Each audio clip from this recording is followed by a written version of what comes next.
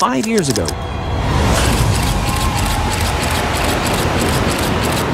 We embarked on an ambitious journey to restore nature, fight climate change, and empower communities through tree planting.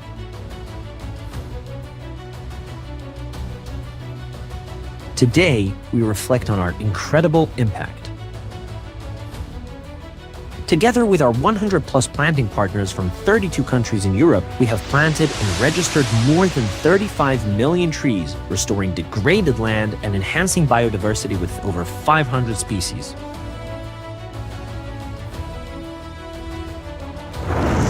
Through 34 countries across Europe and beyond, more than 120,000 people have joined us in the field in 3,000 events to take direct and impactful action. Over 27,000 users registered to the Terra's platform to geolocate and keep track of their planted trees. But our work went beyond planting trees. Terra inspired the next generation with Terra Mission, our STEM-based educational package that challenges teachers and students to take climate action inside and outside of school. More than 420,000 students and 35,000 teachers were inspired and learned about the environment and the importance of taking care of it. Our mission continues. By promoting the European Tree Planting Day and developing new carbon removal and biodiversity credits projects. Thank you for accompanying us on this incredible journey.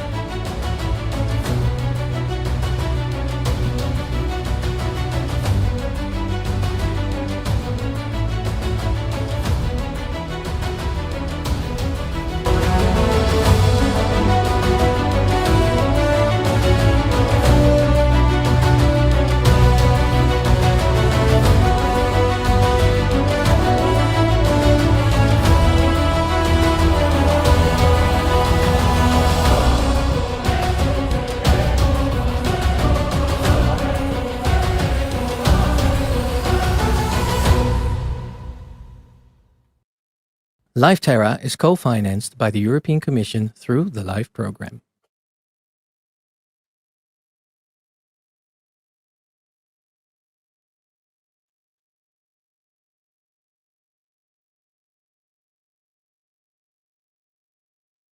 Okay, welcome everybody. It's a big pleasure for me. I've been to a lot of conferences, never been hosting one, so it's a first, and it's a pleasure to be here. Thanks everybody for coming from so far. We have guests from Ireland until Romania, from Spain via France up until Denmark, Netherlands of course, and here from Belgium. We have guests from Germany. We have special guests from the European Commission. From the CNA office, first of all, project officer, thank you for joining us. Oops.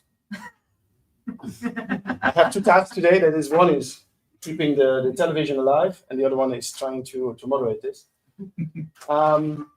We have representatives of the European Commission. Thank you very much, Mark for coming from DG Environment. We have later on also Christian Hosleitner of DG Klima to explain us more about the carbon part.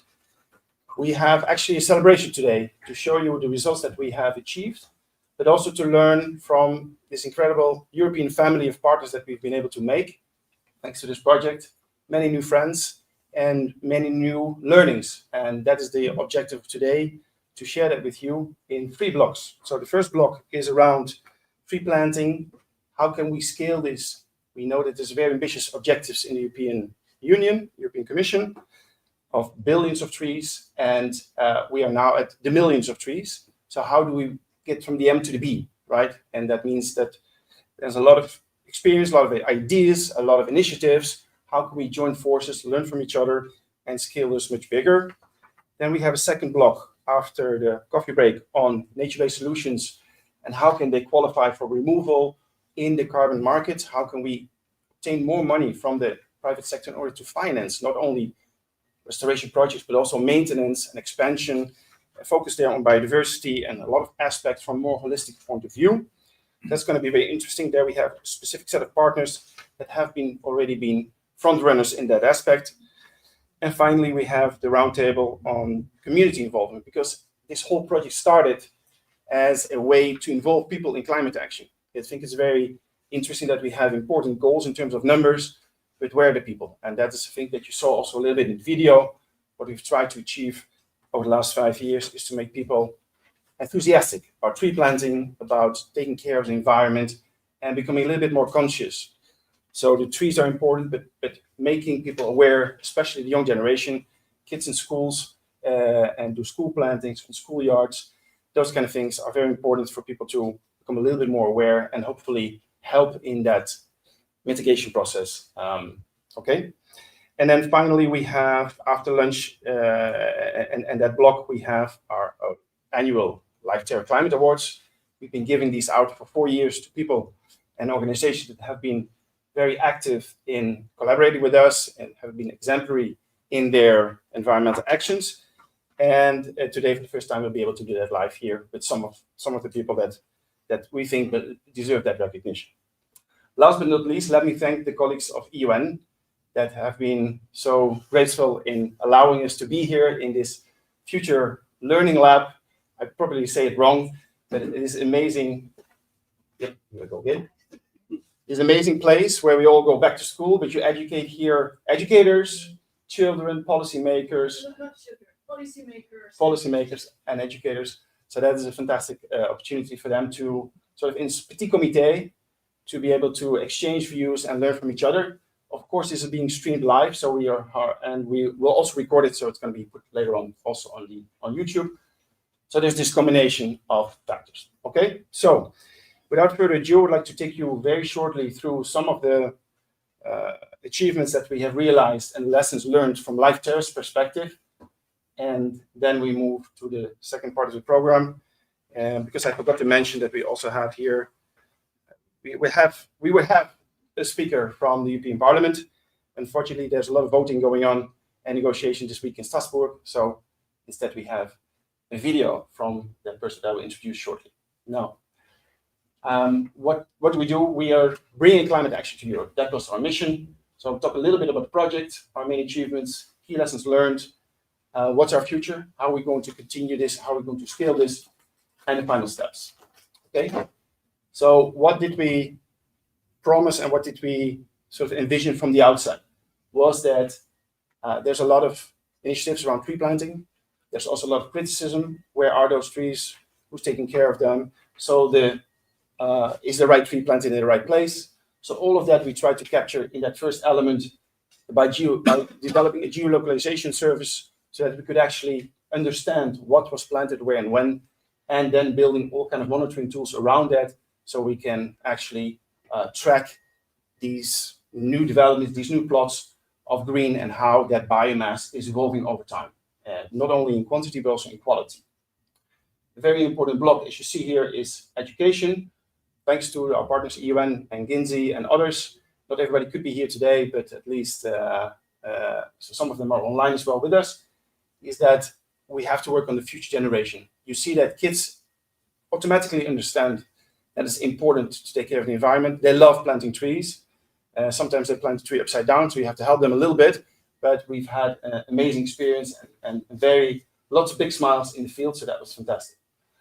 Of course, this community building, we do a lot with local communities, with cities, with peri-urban projects, all of that.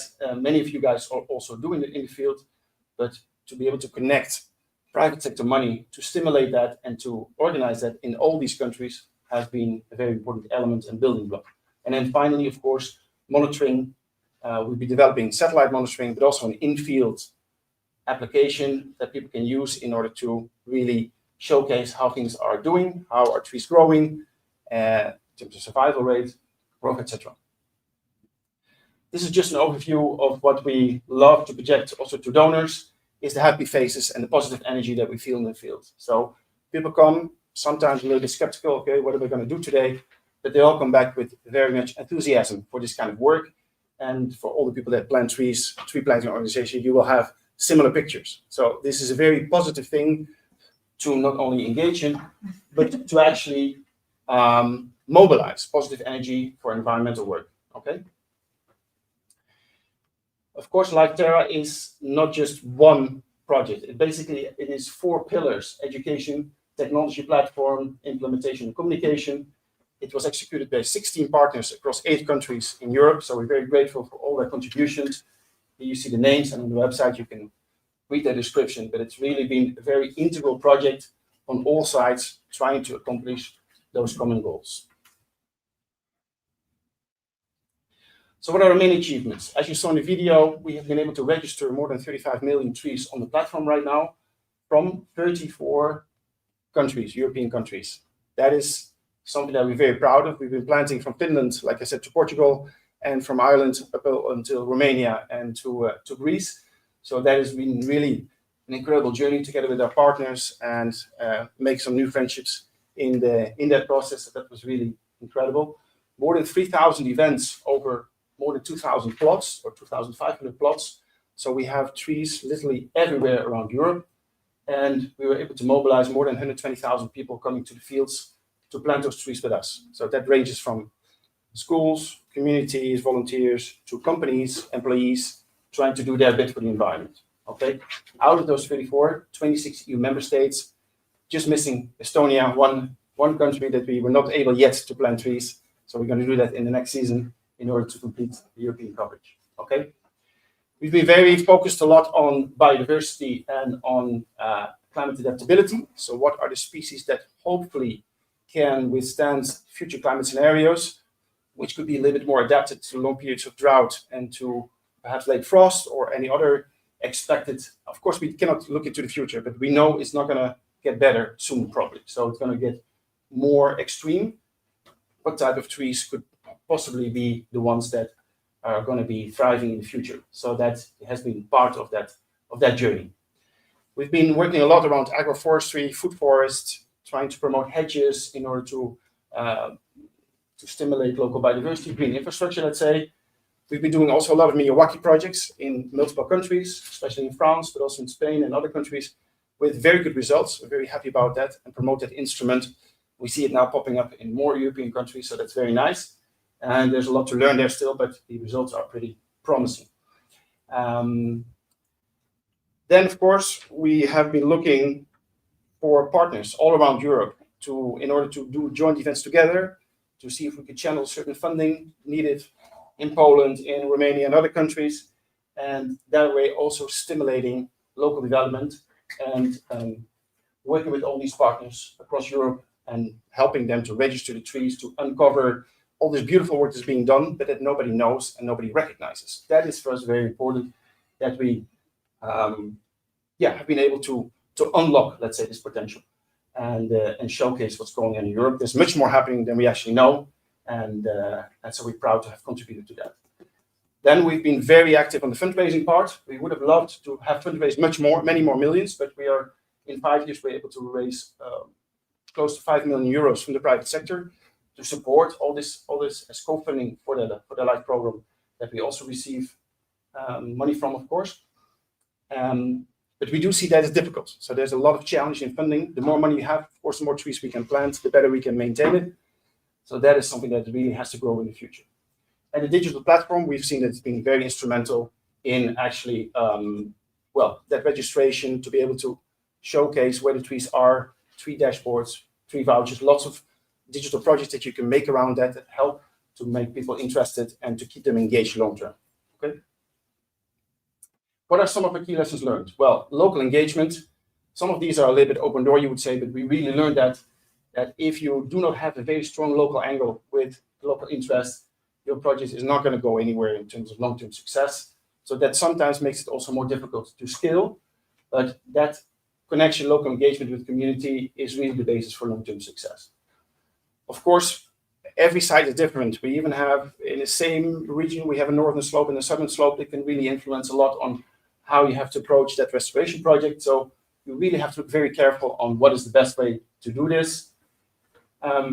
Third point would be trust building. So as I said at the beginning, a lot of people have heard negative stories. Where are those trees? Who's taking care of them? And so monitoring, I think, is something that all of us in the tree planting business, in tree planting sector, could develop even further. It also goes along with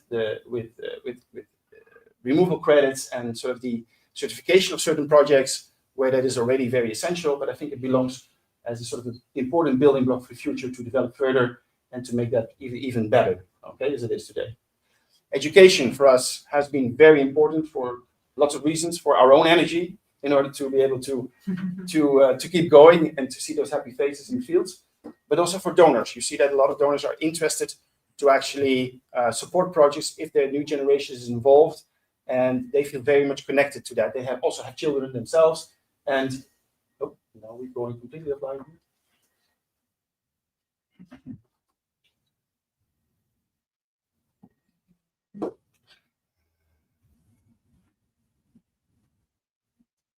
Thank you.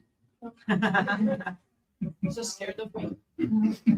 Thank God we have the other. And then, of course, cross-sector collaboration.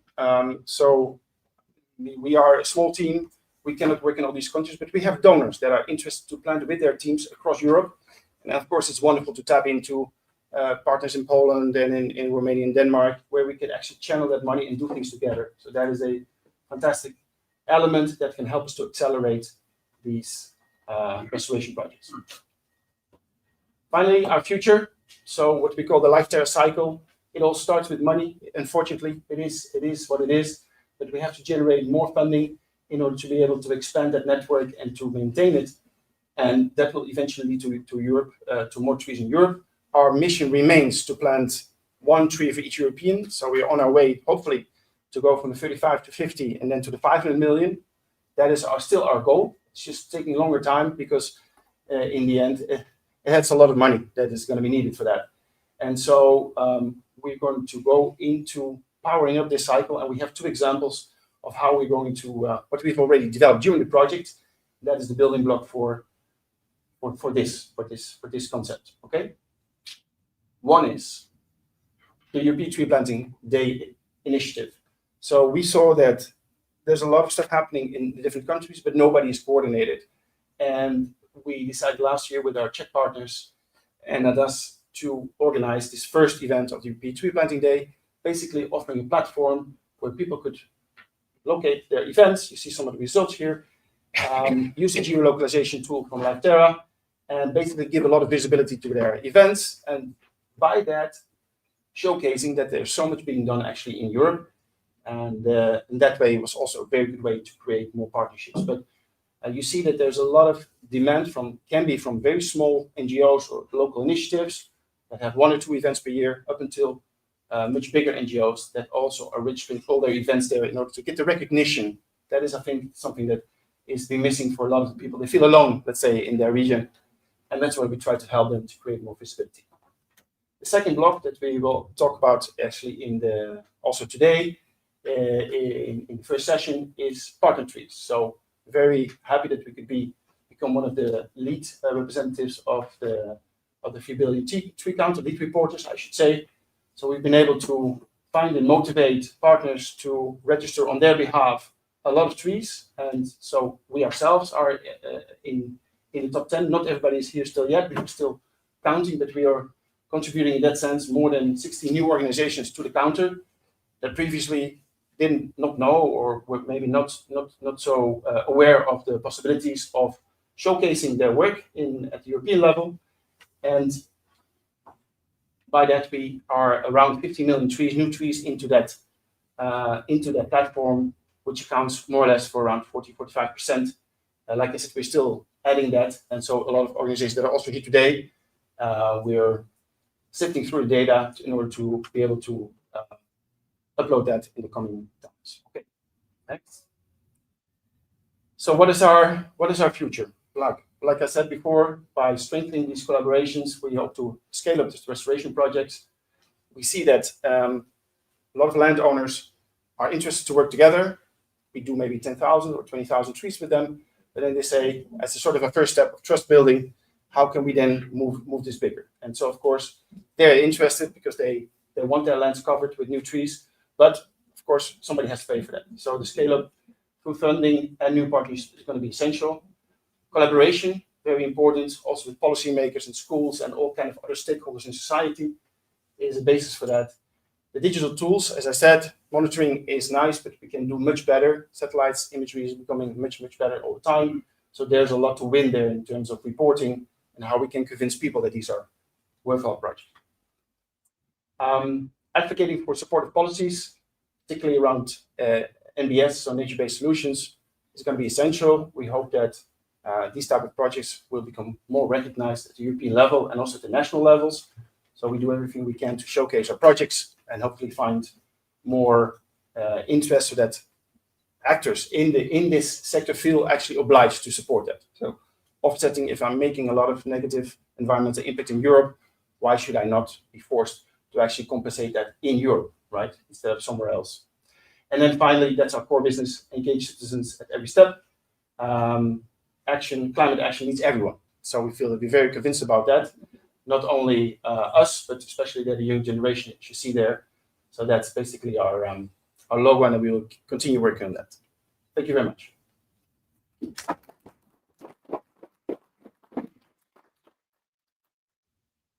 Now, we had the pleasure of welcoming Bas Eickhout, the leader of the Green Party, today, but he apologized because of what I said, the voting issues that he has in Strasbourg. And but he was kind enough to record a video, and so we're going to show that to you now with some of his main policy points, and I hope that's going to work. I have my work this week here in Strasbourg, so that's why I'm today. My name is Bas Eickhout, and first of all, my apologies that I can't be there with you today in Brussels. I have my work this week here in Strasbourg, so that's why I'm also here calling in and talking to you from Strasbourg, and therefore apologies for not being here. I know also in today's conference there will be a lot about the Green Deal and the policies in order to bring Europe to climate neutrality. That was, of course, the big project of the previous European Commission and European Parliament. And let's be honest, from a green perspective, we put a lot of legislation in place to deliver towards climate neutrality. This term, there's a lot of pushback. There's a lot of questions, should we not revert some of these policies? And it's very clear our big fight now is to make sure that policies remain in place. We are on the course towards climate neutrality, and that, of course, also we will not change any of this. And that's one of the big fights we're going to have and we are having right now here. In order to achieve climate neutrality, we also need to store carbon, because there will also be in 2050 some of the emissions from industry. So this means it's going to be very important to store carbon in the ground, in trees. And therefore projects like Terra's planting trees is super important to work on. And that's also certainly a project that we and I, from a green perspective, are very much supporting. It also allows civil society to be, to participate. I think if there was one problem with the Green Deal, it was very much felt like a top-down project, being started in Brussels and then put on people without the possibility for people to really act on it. I think projects in order to plant trees, for example, is exactly a very good example where civil society can do something themselves, can really act and be active and deliver on a vital project like delivering on climate neutrality. So my wish for the future is that Europe is going to be the first continent to achieve climate neutrality, with an industry that has green technology and green jobs to deliver on a new economy, and at the same time a continent where nature restoration is also very visible for everyone. Not only to store carbon, but also in order to allow for climate adaptation. Because let's be honest, we are already quite late with climate action, so it will not only be about mitigation and making sure nature is storing carbon, but we also need nature in order to prepare and to help us to adapt to climate change. And that's really my wish for the future, that Europe will be that first continent delivering on both.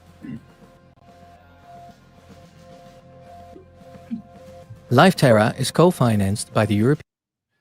So to thank Bas, we've been following him for many years, and we see that he's very committed with his party to promote these new legislative packages, but also action on the ground. And we have proposed to award him as one of our winners of this year's Terra Climate Award.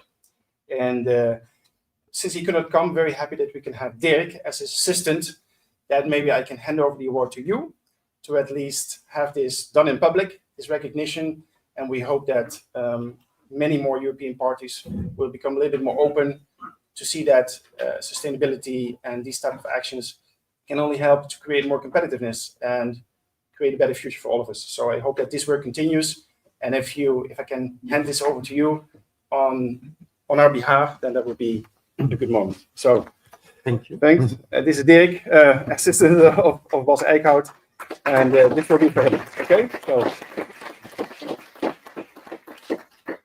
thank you. Yeah, thank you. Yeah, I will make sure that Bas gets it, and it's a shame you cannot be here, but we're definitely following all the work that you're doing. So keep up. Fantastic. Thank you. All right. Now it's time for our first block, first roundtable. So very happy to introduce here a series of experts on the theme. First of all, Mr. Marco Onida, on behalf of DG Environment. If you can have a seat, please. One of these wonderful positive chairs.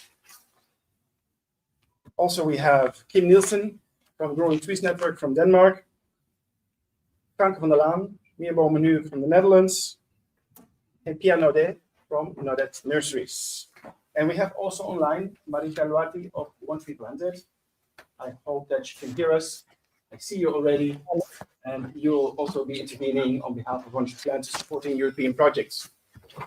Good. So thank you so much for coming all around Europe to help us. I know you're all very busy and very happy. So we're going to start off first with an introduction on this idea of tree planting and registering those trees. Why is that necessary? Why is that part of the European policy? And how can that help in order to create much more awareness of what we're doing, the work that we're doing, and how can we, in that sense, also collaborate to scale this up into the future? So Marco, maybe I could give you the floor first. We have some of your slides here to talk about that you share with us the vision of the European Commission and how this can help to stimulate us in the future. Thank you very much, with pleasure. Thank you, Sven, for the invitation, for the introduction.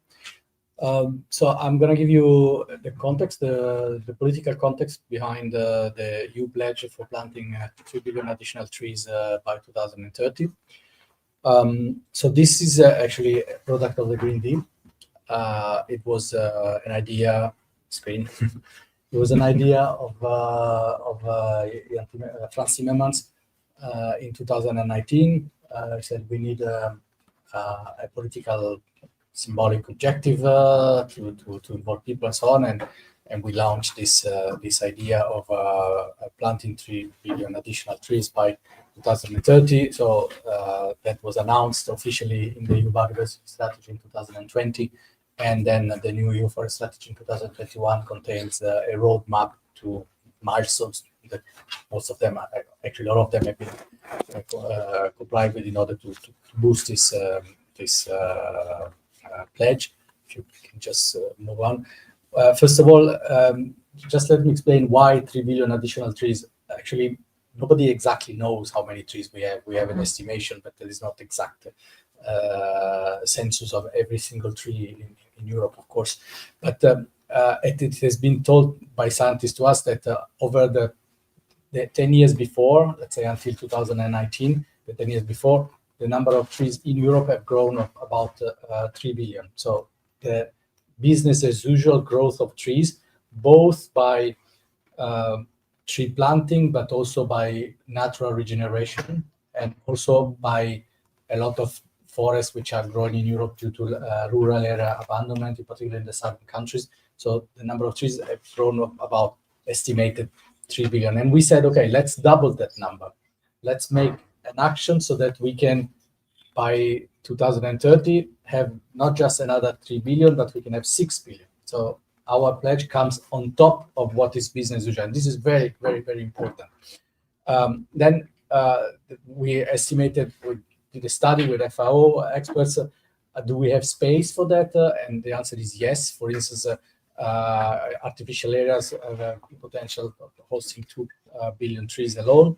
If you go to the next one, new forests, because people think, oh, we don't have space, we have already too many forests in Europe. So on. Well, 3 billion trees would be equivalent to increasing the forest size of less than 2%. So that's not such a big deal. And then also the agroforestry, to go to the next one, agroforestry alone, planting trees in agricultural land without changing the destination of the land, so orchards and hedges and so on, has a potential of 3 billion additional trees. So we are pretty confident that we can do that. Now, it is very complicated. I think Sven alluded to some of these points. You need to involve a lot of actors. You need to have people that initiates the planting. You have intermediation companies. You need screen Sven.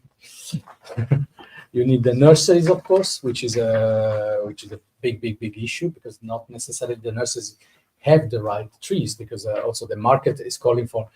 Let's make a little parenthesis. In Europe, we have planted monoculture since the Second World War. We rebuilt the forests of Europe with spruces, because this was considered to be the fastest growing tree. And the result is today we have 75% of European forests are almost, well, half are monoculture, 75% of 2-3 species maximum. And our forests are really not resilient. And we see the result that a lot of European forests are actually suffering from disturbances, because if you are not biodiverse, you are more vulnerable. That's science. That's logical. Then, of course, you need the landowners. That's very important. And then you need people who monitor. You need the surveyor. So all these actors together need to be connected somehow. Now, very, very important, the principles, the basic principles of this pledge. First of all, as I said, this is additional 3 billion trees compared to the business as usual. So we made it very clear, if you replace trees which are cut, certainly if you replace trees which are harvested for commercial purposes, you replant, that does not count for our pledge.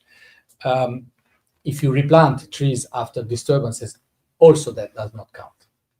However, there could be some flexibility. Well, let's also make very clear, this is not a legal pledge. It's a political objective, and it's a completely voluntary pledge, which is going to be realized by bottom-up initiative. So those who plant take the responsibilities.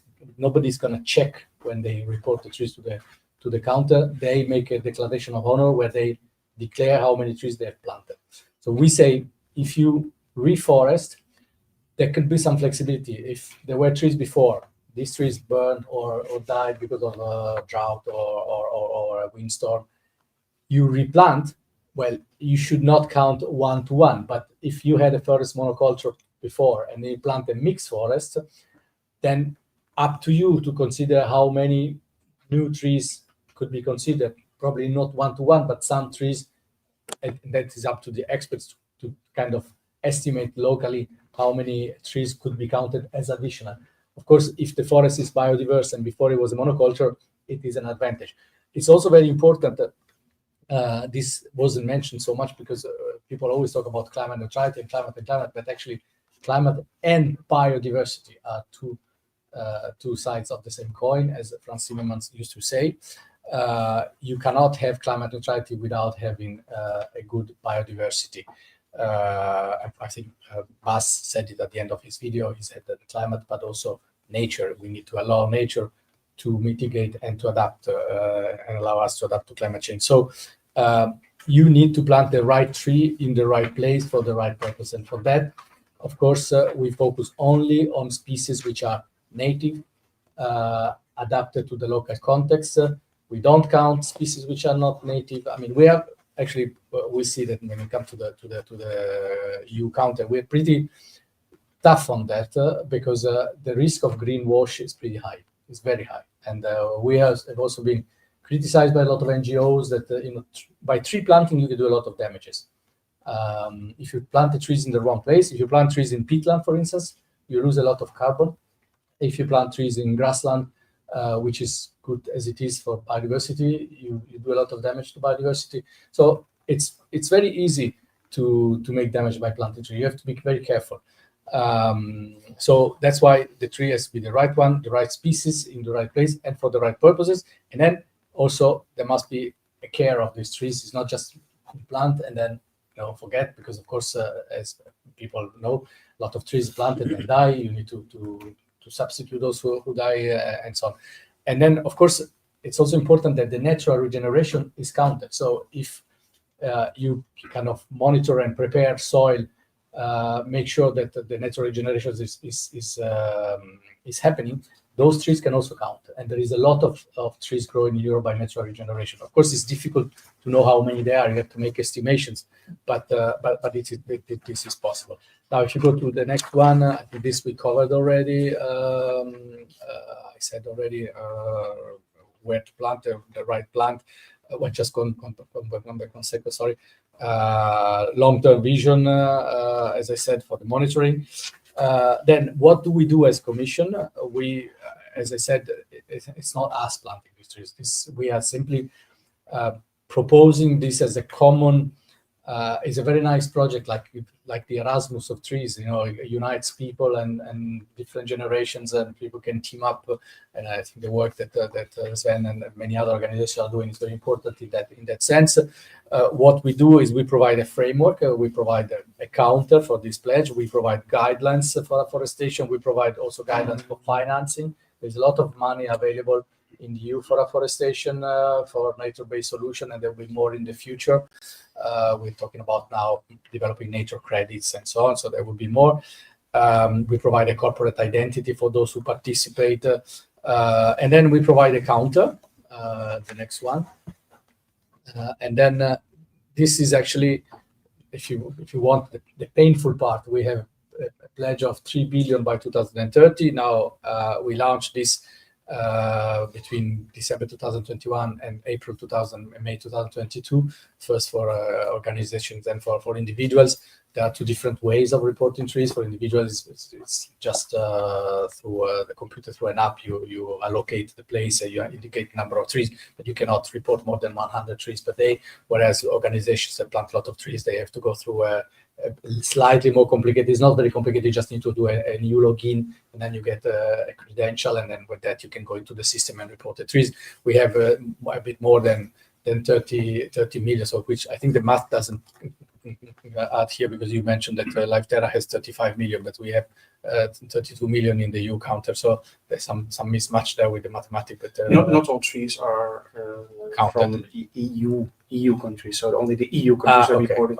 But there's lots of European countries. Yes. Exactly. So the good thing, the painful thing is that we are way ahead of achieving the 3 billion.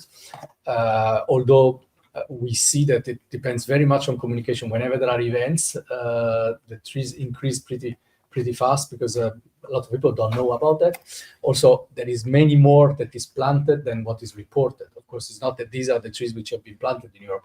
Planted trees are many more, but people say, okay, why do we plant trees? Or we have trees grown by natural regeneration, but we don't report them because we don't gain anything. That's true, you don't gain anything. You gain visibility, because the organizations get visibility on the website. There are 70 today from all member states, like there is one of them. You get visibility. So that, for instance, today we see a lot of cities in Croatia. They are reporting trees. They're very keen on becoming part of the website. And of course, each of them has maybe like 1,000 trees and so on. But we know that if you add up, if this becomes really widespread and known in Europe, adding up all these small bricks and stones, we can get to the 3 billion.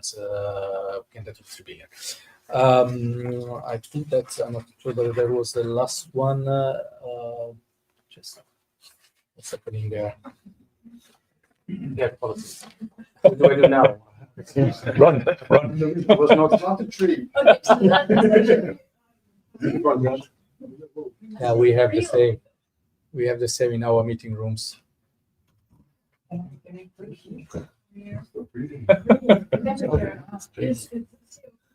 Yes. Overeating. Anyway, Sven, not to block there was just another slide with the cover of this financing guide, which is on the website. There's a website of the European Commission where you find all this information, the instructions.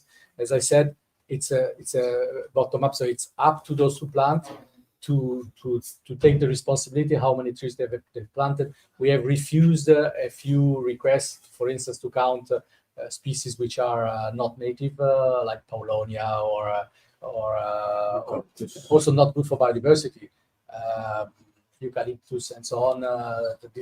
They should not come. We are ambitious. We want to make sure that this pledge remains kind of waterproof for possible criticism in the future. That's why we prefer to have less trees reported, but the good trees reported.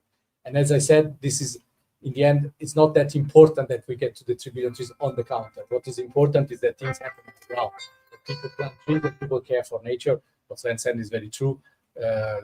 Teaching the new generation, that's the important thing. So I will leave it there. Thank you. Thank you very much. So apologies that we are having to solve some unexpected technical issues here with CO2. More trees, as somebody said, Yes. rightfully. Very good. Thank you very much, Marco, to give us that overview and that vision from the Commission. And I think particularly the aspect of this more funding availabilities that you are promoting and making available to tripartite organizations like us. I think it's very interesting because in the end, that's one of the biggest factors, I would say. So, given that overview, I'm very happy to now present some of the people that have been implementing the tree planting in Europe at scale. And so our first speaker will be Kim Nielsen, CEO of Growing Trees Network from Denmark. You guys have been going on for 10, 15 years already, also particularly in Denmark. So it would be nice if you can hear maybe from you. We're going to give each of these three speakers and Marika online 2-3 minutes to present the organization. Then we're going to go directly into the debate and challenge them with some of the questions that we prepared. Okay, so please present yourself and the organization. Thank you. Yeah, my name is Kim Nielsen. I'm the CEO of Growing Trees Network. We are a Danish-based foundation established in 2013 with the one purpose of actually trying to protect important aquifers in Denmark by planting forests.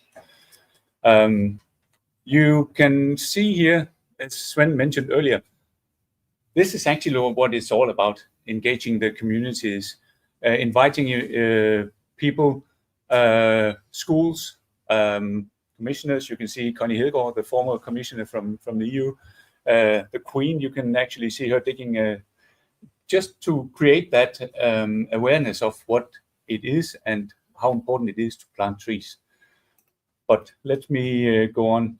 We have planted 4.2 million trees since we started in 2013. We have planted most of them, nearly 4 million in Denmark, and then we have some projects around the world in South America and in Africa. Well, this being just mentioning some of our achievement, because presenting 12 years in like 2-3 minutes is a little difficult. So but I'll just highlight some of the stuff that actually has contributed to our success, if I could call it that. We were a part of probably the first TV show in the world promoting or collecting funding for nature. That was called Denmark Plant Trees in 2019. And that was actually our real start, because after that, the awareness of our organization, that what we do and the importance of planting trees was like really highlighted in Denmark. We planted 48 forests in Denmark after that show. It took 4 years. It should have been 1 year. It took 4 years because of that crisis we had with COVID. We have more than 350 active companies sponsoring, and that is very important for us. We have been very successful in inspiring companies to do tree planting as a part of their daily business, like planting a tree per product they sell, maybe per new employee they hire, as a percentage of their revenue, or whatever the approach is. But that is the basic of our business. 90% of our income comes from that source. And then we have, of course, private donors. They can get tax deduction in Denmark for donating trees to us. So that is also an important one. but the money comes from companies. As you said, we need to get the companies involved, otherwise we cannot scale this. Another success actually is that our afforestation projects are done in very different ways. We do it together with the Danish Nature Agency. That took us 3 years to make that agreement with them. They took a big chance. It was the first time ever in the history of a Danish government institution that this was done. But that gives us access to big pieces of land where they do huge nature projects, and afforestation being a part of that. We have, it's fine. I would just mention we also cooperate with the municipalities in Denmark. Half of them we have done something together with. We have to do it with churches. Churches in Denmark own like 10,000 hectares, so they are also an important source to get land to plant forests on. Water plants want to protect the aquifers where they get the water for the citizens, and we do it together with schools, and we do it together with private landowners. So that is a variety that is important for us. The business model is quite easy. We, of a donation, we forward 80% of this to the project owner, being the landowner or the municipality or whatever, and then they hire a professional forester to do the planting. And then we keep 20% for us to cover our costs. One of the big keys here is in Denmark. We hear many people saying, "But we want to do something, but how do we do it?" So it has been important for us to make it easy for everybody to contribute to doing afforestation projects in Denmark. I mentioned that with the Danish Nature Agency as being a long-term agreement, being that is our bread and butter actually, because all the trees that we get from our sponsors can be placed into these big projects, and that is important that we have these. So that is part of our basic core. We are very, very good, I must say, to hunt down the media. I put it in that way because every time we have an event, every time there's a new forest, we have an event like you guys, celebrating that we have a new forest, inviting sponsors, kids, schools, politicians, the Queen, the Commissioner, everybody that wants to participate. But we also hunt down the press for that. We have been in TV for more than 50 times, I think, national TV, local TV, radio. Radio is a good channel actually. If you haven't tried to hunt them down, do that, because they are actually more interested than you would think.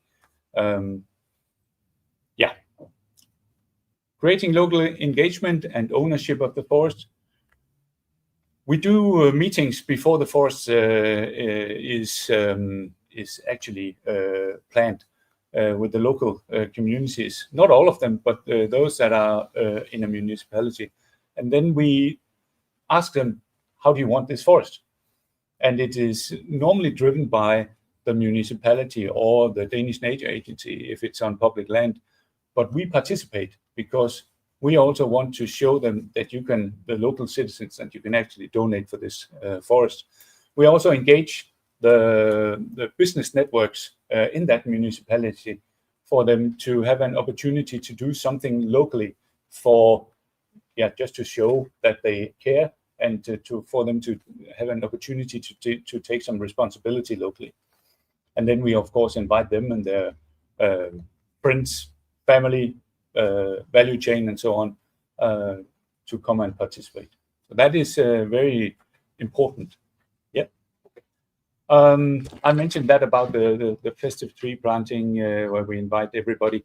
That is also for us the most important thing, because meeting everybody, seeing the happy faces, you mentioned that, Sven, leaving that with new energy to go on to the next is important. Yeah, Thank you. Okay, great. let's the how to scale. Maybe we can keep that for Yeah, the conversation. perfect, yes. So that we also give the other Yes. people opportunity. Thank you very much, Kim, for that introduction and to your wonderful work there in Denmark. It's absolutely, we've been there to witness it with you. It was very much inspiring, and we learned a lot from that. So now it's my pleasure to introduce Mr. Franke van der Laan, the founder of the Meer Bomen Nu initiative. And we also have the colleagues of Marga and Grant supporting. So if you have any particular questions about their very innovative model, then we can also do that later on in the coffee. Franke, please. I'm not very good in sitting down. Can I stand up? And then I'm a bit more dynamic. Okay, you can stand up.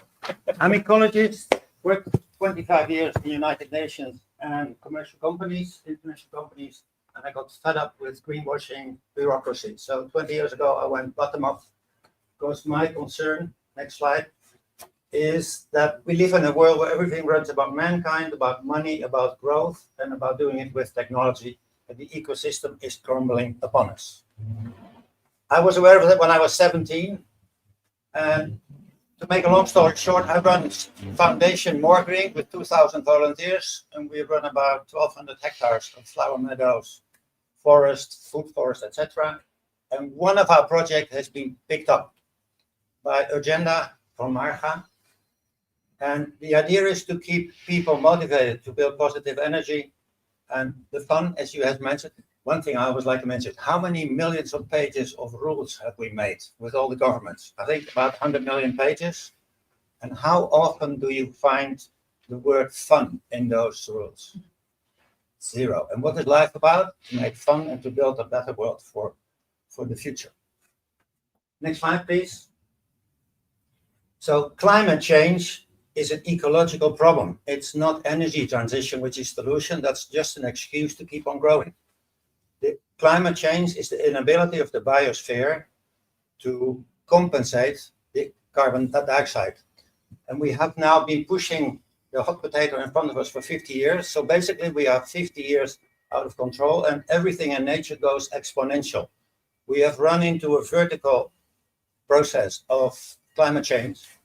What we want to do, what I want to do as an UN ecologist, is get so much carbon dioxide fixed that we gain back the 50 years that we have squandered, plus another 50 years that we need for the cultural transition. That's why I'm extremely happy to be in your place. We went from local near Amsterdam to national with Agenda to Belgium, Germany, France, and we're building up. And I hope today the result of this is that we make a network that we add the other 33 countries. And I'll tell you my objective. The idea of what we do is very simple. 1 kilogram of cellulose of wood is made from carbon dioxide. 68% of carbon dioxide is oxygen. So 1 kilogram of wood fixes 2 kilograms of that of carbon dioxide. Most people, they go to a nursery and they buy trees. What we do, we are ecologists. I'm a field biologist. Any forester, I'm surprised that in his own forest, he thinks I only have birches, and I find 30 or 40 trees. What we do, and those trees are produced in abundance by nature. Every oak tree makes 400,000 acorns every year, and about 10,000 of those turn into trees. But that's the same for every tree. And most of those trees, they die because of internal competition and because they're mown away. What we do is an artisanal way of helping forest owners to upgrade their forest ecologically, recreationally, and culturally, historically. And that means if you have only, in Holland, we have about 500 hectares of forest, 400,000 real forest and 100,000 hectares of urban green. If you have 1 sapling per square meter, just do it quick, then you have 5 billion trees every year of 150 species that you can pick up for free. Then we have our population. If you look at the population of Europe, 450 million people, 30% of them is the right wing. They don't even believe in climate change. 70% is worried and aware of climate change. All their companies, they think about business models and they want to solve the climate crisis to keep on growing. And then you have 30% left. That's the people that get depressed. All our youth and everybody that's aware of what we are doing. Our objective is to mobilize 5% of that 30% which is about 20 million people. That is free labor that picks up free trees. That's why we donate those free trees to anybody that wants to plant them. And that's local to local, and it can be scaled up to the whole of Europe. If you translate the 5 billion, and that also includes a willow tree with 200 shoots. That includes, and that is both trees and quality trees. With the hazelnuts and cherry trees, those are, let's say, the biodiversity specimens that we pick up if there's 5 per square meter. Can you see? Next slide. Some achievements. I started in 2009 with 1,000 trees. In 2020, we teamed up with Urgenda, and since 2020, we have done 2.7 million trees. We have amassed 33,000 volunteers. We help 900 forest owners and municipalities to upgrade their forests. We have donated to about 15,000 plant locations. Some of them are extremely big, 70 hectares. Other ones are just urban gardens. But you can never, if you pick up trees in the wintertime when they are at rest, you can never do a one-to-one, today harvesting and tomorrow and this afternoon planting. So we have an intermediate place, which we call tree hubs. There's about 200, 250 tree hubs where we bundle the trees by 10, by 20, by 40. They're not like the nursery trees like this. We harvest trees that are 3 to 10 years and even 20 years old. That means in relation, those trees are hardy already because they came through a selection process. And we gain 3 to 10 to 20 years of growth time, which gains back. And our result, we only work with motivated tree lovers. That's why our survival rate, in spite of the fact that they were harvested with bare roots, our survival rate is 70% in very dry years and 80% in good years, let's say. Very important. We also have an ICT tool, which we call the Tree Planner, which links all the volunteers, all the forest owners, all the tree planters.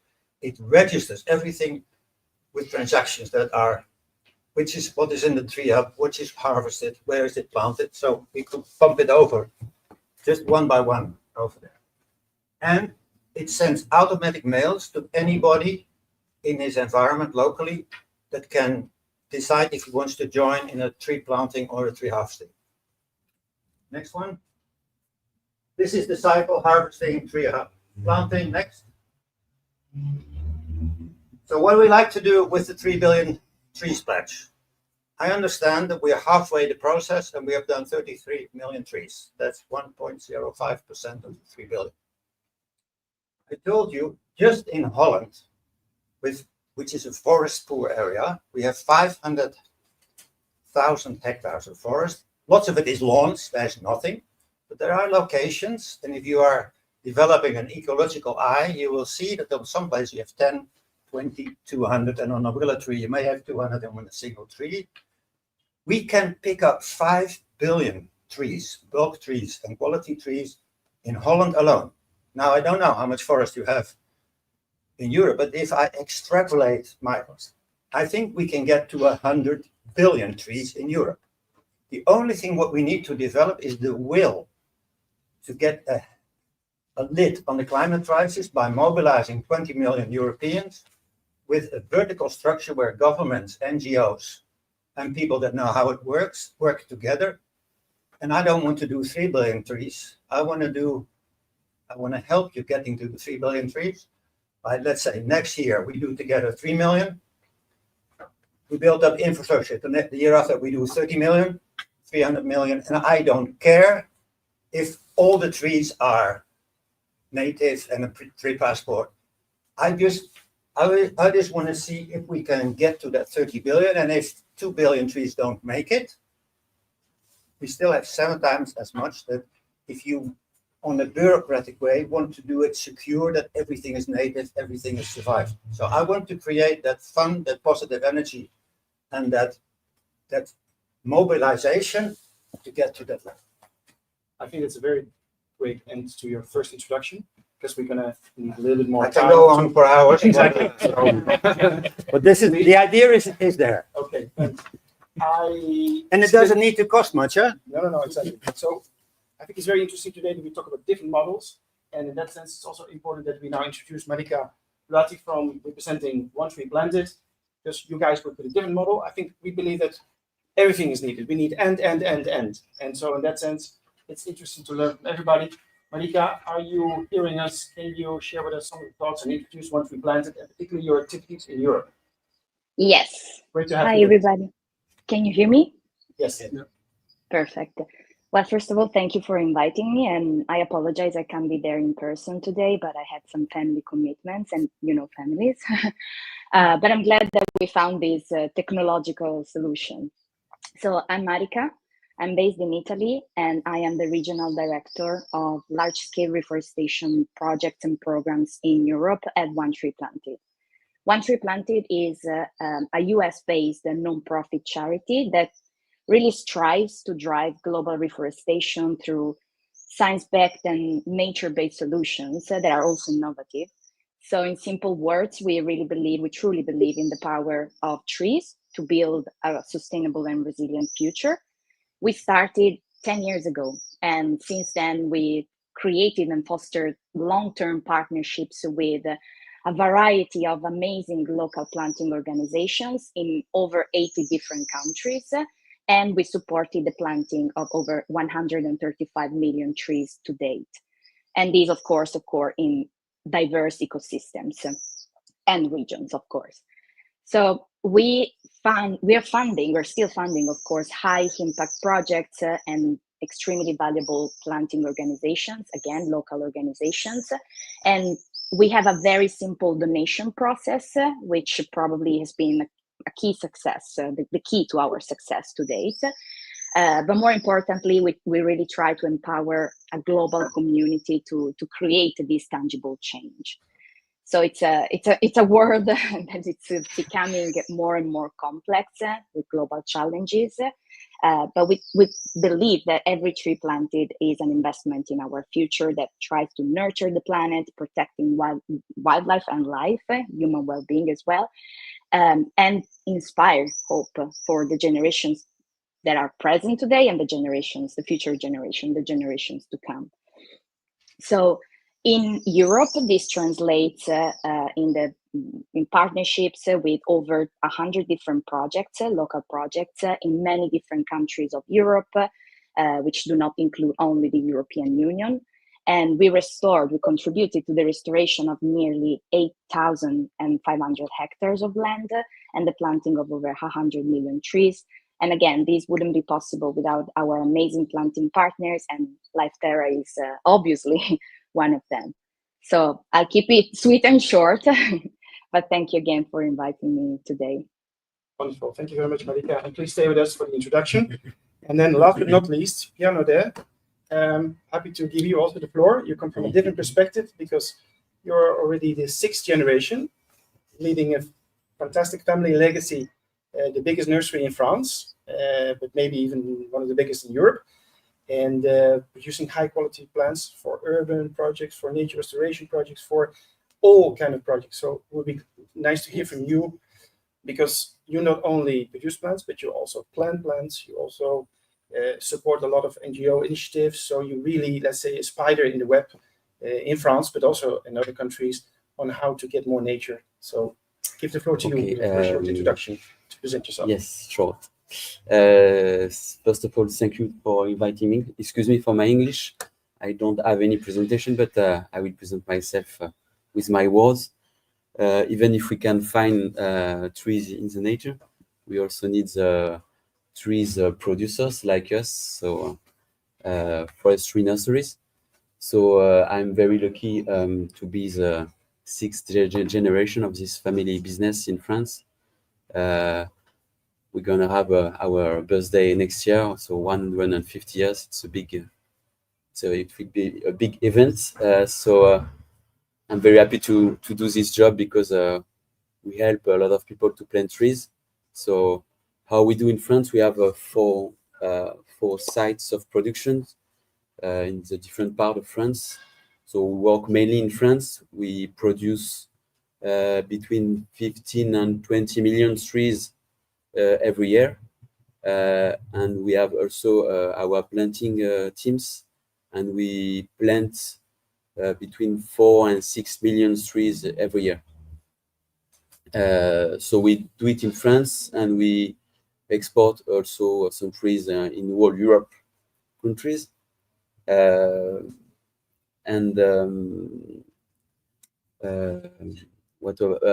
Also I'm a representative of a French syndicate of forestry producers, forestry nurseries, and thanks to that, I represent French forest producers nurseries at the Eickhout, the European syndicate.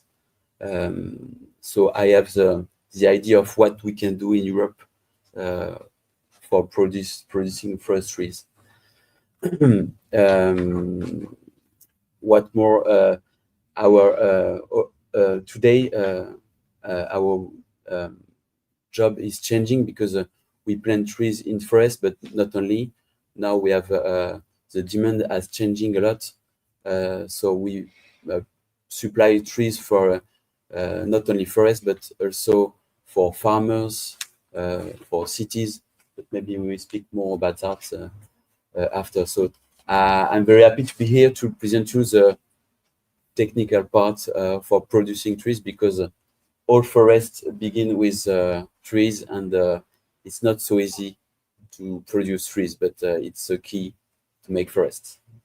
Thank you, Pierre. Fantastic. Wonderful. And very glad that you wanted to come. I know you're very busy with the trade fair in Bordeaux and everything, but you took the opportunity to come to us, so that's great. Let me dive straight into the questions. We prepared a couple, and then we also have online questions and maybe also from the audience. So, and since we are, of course, running out of time, as always, I'd like to have very short, concise answers. Kim, if you would say one sentence of what has been the success of your organization to achieve 4 million trees in Denmark, let's say, what was it? Was it your personal drive? Was it was not luck, probably a lot of hard work? What would be, how would you summarize that, the elements of your success? So that we can learn from that as others and be inspired. Yeah, thank you. Well, definitely a personal drive from Lars, who I founded the company with, and me. And for the first 5 years, I think we were working next to what we did, doing other jobs just to make this running. But now we are full time. But the real key is actually to try to provide real value to the sponsors, for them to donate the money to convert into trees and forestry planting. So, but I will also say quickly that the back and flip side of that is that we are a small organization, three people, and it's very difficult for us to get funding for scaling our operations. So I would say, yeah, we are doing good, but we need help. If we want something bigger to happen, we need help, financial funding for scaling our operations. Thank you. I'm turn to Frank now. You already explained this, a unique model, I would say, because it's one of the first times that we've heard about that. You're very successful with that in the Netherlands, and you're now putting the first steps in other countries. And you say that there's also a lot of space available, a lot of trees available, even for free, we just have to pick them up. But of course, one thing is to go from a country that you know, you did it from Amsterdam all the way to the Netherlands. What for you would be the key elements of scaling this across Europe? If you can have some thoughts about that. What do you see? What are the barriers for other people to say, okay, I would like this, to adopt these methods? There are several. The first one is seeing that the trees are there. Even foresters of their own forest don't see the trees that I see. Secondly, you need to be known. So we are basically nature marketeers, and some of the biggest breakthrough were the fact that we work together with nurseries that saw the value. Basically, we are also a promote. If you know that we want to go for 30 million square kilometers of forest worldwide, we are partners in achieving the fact that trees are a vital resource to make a society that can go on for 100,000 years. So one of the biggest challenges is that we do unimaginable things that are newsworthy. For example, we got donations of 200,000 pear trees. And by creating the chaos and the traffic jams and the fact that you can get free trees was so unimaginable, we were on television. So that's a breakthrough in being known. The next breakthrough is that you need to be able to handle the organization, and there money comes into charge. So basically, we need the common vision that if we don't get the lid on the climate crisis, we have no future in this society. So it's in the interest of every level of company, citizen, NGO, but also companies to join in. And there we run, as a volunteer organization, we run into a limit. So I would like to promote a kind of convention where we put together, let's say, everybody's running for money, for 10 euro here, 1,000 euro. I would love to have 250, 500 million euro to put down an organization and do those 30 billion trees within the next 4 years. So I like the discussion on that. And then you don't need to spend all that time in a little donation here. So it needs to be centrally coordinated. We have that very well done from national level, provincial level, local level, with all the governments and companies that donate a little bit. But now we need to get that across the borders. Across the border. But I like what you say also about visibility, because that is a very key important point. And also, I think Denmark, you guys showed us there this amazing result that if you have a very good, positive, and innovative story to tell, then people will listen. So that's very good to thank you for that. Let me turn to Marika. You're still with us. Of course, I mean, you already said you are a United States-based organization. I mean, you work globally. Of course, planting trees in Africa and probably in Mexico is much cheaper than in Europe, but you're still supporting European projects. What is the main driver behind that, and how do you see that evolving in the future? Yeah, so as an organization, we try as much as we can to have a standardized process when we need to support these large-scale programs across these different regions. But at the same time, we tailor our approach to each region's unique context, because there is no one size fits all. So we must recognize the need for customized solutions based on regional differences. And in Europe, I would say Europe is a complex continent for sure compared to other regions. And there are some specific challenges that I experience on a daily basis because I manage a large portfolio that goes towards basically a great number of different countries in the continent. The first challenge is a land challenge. So there is limited land availability, especially in some geographic areas in Europe compared to others. That is due to dense population or also historical land use, especially for agriculture. But there is also a component on fragmented land. The ownership of land is very fragmented. And one key example, for example, is Portugal. There's also very big complexities in acquiring or using large plots of land for tree planting specifically. To build on this, which is already enough, I would say, there is also regulatory complexity. So there is well-established environmental regulations and forestry practices, and they all differ from country perspective. So, for example, we experience key differences between Central and Western Europe on one side and Eastern Europe on another side, just to give you an example. So when we need to navigate these permits, in different impact assessments, but also the European Union directives, of course, all these layers, they add complexity, and of course, they contribute to higher costs. Higher costs that are also operational costs. So there is increased costs for labor, equipment, material costs that are higher compared to other regions of the world, and the specialized expertise that is needed for diverse ecosystems and regulations again. At the same time, so the positive note among all these multiple challenges is the collaborative partnerships that we are establishing at a local level. So we have crucial partnership, and we must strengthen these partnerships with local authorities, municipalities, the EU organizations, but also private landowners. So this is essential to navigate all these different complexities, regulations, and most importantly, to ensure the long-term success of the projects that we are implementing. Thank you. That's very interesting. So we've talked about visibility. We talked about funding. What we also mentioned a little bit in our project that we've learned is this climate adaptability. And so this is my question actually to you, Pierre. You touched upon the changes in the market, that it was more forestry maybe 10, 20 years ago. Now it's shifting to agroforestry, to urban, to all kind of more diverse projects, which is fantastic, I would say. But do you also see a shift in demand for certain species that could be considered more adaptable to certain to climate conditions, let's say? Yeah, as I said, project types change a bit if we compare than before, because in the past we produced a lot of trees for forest. Now we we have many different clients, excuse me, like in the forest, but farmers for agroforestry more and more, because they are facing global warming, so they need trees in the farms, vineyards, animal farmers. So we plant more and more hedging and trees in the fields. So it's not the same kind of trees than in forest, but so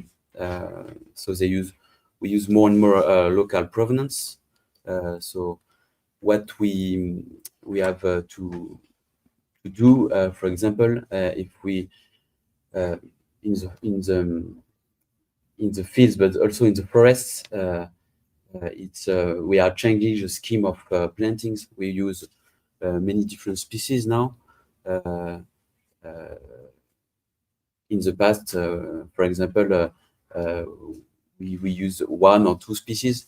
Now it's most of the projects are more than 10 different species. But the species is not the only problem. We have also to use different provenance, because, for example, for French oak, you can use many different provenance. So more and more we use different provenance from the south, more from the south of France, but sometimes from Spain or Italy, because we are anticipating the global warming and high temperatures. So we use more provenance for the south. And sometimes we use also different species, like in France, in the top 10 of the species, we use now a lot of Cedrus atlantica, so Atlantic cedar. We use also a lot pubescent oak, so from the south. For example, the Turkish fir. What more? Maritime pine in France we use a lot because we need rustic species that can face the global warming in the future. But I think the main word is diversify, broadleaves and conifers. You have to use many different species and provenance, and that's the key. And another work that we do in France and in other countries also is that we plant some seed orchard. Like that, we can make many different origins, many different genetics in one place, because one of the problem of our job is to produce trees, but to produce trees we need seeds, and sometimes there is no seeds, no collection. So we need to diversify also the supply of seeds. So like with orchard, we can have another option with a good genetic to get some seeds for our nurseries. And what is important is to produce trees. We need between 1 and 4 years. So it's a long time. So we can do more in France and Europe, but we need to plan, because we are a many small business. Even if we are one of the biggest in France, many of my other nurseries are very small, so they can't take the risk to produce more trees without contract, without commitment, because destroying trees costs a lot of money. Sometimes costs the money of the company, and it's a small business, but it's very important. So we need to plan the things. It's very important. That's a great point. So if I mix that is of course funding, that is visibility, that is making people interested in joining, that is the whole relationship with what Marika said, with local authorities, the adaptability to make these projects really community supported, and then also adaptability, not only biodiversity, but also think about, okay, how are we evolving as a continent? It's getting drier and drier, so what kind of species or genetics could we maybe use that can be valid? So there's one aspect missing, that is policy. Maybe Marco, you could say a little bit more about that. European Union has, of course, these global policies, but when you hear these stories, what other things do you see that is maybe cooking in the European Union level that could help to also these initiatives to scale further and to make them bigger? Well, I think that, as I said, you need a mix of things. You need a framework. I think it's very important what Frank said, that you need some centralization of, particularly for the funding and for certain rules. For instance, when you look at the most important planters in the counter, it's the government of Ireland today is number one. Government of Belgium is number two. Why? Because first of all, let's not forget that 40% of European forests are public. All your urban green spaces are public. Very important in Denmark. Plan to plant 1 billion trees. And Denmark is the first country in Europe that has decided to put a lot of money to convert agriculture into forests. That's quite new, because also to reduce the nitrates problem and so on, which is an issue in the Netherlands as well. So we need, of course, food, but we also we need to reduce certain intensive agriculture and go for more nature. And that is something that basically Europe has done. But just to reply to your question, there's the new nature restoration regulation for the first time has put the 3 billion trees into legislation. So the countries, when they will have to provide their nature restoration plans in 2026, they also have to show how they contribute to the pledge. So in that sense, I think that you need a mix of bottom-up and top-down things. The top-down is more the rules. Also, to dwell a little bit again on these issues of biodiversity, I kind of tend to disagree with you what you said, that doesn't matter if some trees are not native. Well, let's not maybe insist too much on the native, but you need to have not survive. Yeah, okay. But if they survive, they can do a lot of damage. That's a problem. You need species which are locally adapted, and maybe I think what's important is the provenance. In fact, the examples you gave are perfect. Also, I heard, for instance, the Austrians with their spruce, they want to plant Calabrian spruce because it's much more adapted to the spruce which are now dying because of heat and so on. So these are maybe not, because the question is what is native, what is not native is very we only do local native. Well, native, it also depends on how many years you count, so you can, how many years you go back. But of course, I insist always that today we have also a biodiversity crisis, and we can do a lot of damage to nature in the name of climate. We've done it. Think of renewable energy. We've done a lot of damage to European nature. We had to correct the legislation on rent for biomass. Bioenergy is a big discussion today. You plant trees to burn them and so on. So that's not a very easy issue. But I think that what Europe can certainly do is facilitate this kind of general goals and conditions, and promote also countries taking up the targets, because as I mentioned now, we count a lot on the Danish target.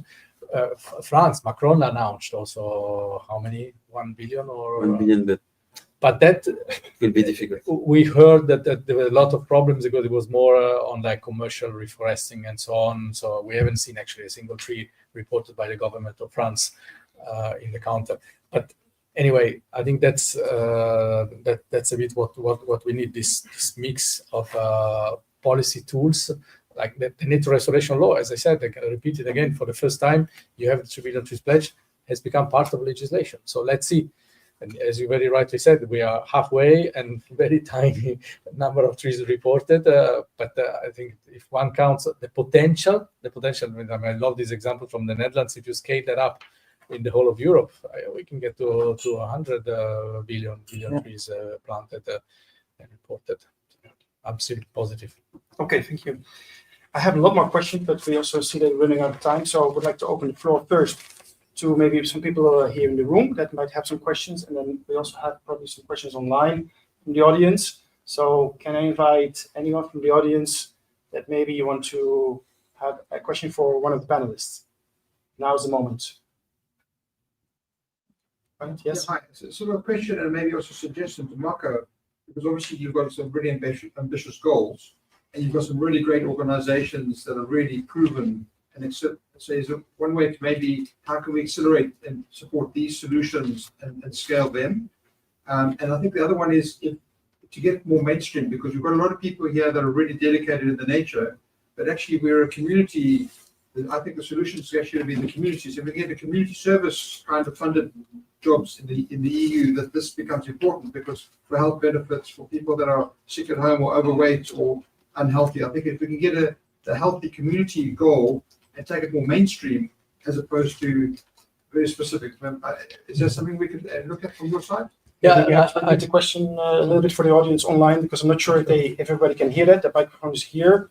So basically, how can we scale this further? How can Europe help to scale this further and also include community-based and health as elements, as building blocks, right, to get society more involved in this effort?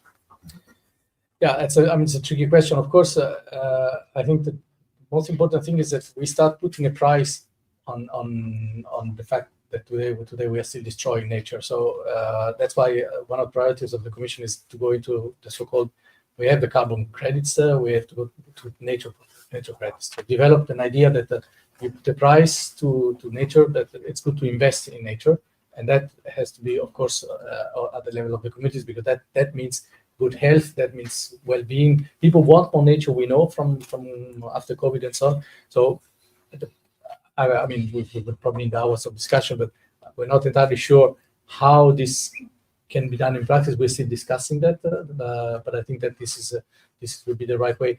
Just maybe a tiny piece of information that we, in order to also scale up this, we are launching an award from 2026. The 3 billion tree pledge. For the first time, we'll have a 3 billion tree award, which will be open in November this year and will be awarded then in March 2026. I mean, it's a tiny communication exercise, but I think it would be also important to bring. We got inspired by the Tree of the Year contest, which is extremely participated. There's a huge number of people participating. It's also from your partner, Nadace, the Czech organization, and there's a huge number of people participating, just voting for one tree in the country, which is a symbolic tree. So why don't use this kind of potential also for planting trees? That's the idea. But very happy to continue discussing after. Thank you. Any more questions maybe from the audience that is here? Yes, Anna. I would also have a question to Marco. So regarding the best practices you mentioned earlier, how to actually restore forests in Europe. So it's not about just planting trees, it's restoring indigenous species, etc. If there's actually like the plan to set up like a manual about wood restoration and practice, if this is planned, because recently I joined online this smallholder forest conference in Rome. It was about 2 weeks ago. It was so interesting because Smurf. Yeah, exactly. And I thought, wow, that's really interesting. If you want to do something in Europe and have an impact, you need to really get all the small forest owners together, and also also the neglected areas. And with that, it's not only the financial incentive, but really provide a good restoration plan and a vision for Europe. So my question is. So let me repeat the question here, so for the audience. So Anna is asking about the possibility for sort of a best practice guide or guidelines for the best way to restore forests across Europe, and how we can probably better learn also from each other, in this effort. And so that's yeah. For the 2 billion trees pledge, we have actually we've done a lot of webinars and events to promote the best practices and so on, and we try to give visibility. For restoration, I think this would be the next step. We have to wait now for the restoration plans, and there will be a lot of work to support the restoration plans of kind of peer reviews, exchanges, and so on, and production of documentation. But I think that one cannot just expect that everything will be done by the European Commission. I think it's also a question of resources. Your point is very important, and it would be. We have launched a kind of revolution with this restoration, as you know, but we are at the very beginning to see how this develops. And of course, I completely agree with you. Giving visibility to the best practice is really a key thing. Thank you. Thank you for the question and the answers. Any more questions from the audience? Maybe any online questions that we have for the moment? Not yet? Not yet? Okay, great. Then I'll continue with my big list of questions, because of course we can talk for this, like we say, sometimes for hours. Maybe I come back to you, Frank, because you've really, I think, put a very interesting and very ambitious goal, but it's also, you're very realistic about it, that this is attainable. And so a lot of people talk about where should these trees go. You have very concrete ideas on where these trees can actually go. And maybe it's interesting because we always talk about the Netherlands, such a small country, so dense, so much industry, so many housing, etc. But even there, you foresee that we could plant millions of trees or hundreds of millions of trees. So I think it could be interesting if you could share that example as an inspiration for all of us to think a little bit out of the box, and where could part of these trees go? I love to get out of the box. I think the first thing is that for the majority of people, climate change is an energy transition issue, especially in governments and companies. So I see it as an ecological issue. So the first blockage to get out of the way is to see that climate change threatens our future, and that energy transition is not a solution. The climate change is running ahead of what we can achieve with climate change. So I want to get that 50 years that we lost back. The second limitation is a little bit, we're all fighting for money. I would love to initiate something that we share together, preferably coordinated by you, that we don't need to spend all that money on fighting each other and competing with each other, but that we build that 30 billion trees together where we are facilitating. Then, since our trees are free, there's billions for the pickup, our workload is free, and humankind is very interesting. I use that, the Dirk van den Broek mentality, which is the cheapest supermarket. And if you give things for free, there is unlimited one. We have never experienced any limitation in trees we planted. We do 550,000 trees every year, and we could do 1 million if we would have them. The nicest thing that I would have is that someone would, and that's also my marketing background. I'm a change manager, and I love crises. My nicest crisis will be that someone would come up with 100 million trees that I can plant. So I can go to television and say, hey guys, we have space for planting them. Who helps me? Where can I get that 1 million Dutch people to pick them? So I would love to work with you, not only in Holland, but everywhere. So that helps. And then the next thing is, I told you about the 100 million pages of rules and regulations that we have built, and that nowhere the word is there for fun. But everything in rules and regulations is based on what can go wrong, how can we punish, what does it cost. So it's basically governments are radiating distrust to the population. And it's not for nothing that we have a right-wing movement in Europe, because people are fed up with governments, because everything is done from distrust. I think the positive thing of what we do in More Trees Now, we work on trust. we have an infrastructure of about 30 people paid by generally provinces and funders. And we have about 400 trained coordinators that run the projects in the field. And we have about 33,000 people. We cannot control everything, but still we managed to go ahead. And we built the positive community sense and the fact that everybody loves it. You have lots of people that go on holiday, I always call it to Bali, and then they, in order to get rid of their feeling of guilt, they donate 10 euro for someone to plant a tree in Thailand or Costa Rica. That's not the way. I want to internalize and create ownership, that you upgrade your own neighborhood park, that you create the forest next door, and then you help the forest. Then you learn to look at ecology in a different way. But governments need to step out of that feeling of distrust and to control everything. Because for me, the biggest problem that we have is that climate change is running out of control in a vertical way. I don't give our society more than 10 years. And energy transition is not the solution. Energy transition is a way to earn money and to push the problem ahead of us. I would love to use you. You are all tree lovers and you know the importance of trees. Let's work together in a way with the governments to take that distrust out and build a positive energy. And I like to give you, and then there's also another form of bureaucracy. I need to explain it. In Holland, we have the forest policy, where 15 or 19 years ago, our government decided, the Tweede Kamer, how they call it, they made a law. They want 36,000 hectares of new forest. That was decided after 1 million euro of cost 14 years ago. Then, in terms of government, that was thrown over the wall to our forest agency. The forest agency is only interested in forest, and they get dollar signs in their signs. And they say, okay, if you want that, I want 1 billion euro to buy 161 million trees. I want 3 billion to buy 36,000 hectares of land, and I want 5 billion to hire companies that plant the trees.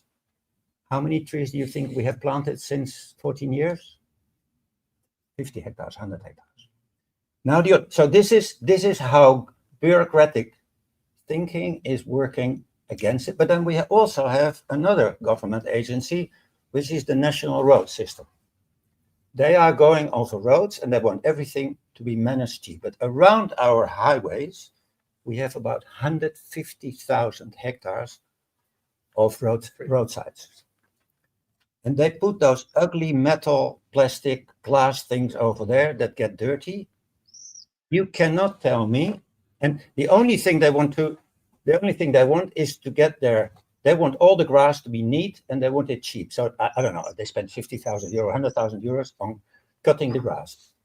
You cannot tell me if we take 200,000 euro from that 8 billion that our state government wants into managing forests, and then we can plant trees, at least 20,000 hectares in that 150,000 hectares to make road signs where we fix dust, noise, carbon dioxide. We can even catch trees if we put nice bushes there. So then you catch 5 animals with 1 stone. But it's the blockage of governments and the distrust that prevents those 2 groups coming together. How can governments help me to cut those walls down and to achieve nitrogen fixing? Get the idea? Thank you, Franke. I think that particularly that last aspect very interesting in order to Sorry, can I? Sorry, can I quickly build on this comment because I'm very glad it was brought up. Go ahead. Yeah, no, because many times, and I come from usually think of myself as quite hopeful and optimistic, but many times and almost on a daily basis, I keep asking myself, what can we do more? What is an innovative and creative solution that is missing outside? And it's probably there is none. And today, the most innovative and creative solution is trust and collaboration. Seriously, we're facing a climate crisis, a biodiversity crisis. And these initiatives, reforestation, restoration, they have long investment cycles, complexities, Again, as we were saying, in land availability, ownership, there is a perceived risks of natural disasters at the same time. We need robust monitoring of the progress over time. And overcoming all these challenges, of course, requires innovative funding mechanisms, but at the same time, without trust, I believe that, the world is going in the wrong direction for sure. So we must act now. And we can have blended finance structures, public and private partnerships, of course, innovative revenue streams, tax reliefs for landowners, biodiversity credits. All of this is key, absolutely. But at the same time, without trust in the local expertise, decades of expertise and knowledge from the local community, local planting organizations, local NGOs, local authorities as well, we're not going anywhere. Sorry for the interruption, but I'm really glad that this was brought up, because I strongly agree that we need trust and collaboration. Thank you, Marika. I think that's a very important aspect that adds on to this, how to get over the bureaucracy and be a little more trustful. I just want to give the floor also to the other speakers with the last question, because we have to move to coffee as well. Marco alluded to the 1 billion tree pledge of the Danish government. I think, Kim, that you're going to become an important actor in trying to establish at least, not maybe all of them, but a serious amount of them. It's on the one hand, it's a gigantic number. It's also a great opportunity. How do you feel? What do you see their success factors? Maybe very quickly, some ideas there. Well, first of all, thank you for bringing it up, because there is a backside to this. Well, when we in Denmark, the private landowners, for example, which are very interesting for us because they smaller projects, and we have companies that actually wants to donate trees for a complete small forest, like 2, 3, 4, 5 hectares or something. But we are in direct competition with this new thing introduced by the Danish government, because the subsidy that they provide for that landowner is 35% higher than what we provide currently. So we are in direct competition now with the state for private landowner projects, which is a huge challenge to us. We have with the Danish Nature Agency, we have that for ourselves, luckily right now, so we can send our sponsors in that direction.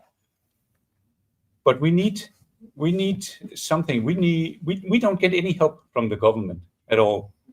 And now they have introduced this, and it's fantastic. But it's in direct competition to us. Can't they use you? No. To do the work? No. You need to own the land. Yeah, exactly. It's the land. The landowner, he goes with the subsidy that is the highest, and that comes from the government right now. So that for us, it means that we have to our prices needs to be 35% higher. It's impossible. It's impossible. Our donors won't pay that. So that is why we need to get us. And we need some support Yes. from you guys to actually do something even more in our country, because we cannot compete with the government, and we don't want to do that. We want to. It's a fun challenge, but right now it's pretty frustrating. But we need something that can help us to do even more of what we do. And if we are 6 people instead of 3, we can plant 8 million trees instead of 4 million, or even more. You're asking there for a level playing field in order to ensure that we a all nice collaborate together. A nice program that we can apply for. We're coming to Denmark soon. So thank you. Am I invited? Maybe last question before the coffee to Pierre. Of course. Thank you. Sorry. Maybe last question to thank you, Kim, to Pierre. I know that you're also active, for example, on the Danish market. Imagine the government of Denmark says, okay, I need 1 billion trees, and they call you. I mean, they have not heard yet of the Meerbomen method to supplement part of that 1 billion, but the sector is absolutely not prepared. How would you deal with those type of numbers? Imagine more countries start to, like what Marco wants, we all want to commit to serious numbers. What's going to happen then with the sector? Yeah, in the sector, what I said, we need to plan in advance, because we can't produce trees in 1 year. Or maybe we need more time to do that. But most of forestry nurseries in Europe are under production now. So they invested a lot to modernize the way to produce, to reduce the impact, so reduce using fertilizer, but more organic ones, mechanical weeding. So we spend a lot of money to produce trees. In France, Macron said 1 billion trees, but just this year we planted 50 million, so it's nothing. We can do the double in France next year or in 2 years. So it's the same in the other countries. So we are prepared to produce more, but we need production contracts. And also we know that the subsidy system is very complicated, and most of landowners are now demotivated. So I think they need to be support by people, by government. And I don't know how it is in other countries, but in France we have a lot of small land, small owners. A lot of people don't even know that they own some lands. So how they can plant if they don't know how the very, very, very big problem. Okay. 70% of the forest in France is private. So if we want to do something, we need to help people because most of them, they are not foresters, so they need professionals to do that. And it's not so easy to plant. You can plant a tree, but after you need the maintenance. If not, maybe some animals will eat it. It's a very big problem. And you didn't need to do the weeding also. So it's a long-term project. It's not one tree planted and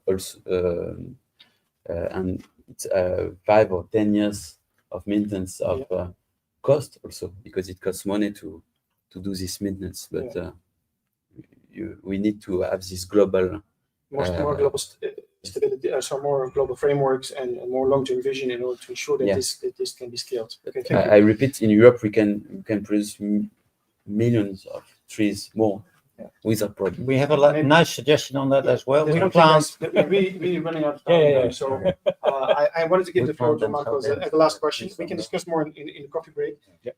Marco, you've heard now of some of the biggest tree planting organizations in Europe. You've heard some of the constraints. We talk about trust, bureaucracy, long-term vision. You've heard this probably before already in many other forums as well. How can the Commission support more? Even you've given already some pointers, but maybe some rounding words to, motivate people even more to engage into big-scale nature restoration projects. Well, I would say small steps and small contribution. I mean, people shouldn't overestimate the possibility that, as I said, this is a voluntary pledge. There is no dedicated funding. First of all, it's not a huge political priority, so don't expect that the Commission 3 billion pledge will change the world. But I think that we can use this as a number of bricks that will help that. Just to give you a concrete example, reply to your question, one of the milestones of the roadmap we're just coming up in the next couple of weeks, what a report on problems and challenges for tree planting.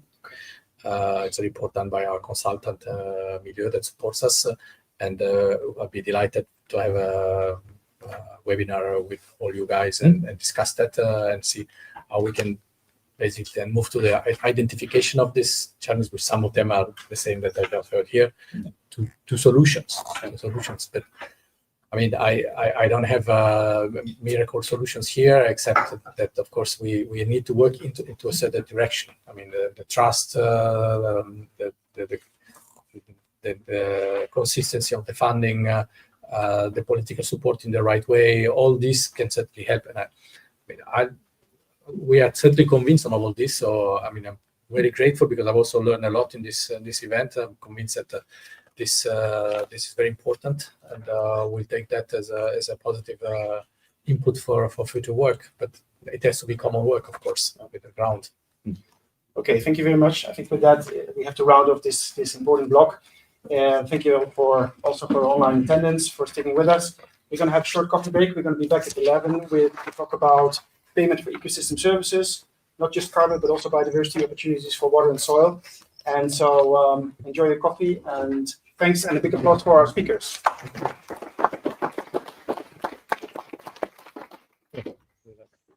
I have a flyer, a personal flyer.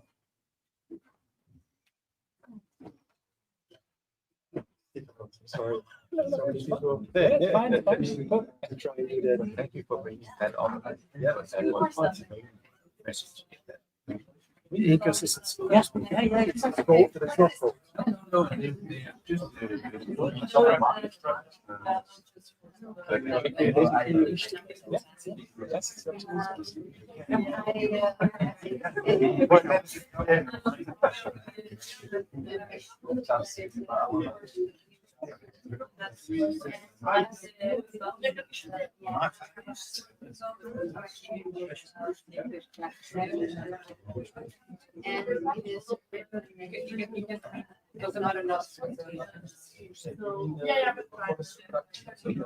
Just to get it very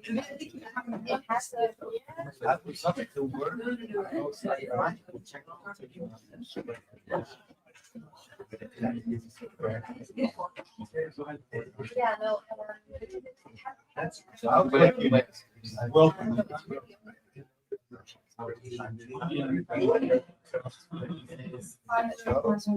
I want to now,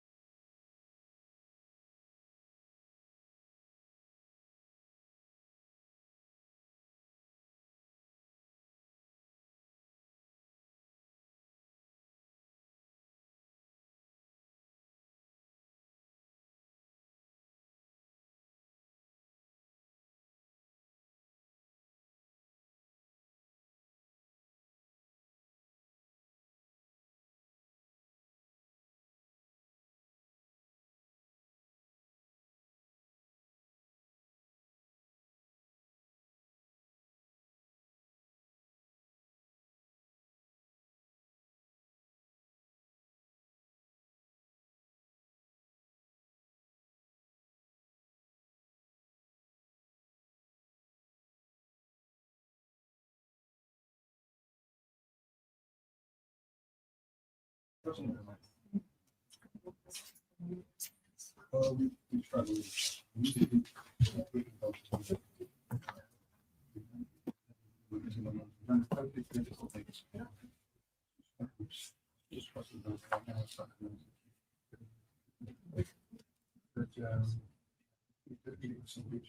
have potential here, just, I think it would take. Okay, so join now. Yes.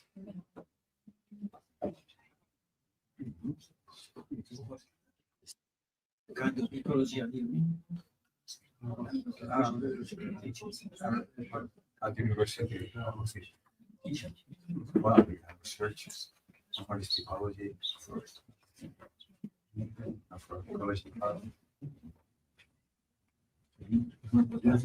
I've been involved, right? So what I've been. I heard this. Yeah, no,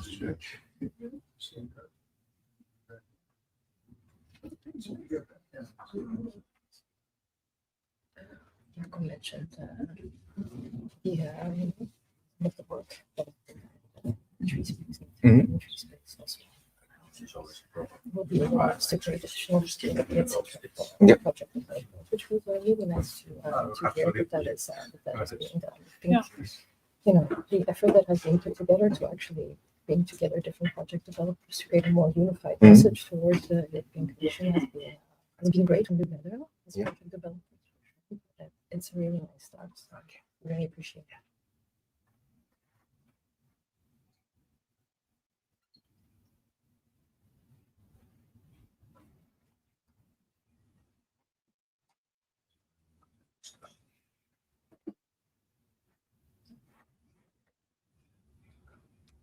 Thank you for getting the other two, but I'm panelists in since that. Smartphone connected.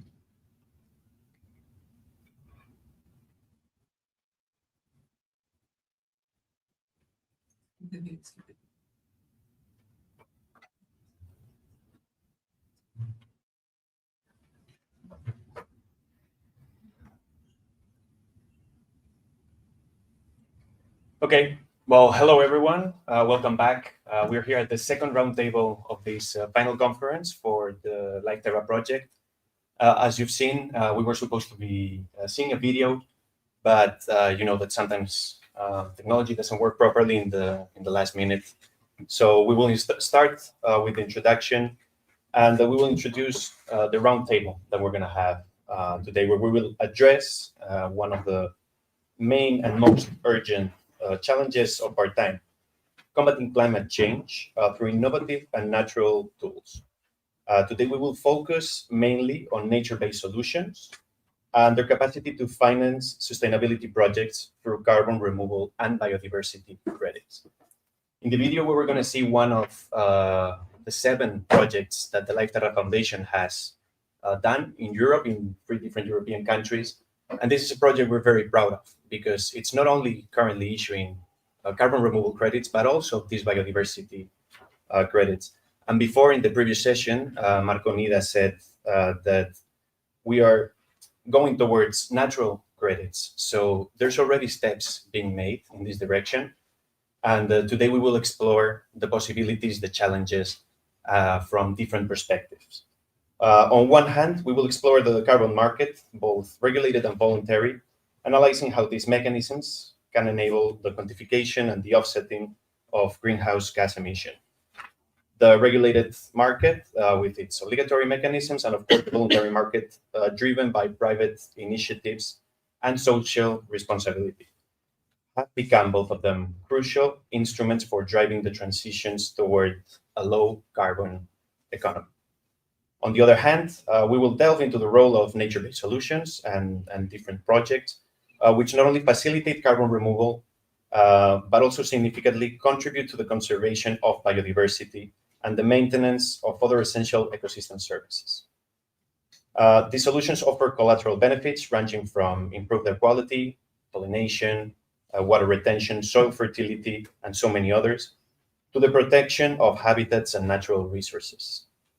aspects that from a few years we are seeing that are increasingly recognized on global sustainability agendas. In this context, we are joined both online and presentially by a group of experts that will be addressing these challenges from diverse perspectives. First of all, Christian Holzleitner, head of the Unit for Land Economy and Carbon Removals in DG Klima. Online, we have Tom Rutten, head of voluntary markets at Kylie Renewables. Here we also have Anna Rosinger, project development of nature-based solutions Europe at Climate Partner. Online also, Julian Swinkels, ESG senior associate at Waterland Private Equity. And last but not least, also presentially, Kathleen Keulemans, head of EMEA growth at Land Life Company. So with no further ado, I would like to ask our guest and panelist, Christian Holzleitner, and responsible for the carbon removal and carbon farming legislation, to introduce today's topic.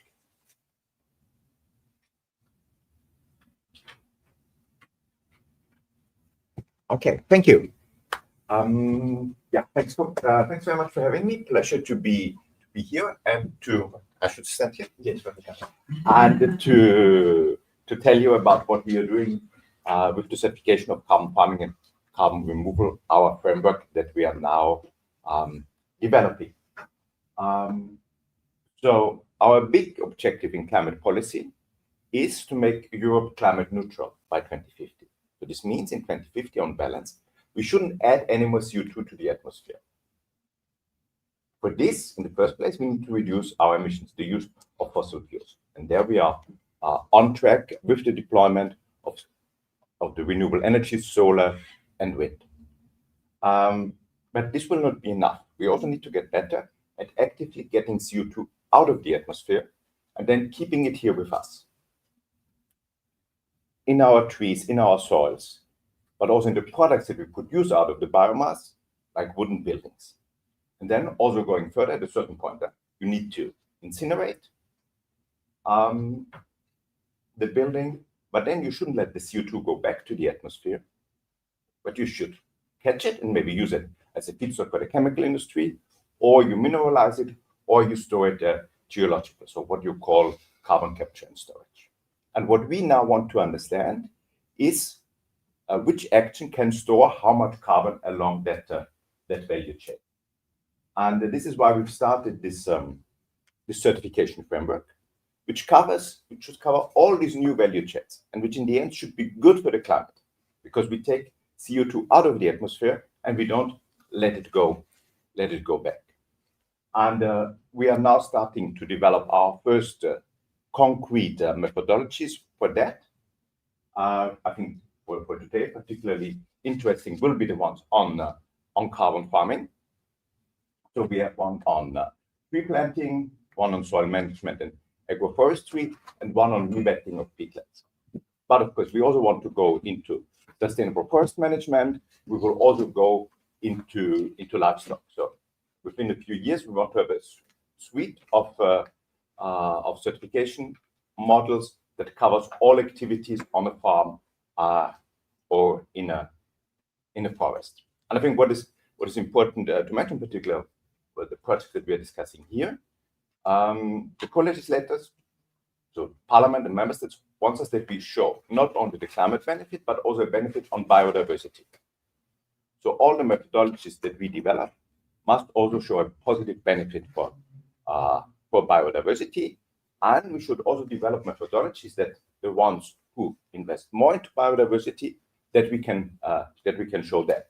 So this is definitely a very good playground, classroom for also developing indicators for biodiversity, for water, and so on. But our main currency will be carbon. We developed them together with an expert group. Yeah, maybe we can go immediately to the next page, where I can give you a bit of a timeline.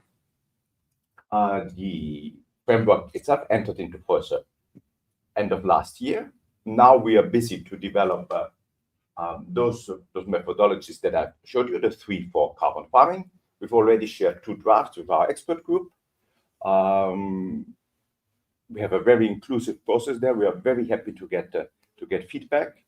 Our ambition is to have by the end of this year, then what we call the delegated act, so really in legal form, these three methodologies.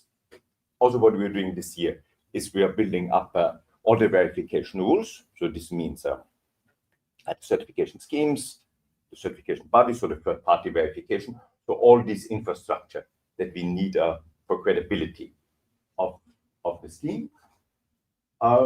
If everything goes well, we could already start next year to recognize the first certification schemes to be that want to join us.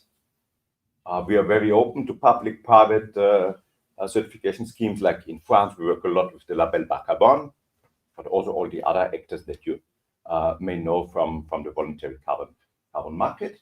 And then next year, we want to go into sustainable forest management, which will be a challenging methodology, but I think quite an important one, and which maybe already go more into the direction of nature credits. And then by 28, we want to have one single EU registry, so kind of one marketplace, which of course is important to dispel any doubts about the double issuance, double funding, which is in particular if you may look at the combination of carbon and biodiversity credits, which may be a concern for investors or potential buyers of these credits. Okay, then maybe quickly to finish off, also about the demand side on the next slide. Because what I've been talking up to now is more on the supply side, to make sure that this is credible certification, so that the buyers can be sure, okay, I buy 1 ton of removals with these attributes in terms of biodiversity, water, and so on. So, but from where should the demand come from? And there's the Corporate Sustainability Reporting Directive. So for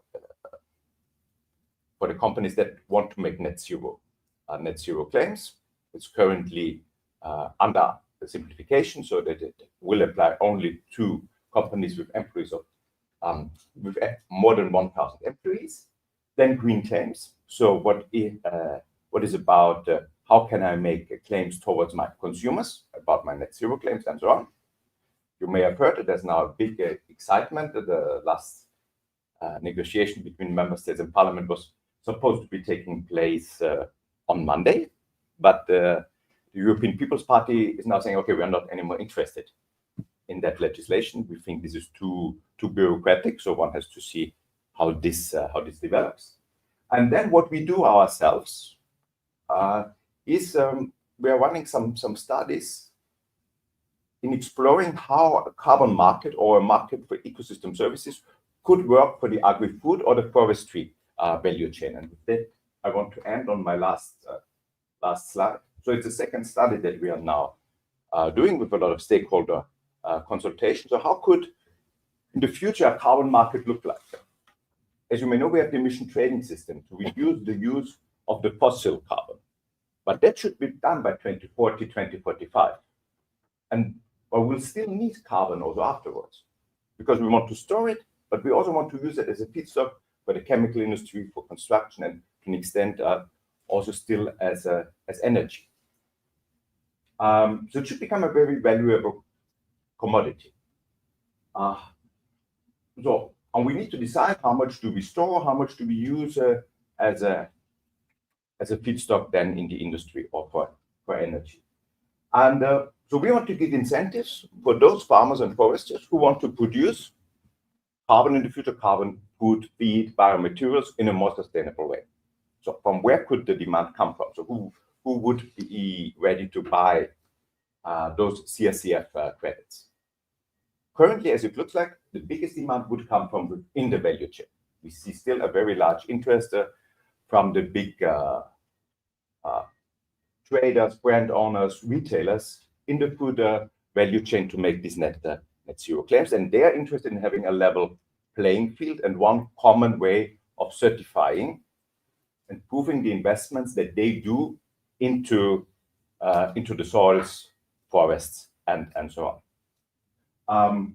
Then we, as the European Commission, as member states, we could also be interested in buying these certificates. That could be a very effective use of public money. It's result-based. You know what you are getting, assuming our certification works well. So we could be there in kicking off that market, and then one could still think about a demand from outside the value chain. So those companies who will still have emissions in 2050, 2060, for example, airlines, and whether it makes sense. There's also demand from outside the agri-food and forestry value chain, for example, for land that you set aside, like rewetting of peatlands, old growth forests. So, and that could be an idea how to create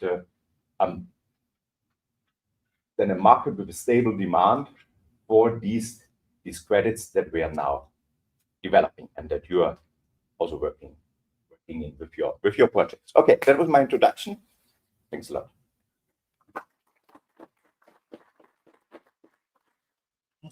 Thank you very much, Christian. That was definitely very interesting to listen to, a view to the future and a great basis for today's conversation. I would now like to kindly ask the rest of the panelists to introduce themselves, and we'll start with Kathleen from LandLife.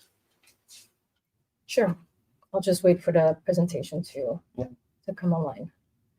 LandLife is a European company. I'll already get started while the deck comes online. And we were founded about a decade ago at the intersection of science, technology, and impact, with the conviction that the combination of business and technology can actually lead to innovation for climate and for nature. So what do? We restore degraded land at scale, and we help project financiers and corporates to invest in high-quality nature-based solutions, and we partner with local stakeholders so that our projects benefit climate, biodiversity, and surrounding communities. So we are active across 4 continents. In the first place, we started to do our work in Europe, in Spain and in Portugal. We also work in other locations. Australia, very important biodiversity hotspot. We work in the US, in Mexico, and in Indonesia. Next slide, please. Of course, we are here in a European context, and this is really where it all started for LandLife back in 2018. So here you see where we've done restoration projects by now already across 8 different regions, 17 provinces, and that accounts for approximately 5,000 hectares of land restored. So far, LandLife has restored 17,000 hectares. That translates into 15 million trees. 17,000 hectares is, just for comparison, the entire region of Brussels is less. It's 16,000 hectares. So we've actually done restoration on degraded land beyond that scale, which we're really proud of, but it's not enough, obviously. Next slide, please. So where do we work, right? What is actually degraded land? So land is land that is degraded because, for example, wildfires have taken place. It is because, especially in Spain, because there's a lot of rural abandonment, right? People move to cities, and the land is just no longer being used by local communities and inhabitants, reverting that back to the forest that it previously was.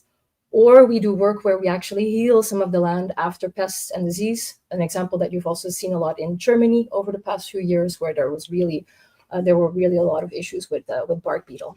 Next slide, please.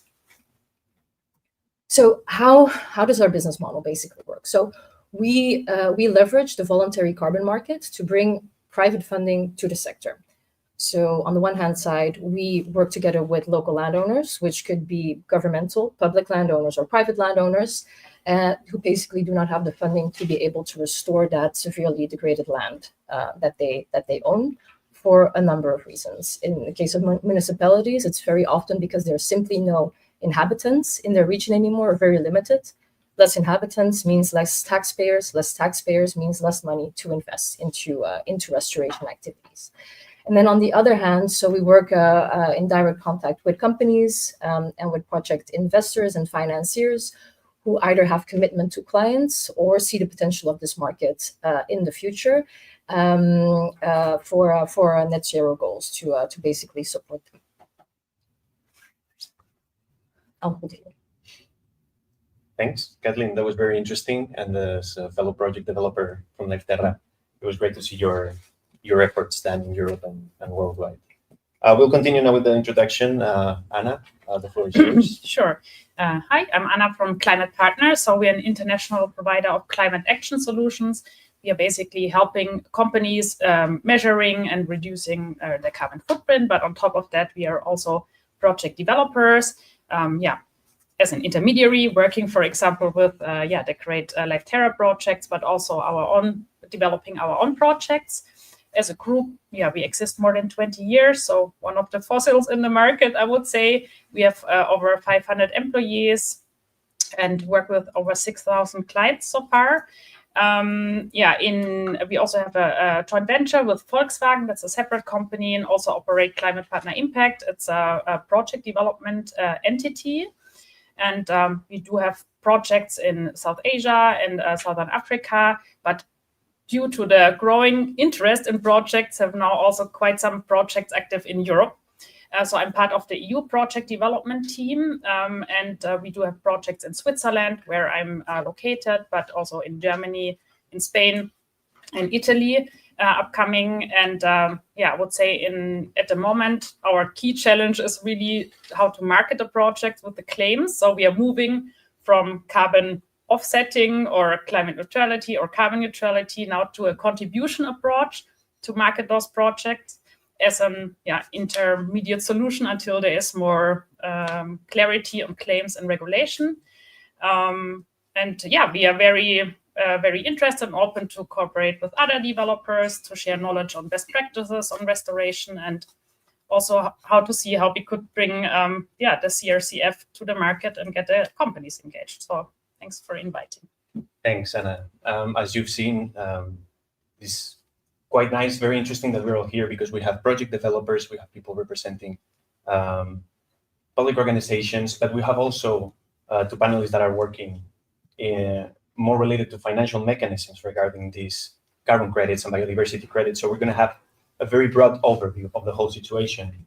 And in this sense, next, I would like to invite Tom Bruten from Kelly Renewables to present himself. Hello, Tom. Thank you, Marcus. Hi, I'm Tom from Kelly Renewables. I head the voluntary team here at Kelly. Kelly is a climate solution provider for corporates. We help reduce footprints through a mix of tangible products like biomethane, biofuels, energy certificates, energy efficient certificates. And on top of that, we guide corporates through the sometimes messy world of nature-based solutions.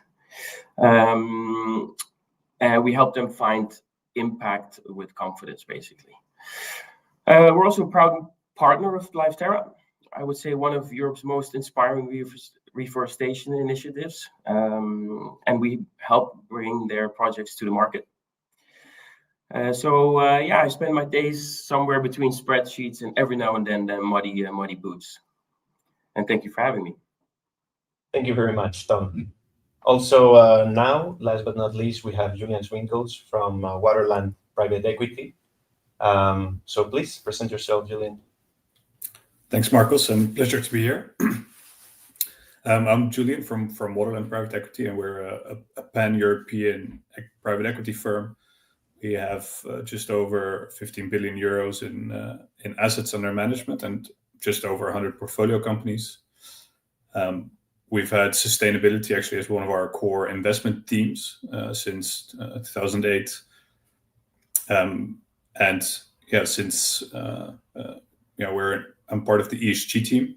The team's around 5 people, and my focus is on everything climate related. So that kind of concretely means both for Waterland's operations, but also for all our portfolio companies, making sure they make progress on this topic. And we've done this for quite a while already, but I would say since the last few years, we've kind of seriously ramped up our efforts. So we have, over the past few years, ensured all our companies measure their emission data, and we're close to achieving 100% of our portfolio companies there, scope 1, 2, and 3 emissions. And now we're entering this next phase where we want to do something with the data, and that means to start creating decarbonization plans that are actionable, practical, and create value for our companies. And yeah, part of that solution is also that Waterland needs to lead by example. So we're doing everything that we can to reduce our emissions, and also, yeah, at the end that means after you've reduced what's possible to also offset the remaining emissions. And this year we've chosen to do that with Live Terra for numerous reasons, but I'll touch upon those later. Thank you, Julian. We will indeed talk about all of this more in detail later. And I would like to thank everyone, all of the speakers, everyone here in this room, and also everyone online, and remind them that we're not going to start with the questions to all of the panelists.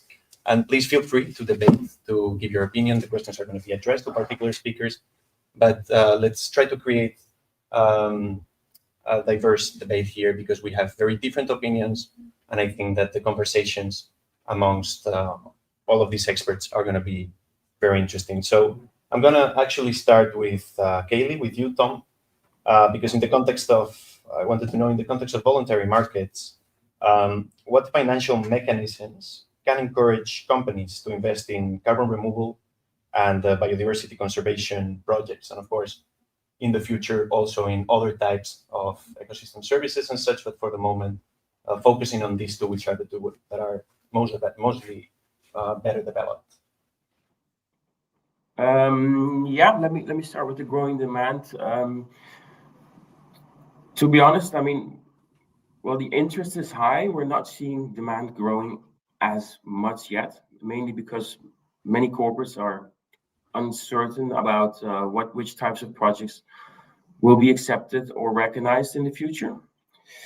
So we're lacking a bit of like authoritative guidance there on what constitutes high integrity carbon removal or biodiversity action. And that uncertainty makes it hard for big corporates to really commit. What we are seeing, though, however, is that once that guidance comes in, they are willing to participate, to look at forward agreements, for example, or blended finance can come into play. So with greater clarity, corporates feel more confident structuring those kind of deals. They help bring capital to the market for sure. So yeah, similar with, like, you can also structure it in a result-based finance concept where you don't do the forward agreement, but you would only buy at spot. And that's what we see at the moment. Mostly people wait for credits to be issued first before they commit into purchasing them. And we're really trying to shift the mindset of the corporates to invest in the future, because many of these projects won't come off the ground if not a forward agreement is being signed. So in short, the mechanisms exist and they're powerful, but the demand is just slowly growing, and that's the missing link right now. Thanks, Tom. Very interesting. You're talking about pre-purchase of credits, and in order to finance projects that will be able to produce these credits, which is going to be massive for the project developers. And in this sense, Kathleen, from a project developer perspective, how important is it to integrate effective carbon removal and biodiversity criteria into these nature-based projects? Okay.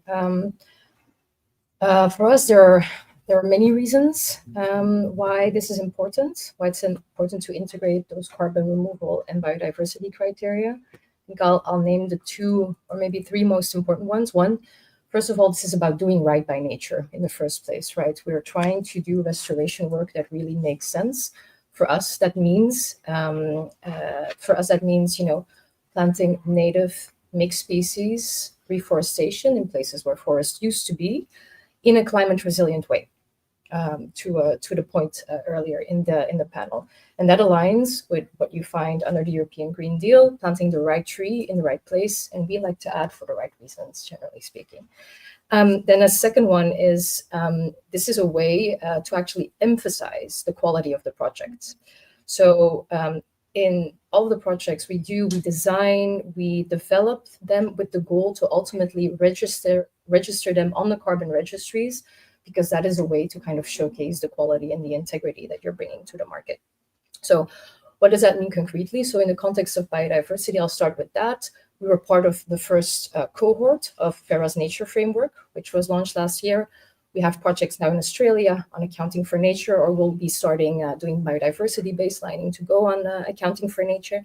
And then when it comes to carbon, we've worked mainly with the voluntary carbon markets, so mainly with Terra so far, but also most recently with a compliance scheme, with the ACU scheme in Australia, and soon, hopefully, also under CRCF.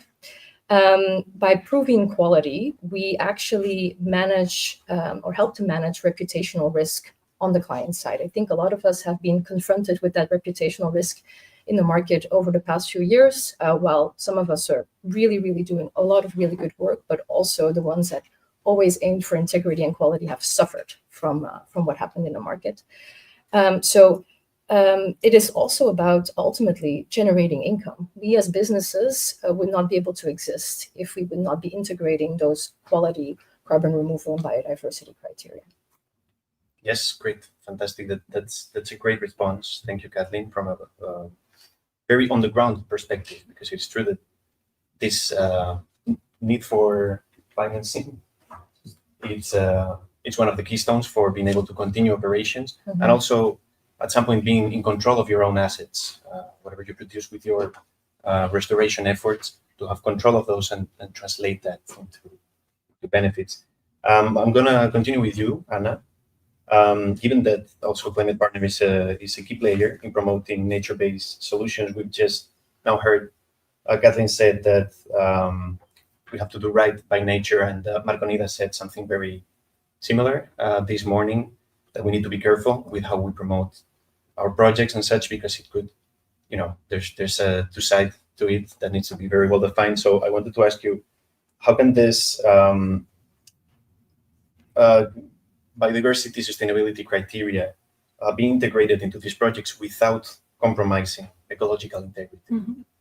Yeah, good question. Generally, and also just echoing what Marco said this morning, good restoration projects or conservation projects they are serving already and should integrate biodiversity. That's just natural, but it's how it is planned it's very crucial. So it all starts really with a very good baseline on what is actually the case in this landscape, and not just on a project base, but really on the whole landscape, and measuring what you have, what you want to achieve, or what has been lost. And applying best practices here, setting up really robust monitoring systems to see what you actually want and can achieve. And then lastly, what to claim. The threat I currently see, or fear, not really see yet, is that because it's so tricky to set up a really good mechanism for biodiversity, it's not straightforward as with a ton of carbon or square meter of water or equivalent, that clients really want to do something, and then they invest, I don't know, a specific sum in a landscape, and as a return, they get specific criteria or KPIs measured. And that in the end, that could then have a negative impact on the landscape, because we might favor specific, maybe cute species, or that are really nice to transport as a key message, to thinking about bees, for example, that might not benefit the whole project development in the end. So important is in all projects, what the data, if you have the data, you can measure it and then you can report it. So, and that especially for biodiversity projects, that we go one step back, set up the system first, and then start to sell it to the clients, even though they are waiting. Yeah. In the carbon market, for instance, one of these outcomes can be calculated by leakage, and this is something that has to be very transparent, very well calculated to know the damage, the potential damage that carbon project, so to say, is doing to the environment or to the surroundings.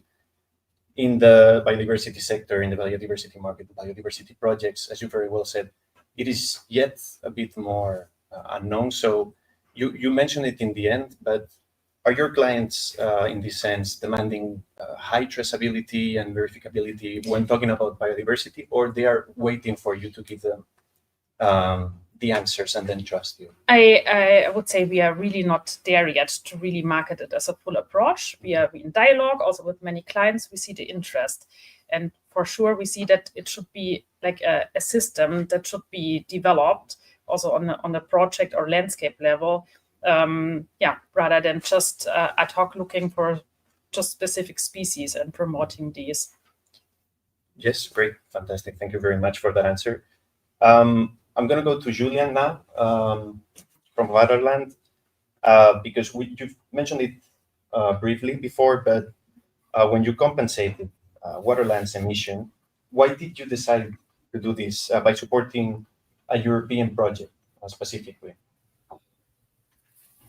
Yeah, I think just it's very much in line with what also the other panelists are saying. I think the carbon market is very complex and quite challenging to navigate. And a lot of the providers out there have, in the past, at least overstated the climate benefits. And that, as Kathleen was also saying, this leads to reputational risk for buyers like us, right? So we also see peers even moving away from offsetting and rather investing in just reducing emissions. So I think for us, if what Christian was sharing in his presentation, if there's a framework from a European Commission, it's validated and recognized, that I think helps buyers a lot and provides some trust in the market, which I think may still be lacking at the moment. But for us at Waterland, we also have a target to at least be fully climate neutral by 2050, and also earlier targets that are in line with the Science-Based Target Initiative. So I think that's the main principle: reduce first and then offset. And where we look at with offsetting is to do that close to home. So we're a pan-European firm. So being able to choose a project that's close to home or close to our operations was key for us. So being able to do that in Spain, where we have an office, was important. And then also, we see the additional benefits there. So also biodiversity, soil health, and all the other additional benefits, I think, are very much of interest to us, as the biodiversity crisis and climate crisis, I think, go hand in hand. So that's a key benefit for us. And we were also able to go out with the team in the Netherlands to have a tree planting day. And I think that was also a nice way to show, some people were really sitting behind Excel spreadsheets most of the day with financial numbers, to go out there and do something tangible. And also buying carbon credits, right, can be quite abstract. So being able to do something tangible and see the tangible impact you have on a small piece of land was also a nice additional benefit for us. Thanks, Julian. I was actually also going to raise that same matter, because indeed your team joined for a planting event with Terra. And this is, we believe, a key aspect for project developers, and also it was being said by the people in the previous conversation, that maybe people don't have the certainty of what planting a tree means. If they don't know the cost of planting a tree, not only the cost of the tree, but also the labor cost. And once they go and they plant the tree themselves, and they understand, they realize, they get their hands dirty, they get a better perspective of what they're doing for the environment, and especially how hard it is to actually help and to join efforts. So thanks, Julian, for bringing that up, because that's something very, definitely very important to that community engagement. Hard is not the right word. Fun was the word. Fun is the word, but for some people, they also realize that it takes time, and that you end up sweating and making an actual effort for the climate. Now, Christian, I wanted to ask you, because we talked about financial mechanisms and project development, and you've introduced this in the beginning, but given the urgency of the climate action right now, how can public policies and especially European regulation accelerate the implementation of these nature-based solutions for carbon removal and biodiversity credits? And you did mention this in the beginning, but I wanted to especially insight in specific measures that you think personally should be prioritized, also from the project development perspective, and maybe give a vision of what can we expect in the next years, in the near future, so that as project developers and the people who are trying to promote all of these credits can have more hope into our projects. Yeah. I mean, we've been trying to establish this market now for quite some time, right? Different actors, and it's a journey. And what we want to do first is with the certification to provide this credibility and also this comparability, because it's a lot about scale. If we want to reach our targets for nature restoration, for climate, we need action in scale. And for that, we need to mobilize quite a lot of finance. And what we are doing with the certification, it's not, and this I always say, I know nothing about forestry, I know nothing about agriculture, and this is also not my job. My job is to translate all the great things that you are doing in a financial and a commercial product, in something on which commercial contracts can be concluded. So we try to turn this into a ton of carbon that then can be traded. And you can say, okay, maybe you can have different types of tons of carbon, maybe a more classic one, maybe one with more biodiversity. But the one where you can have currently a market is carbon. And this is what we try to enable. For a market to work and for you to make business, of course, it's important to have a perspective on the demand. And it needs to be a stable demand. And one needs to take into account also the pre-financing, because you need the money now. And in particular in nature, the benefits may only come later. So we need to look into the right marketplaces for that. So we try to understand what can be financed, or how can we with our certification framework help within the value chain. I think there's still a large demand from within the value chain, not only for making these net zero claims, but I think a lot of the both in the forestry as well as in the agri-food value chain, they are very concerned about the resilience of their supply chains, because they see, also insurances, I think, see a lot what is happening, and that we have a large risk on, okay, what can we produce in the future, like in the Mediterranean? And I think then that's a very powerful argument that they are, I think, very attentive to. And so we hope with that we can mobilize that finance. Personally, I would also see that once we have these credits established, could also be a very effective way to create a European lead market for that. I mean, we have the experience in industry, how to buy, for example, green hydrogen, how to finance big industry projects, also with this integrated pre-financing. So we could look for that and say, okay, we as the European Commission, or together with the member states, we want to have so many credits of that type. Who can deliver them to us in Europe with a specified payment schedule, with a specified okay, how much will come over the years. So, and maybe also private companies may want to join us there. So I think that's the next step, how to create such a marketplace.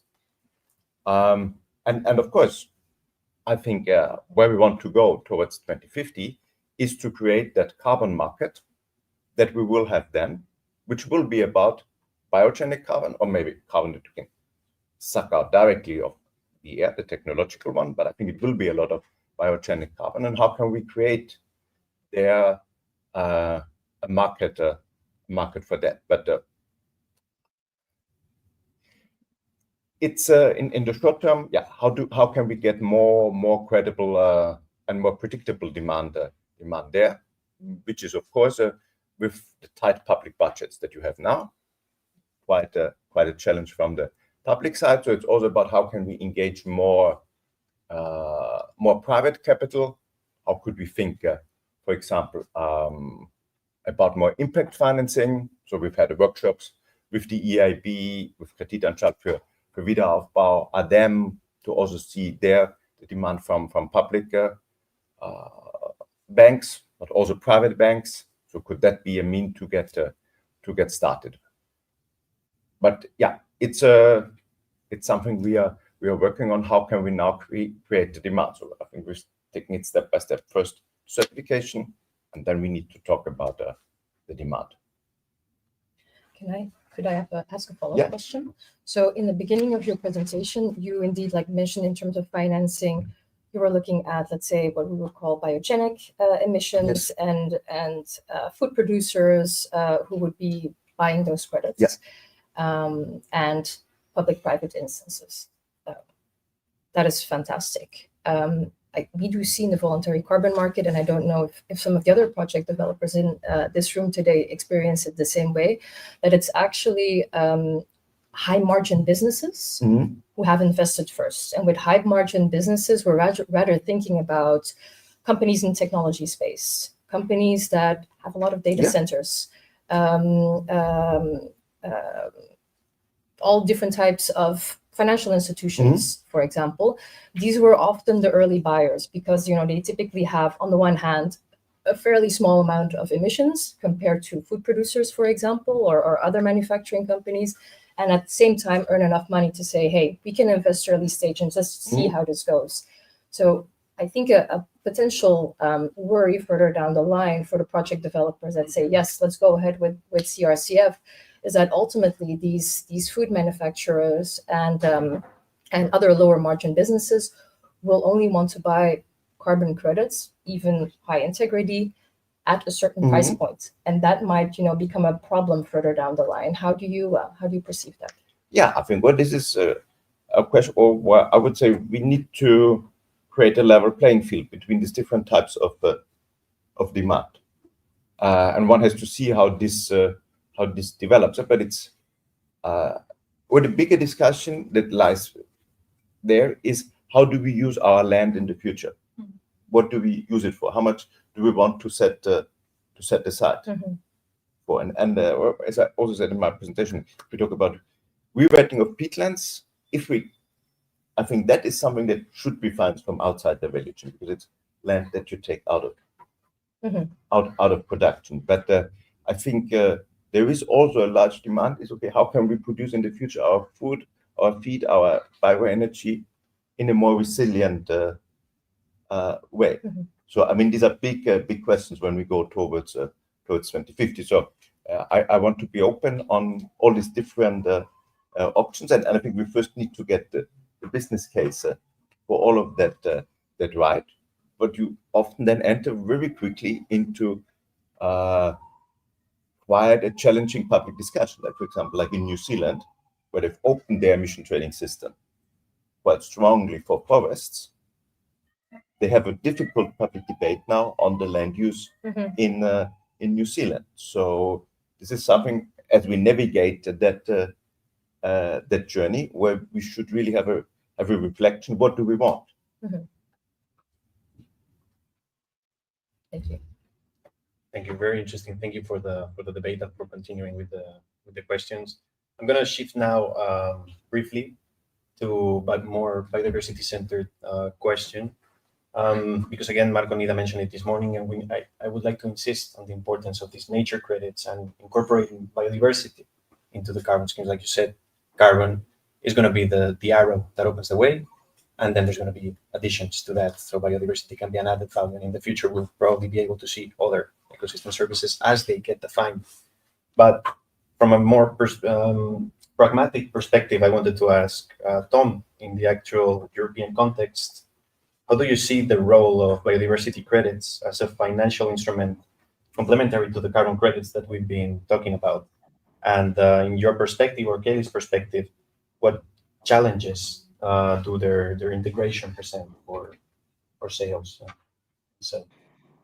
Yeah, thank you, Marcus. Yeah, there's quite some challenges, but they have a huge potential, I would say, to complement the current carbon market. I mean, they do reflect the broader ecological value of the project, especially in Europe, where ecosystems are quite fragmented and under pressure. So we're seeing companies become more aware of like nature-related risk and demand to address both the carbon and biodiversity in like a single investment. But we're still in very early terms when it comes to infrastructure. There's no broadly accepted framework yet for measuring it or verifying, and that makes it hard to compare pricing, to compare scaling. Yeah, so there's definitely a risk there. Another risk is the integrity. So biodiversity credits are not just tagged on as a market add-on, but they truly represent additionality and durable ecological gains. So we would say what's encouraging in Europe is that we're well positioned to build a solid framework now, because we're doing it all from scratch, and that should help these corporates to gain some confidence into, because there is standardization, there's transparency, there's pilot projects, and hopefully that will all help in order for them to commit. Thanks, Tom. I think that answer is great, and it's also in line with what we've been talking about. I would like to ask you now, Anna, what's your vision now from climate partner perspective, and the actual demand for European nature-based solution projects, specifically in Europe? Are you seeing in the last years higher demand for this in Europe, or are people still trying to go for global south and try to maybe have, for the same amount of money, a higher social impact rather than doing it local? So yeah, I mentioned in my intro that we set up EU project development team because there is interest and demand for EU projects, and also just to underline what Tom already said, we might need to differentiate between demand and interest. So clients come to us and say, hey, we really want to do something close to home. What you can offer best really, really close, or then, at least in the same country. So with this current contribution approach that we are offering, so it's basically in the NVS sector, be a specific landscape, also with carbon metrics, with biodiversity metrics or KPIs. Clients can, basically similar to a donation, give a specific amount of funding and get in return reporting, but they are not allowed to claim anything. This is what we're currently selling, very successful. For example, near Basel, where I'm living, we have a really great spring restoration project, and then also IFM projects in Switzerland and in Germany. So works, but really at a very limited scale, because if you can't claim, then you only give a specific amount of funding. So to turn really the huge interest that we receive also from larger clients into actual project demand, we would need to have more clarity on claims specifically. Just 2 days ago, we received a large tender from a large corporate and saying, hey, we really want to have I think 2 million tons in total. We want to have a specific part of it invested in EU projects, but we want ex-post credits.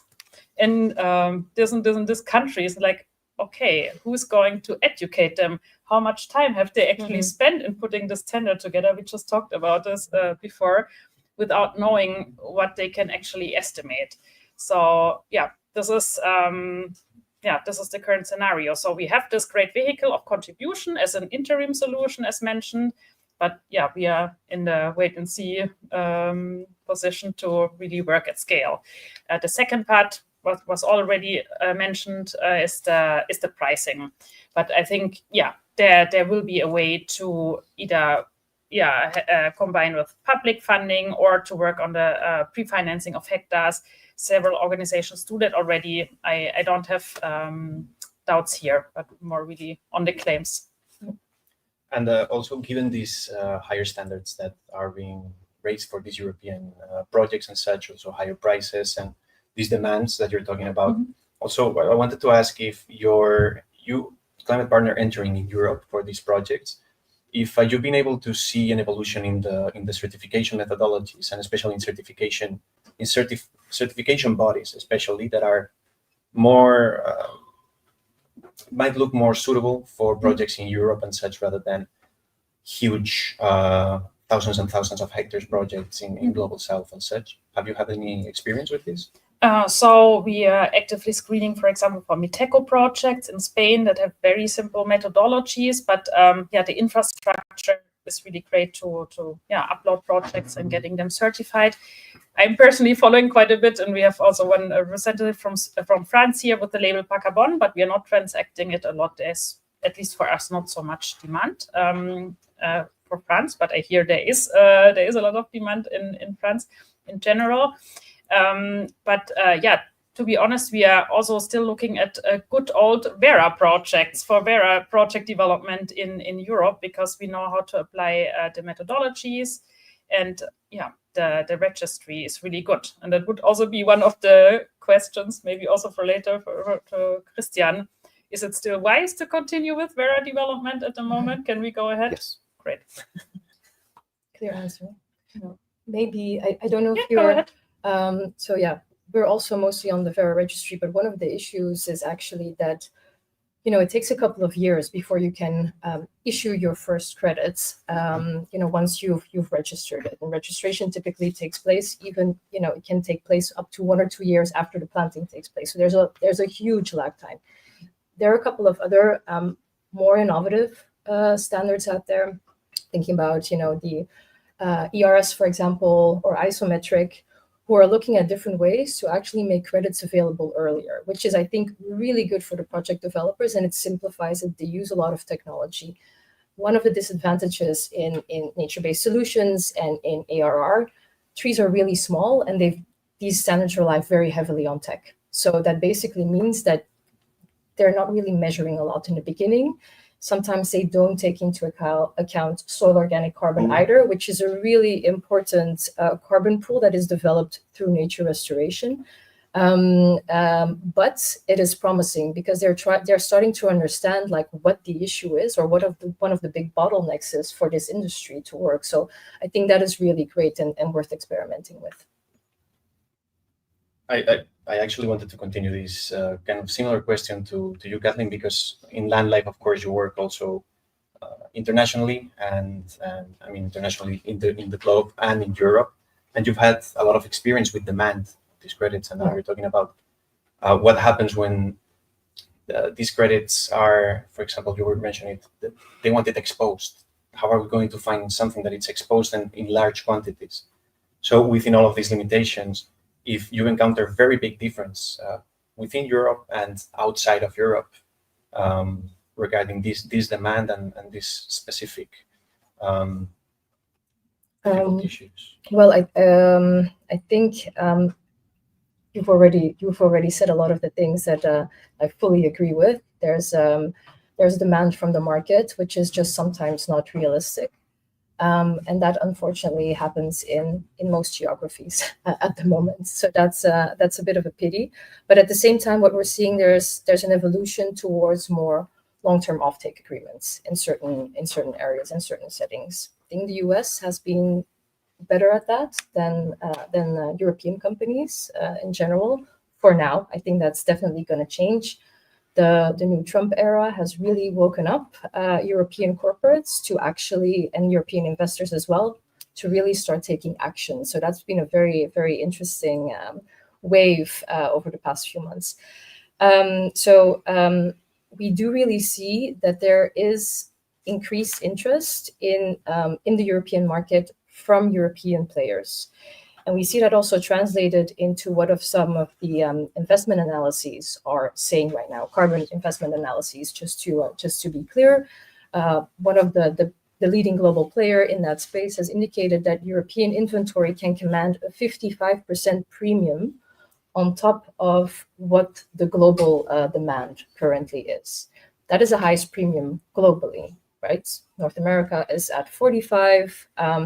Latin America is at a 20% premium, while, for example, Sub-Saharan Africa actually works at a quite hefty discount at the moment. So you see really big price differences there. And I think there are multiple reasons for that. Okay, the EU definitely leads in buyer confidence, thanks to the work that the Commission has been done. These strong legal frameworks are really starting to move corporates and investors. And we think that a clear integration, with CRCF, but also with Article 6, for example, would be a very helpful tool for the European markets to even grow faster. But on the other hand, of course, it also shows that something is wrong, right? There's a short supply and a really high demand, and that is why that is also one of the reasons that the European premium is so high. So for European projects, what's more, up to 80% of the total cost of the project is related to your early investments. So everything that you need to do before a tree goes in the ground. And that doesn't make it easy for European players to really scale fast. So I think there's an opportunity there for investors to actually step in and help project developers to take off, because the demand is clearly there. Thank you. Thanks a lot for that great answer. We're going to have to move on to the next phase. But before that, I want to just make the last question to Julian, because we've been talking about investment and such. I just wanted to know, Julian, from your perspective, how can private equity investment help upscale these projects in Europe? And how do you envision the role of private equity in general in order to finance this type of nature-based solutions project? Yeah, thanks. Well, so I think private equity has like 15 trillion euros in total globally. So I think there's a massive amount of capital that has a massive amount of influence in how it's being allocated. But also private equity firms, like other financial institutions, they're driven by risk and return, right? So I think that makes it so much challenging. But we see what we see increasingly is that financial institutions, including private equity, see that climate risk is also financial risk. So we see, for example, the Norges Bank, I think one of the largest funds globally, they published an article in the Financial Times at the end of May saying that climate risk is severely understated in current financial models, that they expect around 15% of their US equity to be at stake due to climate change. So I think, yeah, it's still early stages, but also financial institutions are increasingly becoming more and more aware that climate risk is financial risk. And I think that's a key point that will drive action from our side. And that means for us that in my role, that we need to anticipate this change, right? That we need to be that we need to work with our portfolio companies to build this competitive advantage and take action on decarbonization, on biodiversity, on climate resilience, to kind of grasp this opportunity that comes with this transition to a low carbon economy. And part of that solution is also to work with high quality carbon credits. But yeah, this market needs to be reliable and more mature if private equity firms and other financial institutions want to take that jump, because they're also very risk averse and don't want to deal with any kind of reputational issues. Thanks, Julian. Thank you for that answer. I would love to continue the conversation going, but I'm going to give the chance to the people in the room now to raise some questions. So if there's any questions, any hands up from the public? Yes. So thank you for the discussion. We work in a small NGO that works in Morocco in the desert, trying to form forests there. We're struggling also with low organic carbon in the soil and low fertility of the soil to support the trees. And you were talking about the importance of soil organic carbon to the carbon credits. And also, I wanted to ask, what is your opinion about biochar and the use of making small production sites around the degraded, forested areas to also engage with the community like this, to keep the carbon in the soil and to also encourage the trees to survive for longer, to capture more water like a sponge. I know it's kind of in the beginning kind of product, but I wanted to hear your opinion. Just for the people at home, I repeat the question. Thank you very much.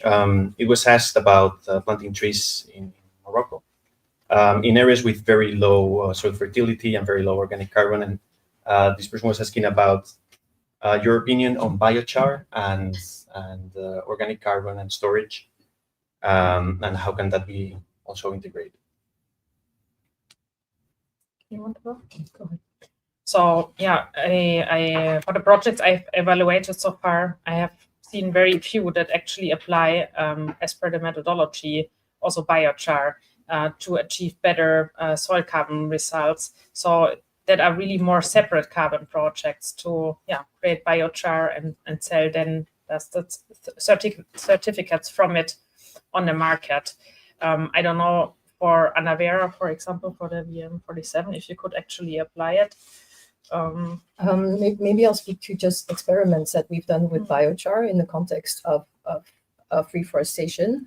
So it really, really depends on the local ecological circumstances whether you should be applying biochar, and it is honestly our head of R&D who would be able to speak to that a lot more in detail, because we don't always see positive results. So sometimes it can actually hamper the growth of the trees in one way or another, and sometimes it will benefit it. But of course, our projects are now, some of them are almost 10 years old, so we can't say what it would do over a 40-year time period, for example. So yeah, experiment, test wisely, but be also careful to not rely too much on that solution, which might seem like a silver bullet, but eventually might not be it. Yeah, and quite often projects are then jeopardized or negatively discussed because of soil carbon. It's very critical, and if a project decides to account for it, for sure there will be questions. So it's another point if you actually start to experiment with it just for better growth. But be careful with the methodology. Great, thank you very much. Are there any more questions from the public for the panelists? Yes, Santi. Yeah, I'm Santi Salate from University of Barcelona, also part of this Terra consortium. We are talking about how to, nature-based solutions. A solution means that there is something that we want to solve. And we're very much focused on carbon, now entering biodiversity. But sometimes if you want to engage people more in the areas where you are applying these solutions, maybe there are other things that can be aligned with this carbon and biodiversity. Have you thought other challenges that we have that can be aligned on this? Not only carbon and biodiversity. Just an example. For instance, we have areas in the Mediterranean where we have these with water treatment plants that deliver water to the rivers. Sometimes the amount of water that goes into the rivers is the most of the water that is running in the rivers. But a nature-based solution in this case sometimes is you can align biodiversity, planting riparian ecosystems that also helps to improve the quality of the water. At the same time, you give resources to this vegetation, that water, because it's very limiting in these areas. Mm-hmm. So this type of things. And I wonder if you have thought or identified common challenges that goes beyond carbon and biodiversity that could engage people in different areas to solve challenges. Yeah, fully agree with you. And as you, being from Spain, you have the best example that there is, right? Without water, we humans don't last really long, right? Approximately 3 days. So it is one of the biggest challenges. And I actually think in areas, especially in the Mediterranean, it's going to become the biggest challenge, because a beer producer cannot produce beer without water and without high quality water available to produce that beer. I actually think that in those areas, nature-based solutions are going to be more, fit for purpose to support the fact that there is enough water available, that the quality of the water is indeed high enough to be able to use it properly as well. And there are actually quite some corporations out there that already started to think about that. In the first place, those who, of course, use water in very large quantities, food production, but also, for example, technology companies. So it's definitely on the radar. It's about figuring out what the right metric is to use. Exactly. There's been also, I think, the Water Benefit Partners program also under development by Gold Standard. It never took really off, also because the key question was indeed the metric. But yeah, it's on the radar. And generally, because you also asked how generally other markets could be tapped in, or other metrics, what we for example, also see right now is quite some interest in blue carbon projects in Europe. So yeah, seagrass restoration, coral restoration, because yeah, corporates also see, hey, there's also a need, we want to do something. So we really hope that there will be also an integration of blue carbon in the CRCF or other certification schemes. Yeah. Not just to, when you make all these proposals to evaluate and give a value of carbon and these things, I think there are other added values that maybe you have to start to think how to include these added values beyond carbon and now. Yes, but I think it's also you have to think about the demand side and about the scalability. I think it's very nice to test all of these projects, but I think they will not work with a carbon market. Then you will have to look within the value chain with the ones who will finally benefit from the better water. If you want to tap into financial markets, they need a product that can be understood and can be standardized and scaled up. So I think you always have also to think about where do you want to sell that. You can have as you say, you can have a very nice high value projects on which you get a limited demand and which are great for testing out things. But with that, you will never get a scaler, because then you have people sitting behind spreadsheets and they just look at, okay, this is this type of credit. Okay, I can buy that one. And this will be different markets, and in which you then also think as a project developer, you need to understand what you want to do. I don't think that there's a one single solution that can serve everything. Great, thank you. Great discussion. Again, I would love for it to continue, but we're running out of time, and I would like at least to hear one more question, and perhaps we have a question from. In the chat. It says, what is the current market access for small and medium projects in Europe, and how can these landowners for projects be competitive in the current market, the biodiversity market? Let me repeat the question for the people at home, sorry. The question is about what is the current market access for small and mid-scale landowners, and how can they become more competitive in the European market, carbon market and biodiversity market? Yeah. Christine? Within our certification framework, we have this option of to form a group of operators, because we also believe very much in this landscape approach, so to get more farmers, more operators together into one group. For example, if you think about rewetting of peatlands, it will not happen on the land of a single farm. And we cater for that to also reduce the monitoring, reporting, verification costs, so to get more small-scale farmers into a cooperative or whatever the solution. And I think there are very, very different solutions. Then we are very careful to incentivize public-private financing. So what we see is we want to have a combination with what is available under the Common Agricultural Policy, for example, through eco schemes. So if you take agroforestry, so for example, that the planting of the trees, the seedlings could be financed by public. And then what we are responsible with our methodology is to provide the financing for keeping the agroforestry there for 10, 15 years. Also now with the review of, or with the next EU budget, which will mean a new approach to the Common Agricultural Policy, we internally, I think we want to see that this public and private financing can really work hand in hand, and that public money is much more an enabler also for smaller farmers than to participate in these markets of the futures. So food, feed, and I would see, or from our agenda, an increased demand for biomaterials, for construction chemicals, and then these ecosystem services. So I think a lot when we are thinking about that is also how to improve the market position of farmers, foresters, land managers within the value chain, opening up new income opportunities. Great, thank you very much. I'm afraid we're running out of time, so I'm gonna kindly ask to all of the panelists that have talked today to give a one last final statement, very short statement. Perhaps we can start with the people online. Tom? Yeah, again, thank you for having me.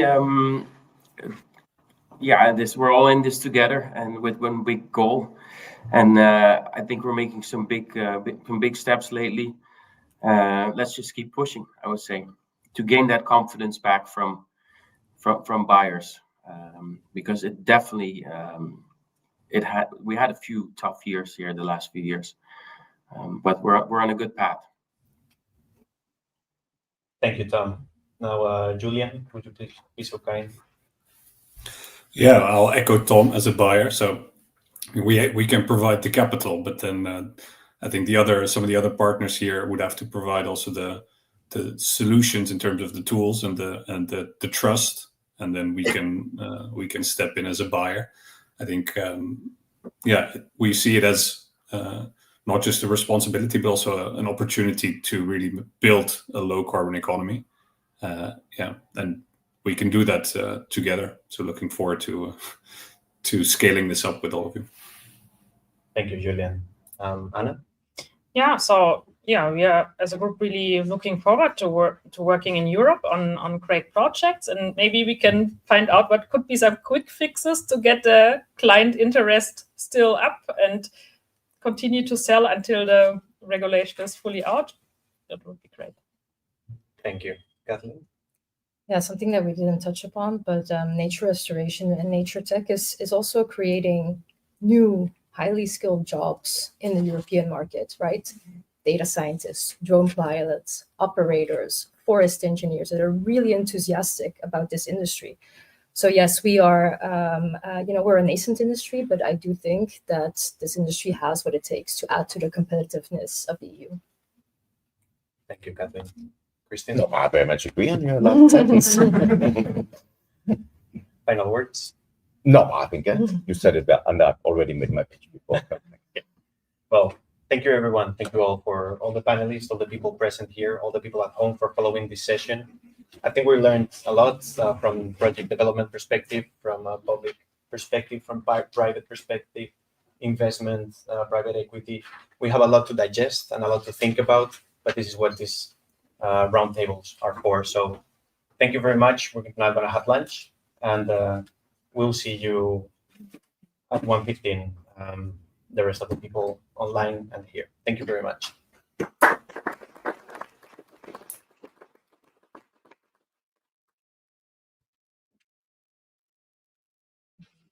Interesting discussion. What were you expecting from the Can I make one picture with the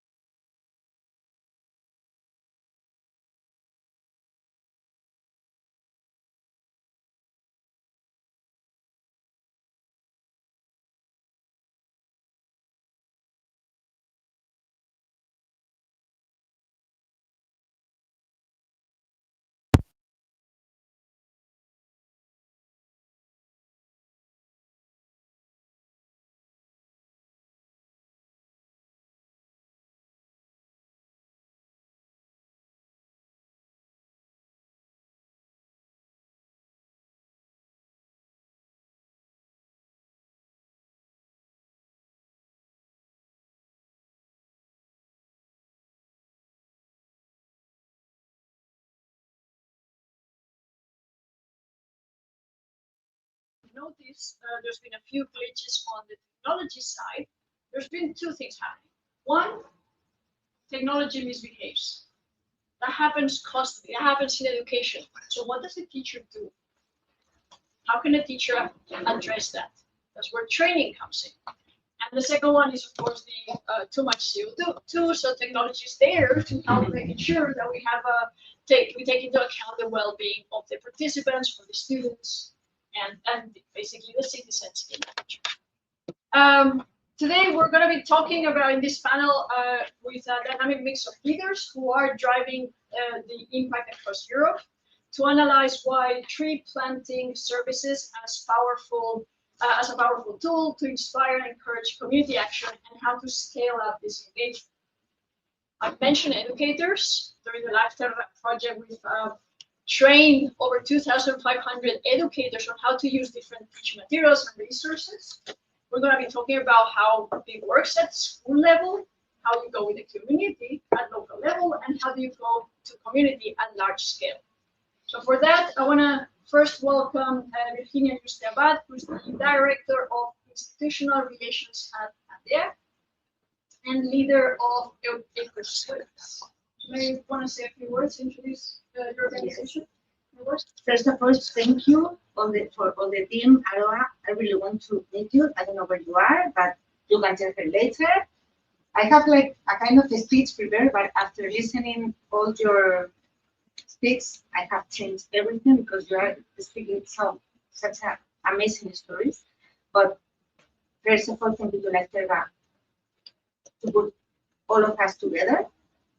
Second, when you invite us to come here, I was afraid because I thought, okay, in our organization, we don't really work only with the tree planting, we work with lots of things. So I choose the right color, green, I think it's okay.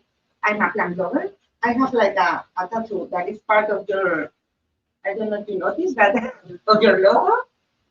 And my boyfriend is a gardener. So I think that I'm in the right place, isn't it? And just 5 minutes to explain to you about EcoSchool's programs that we run in our organization, and we are in the future classroom. At least we have a blackboard in the future classroom, and can I go there without destroying anything? Increase the volume so the people. Okay, I can tell. You know, EcoSchool programs starts in 1994, long time ago, because some people, not me, noticed that lots of people were doing lots of things, environmental things, environmental education activities, but without any scheme. You know, it's like everybody was planting trees, everybody was trying to recycle, everybody was trying to decrease the electricity demand. So these people in the 90s decided to organize and make up a methodology. The methodology is very simple, because simple things are the best, we think. It's simple to copy, it's simple to do. And our methodology has 7 steps. First, you create an eco committee that I will tell you later because I have a question that I will answer with this.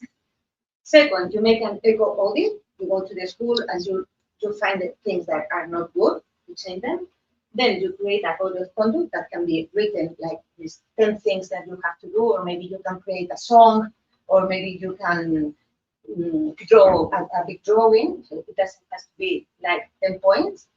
Then you made an action plan based on the eco audit. Then you introduce all these things in the curriculum. And at the end, if during 3 years you behave well and you make all the proposals, you get a green flag, because our program is always positive. And I think that this is more than enough, or because I have lots of things to say, but I think I don't have time. You'll give it a chance. Yeah? Okay, yes. Thank you. If we move, we make it. Okay. Okay, So it's a dynamic. So from school level, we move on to community local level, and for that we've got John Kuiper, who is the founder of Stepping Stone Forests. John, can you introduce your organization? Yeah, organization might be overstating it a little bit, but we're a loose alliance of individuals within the community who are trying to create what we call stepping stone forests. And they call stepping stone forests because we're trying to create stepping stones for nature to find its way back into our urban environment. We work with schools and we work with the local county council. And I feel like a bit of an imposter here, having talked to some of the other delegates earlier on. I'm in the tens of thousands of trees. Some of these guys are in the millions of trees. So, but I only planted our first trees in November 2021. So we're building up a little bit of ahead of steam, but we've a long way to go. The trees, the forests that we plant in schools are done in a horseshoe shape. So we're trying to create an outdoor classroom, and we're bringing nature to the school, to the children, rather than them having to leave the school environment. Despite Ireland's reputation for being a green country, we've got one of the lowest tree cover in the whole of Europe. We've got about 11%, and 9% of that, or more than 9%, are plantations. They're not forests. They're not functioning forests. They're being grown for timber purposes. So we've a long way to go to catch up with the rest of mainland Europe. But the method that we use is inspired by Miyawaki. We don't say we use a Miyawaki method because the purists would be down our throats and no, that's not a Miyawaki forest. We're inspired by his methods. So what we do is we do a soil preparation in advance of the planting. So we put down cardboard, cover that with mulch, wait about 6 months, and then come back in and plant up to at least 20 individual species of native Irish trees. And we plant them very densely together. About 3 per square meter. It's kind of randomized. The Miyawaki method is let the kids just go and plant. They come and they take whatever tree they want.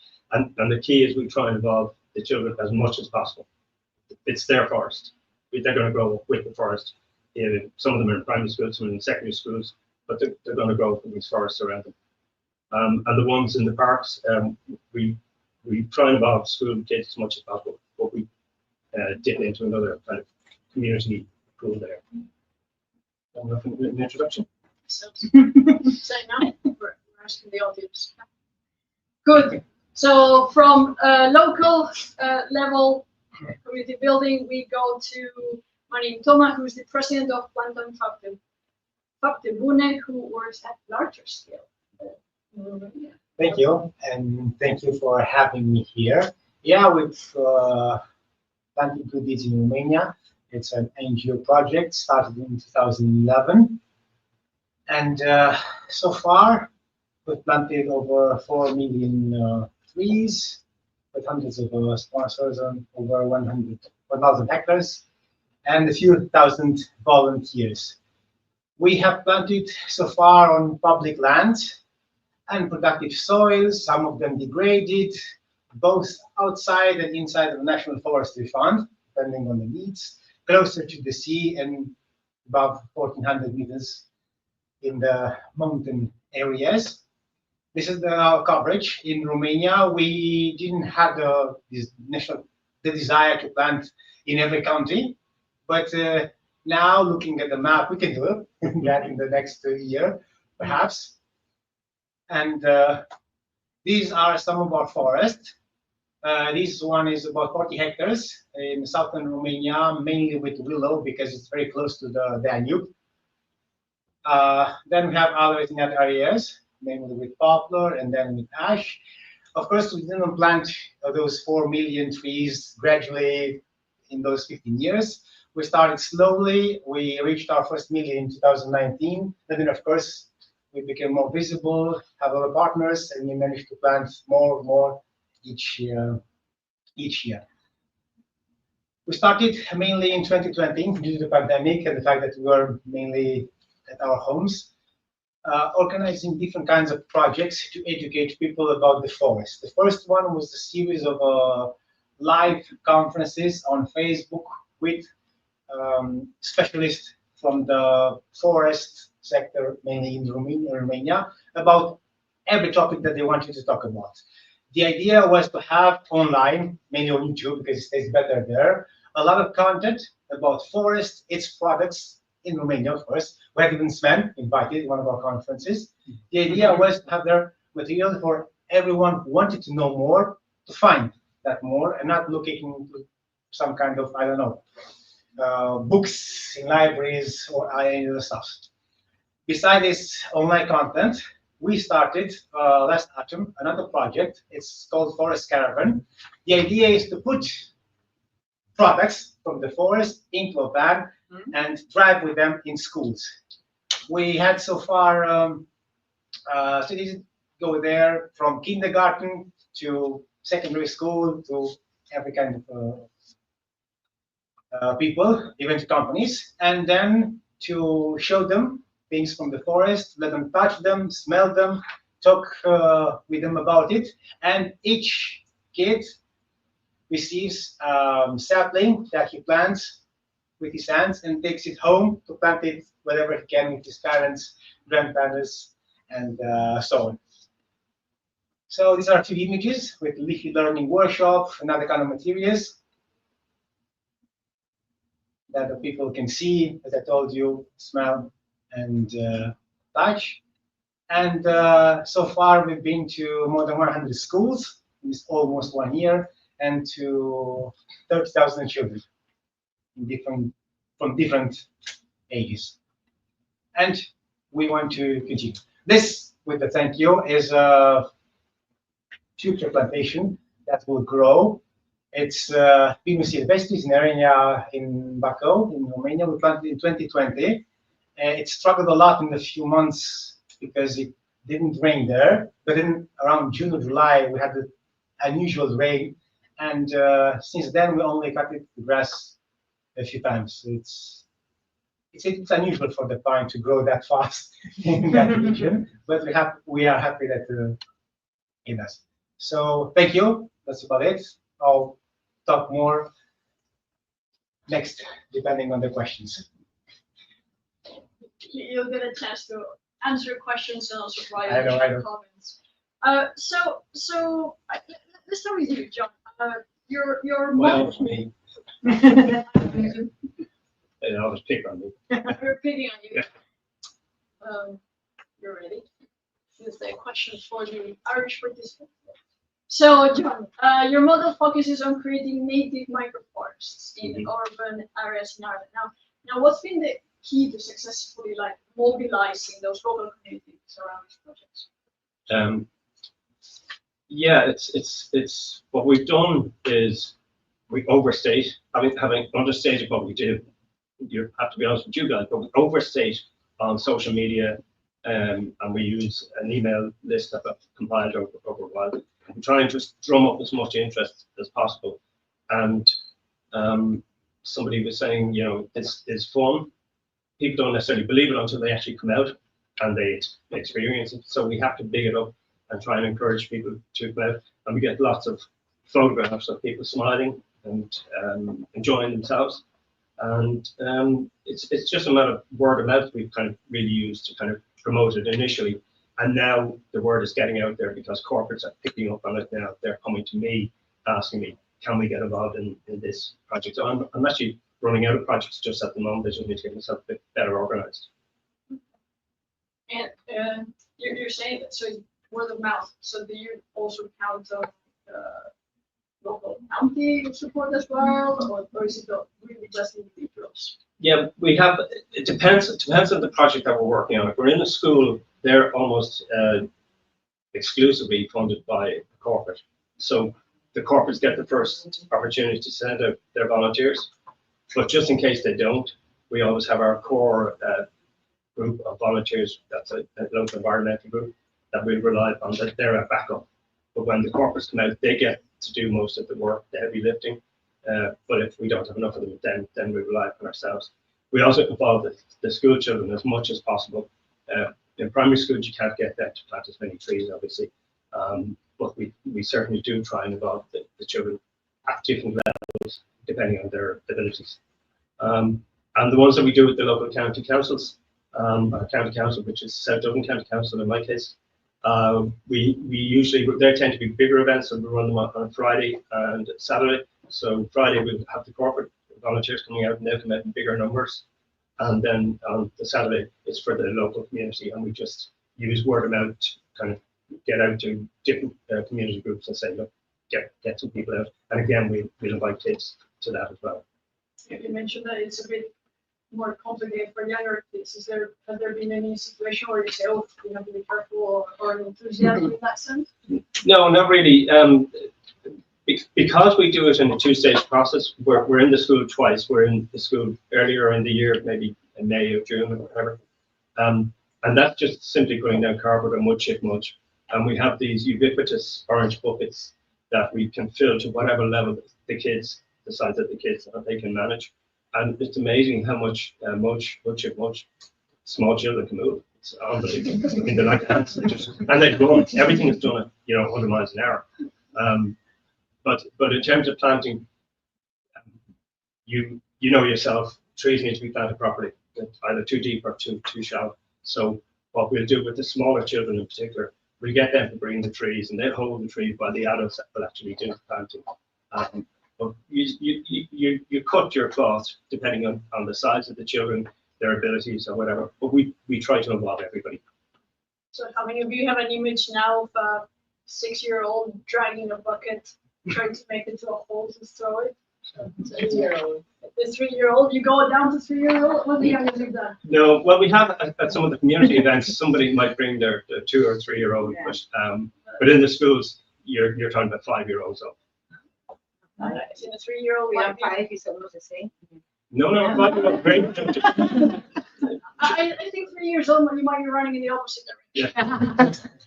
Thank you. So that's actually quite interesting type of volunteers in a way. So I want to pass on to Martin. Like in the case of Planta Fortuna, you have mobilized thousands of volunteers as well. And you were mentioning that across Romania. In your case, what have you found to be the most effective way of motivating or getting these volunteers? Well, we've been lucky because we didn't have to do anything to motivate people to come to volunteer. On the contrary, I don't think we have the money and the logistics to accommodate all the people that will want to be part of a tree planting event. What we've done as an example, we've done in the last 2 or 3 years, maybe tree planting events with hundreds to maybe last year 1,000 people close to an area, close to Craiova, and some of them came every year from schools, obviously. So we're fortunate enough that people want to be a part of a tree planting event. Probably we still have sort of connection with the land and with the trees and with nature, although we live in cities, we work there, and of course many of the kids that participated probably just played outside in a park or close to where they live, not necessarily at a house in a rural area. So we didn't do anything to motivate them. Mainly they are the ones that are motivating us by asking us when we plant again, what do we plant, when we'll be able to go to volunteer again. So do you have a list of volunteers saying we want to do it, and you go, yeah, we're running out of land? Or... We don't make lists, no. And that's one way. Exactly.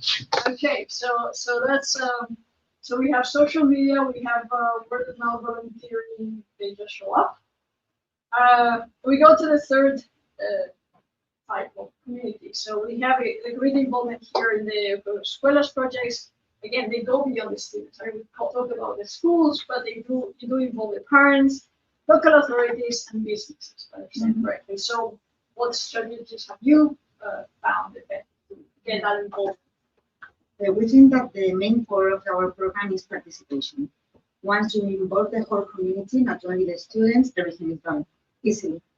I didn't prepare so many data, but as to give some numbers, I want to give you some numbers as well, because we started like 30 years ago. To be honest, I don't know how many trees our community planted. We didn't count them, sorry. But I guess even if it's only one, it's a success. So we are very happy in our network, because it's a global network. We have, I'm not very good with numbers, so I have to look at internet. We are working in the 5 continents, all over the world. We are working with more than 55,000 schools, and we involve 40 million students. So I guess they plant, not us, they plant lots of trees. Because we didn't invent the wheel, people is doing amazing things. The only thing that we have to do is put them together I would say that it's like a dating app that you match with someone and you want to share the experience. And to get that, we work with the steps, with these steps, but the first one, the eco committee, for us is the most important. Why? Because it's not only the students that are involved in tree planting activities or other environmental activities, it's the whole community. Students, parents, teachers, the people that are cleaning the school, because if they are not doing right things, even if the student separate the waste properly and the cleaning lady or cleaning man mix everything, there is nothing we can do. But also we involve NGOs, businesses, and authorities, because authorities are really important for us to work. Because if the school is working alone and they need something, a place to plant the trees, or they need any help from whatever audience to go with the kids, and we cannot come with the local authorities, it will be impossible. So I think that the word, if you at the end, if you ask me for a sentence, I will do it now, is participation is the key. And of course, the tough thing is to get that participation to make sense. I guess it's not just to show up, but to do it for procedures as well.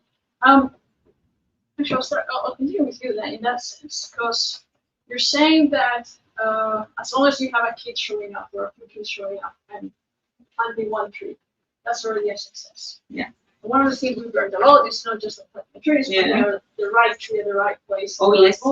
So how do you ensure that they do it correctly? You've mentioned that you have this school involvement, so they teach, and you do have a long history of engaging young people in environmental action. So what makes tree planting such a powerful education? I mean, everybody wants to plant a tree, everybody wants to hack a tree, everybody, I don't know why. It's like tortoise in the sea. Everywhere you find a turtle, everybody will go there.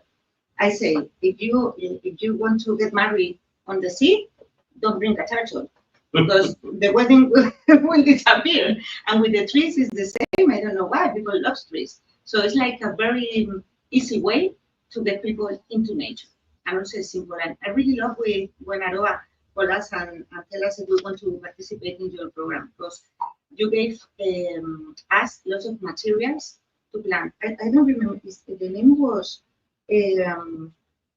what's the name of the kit? The guide for tree planting, or the Terra mission? Terra mission, yeah, this one. It was amazing, because sometimes people want to plant whatever, maybe a pine, and it's not the place. So with this kit was amazing, because we have like, with our eco schools, the one that run the program, we have a video conference to explain them where to plant, what to plant, how to plant, and when. So it was amazing, because sometimes they need this information, because if you plant anything everywhere, it will die.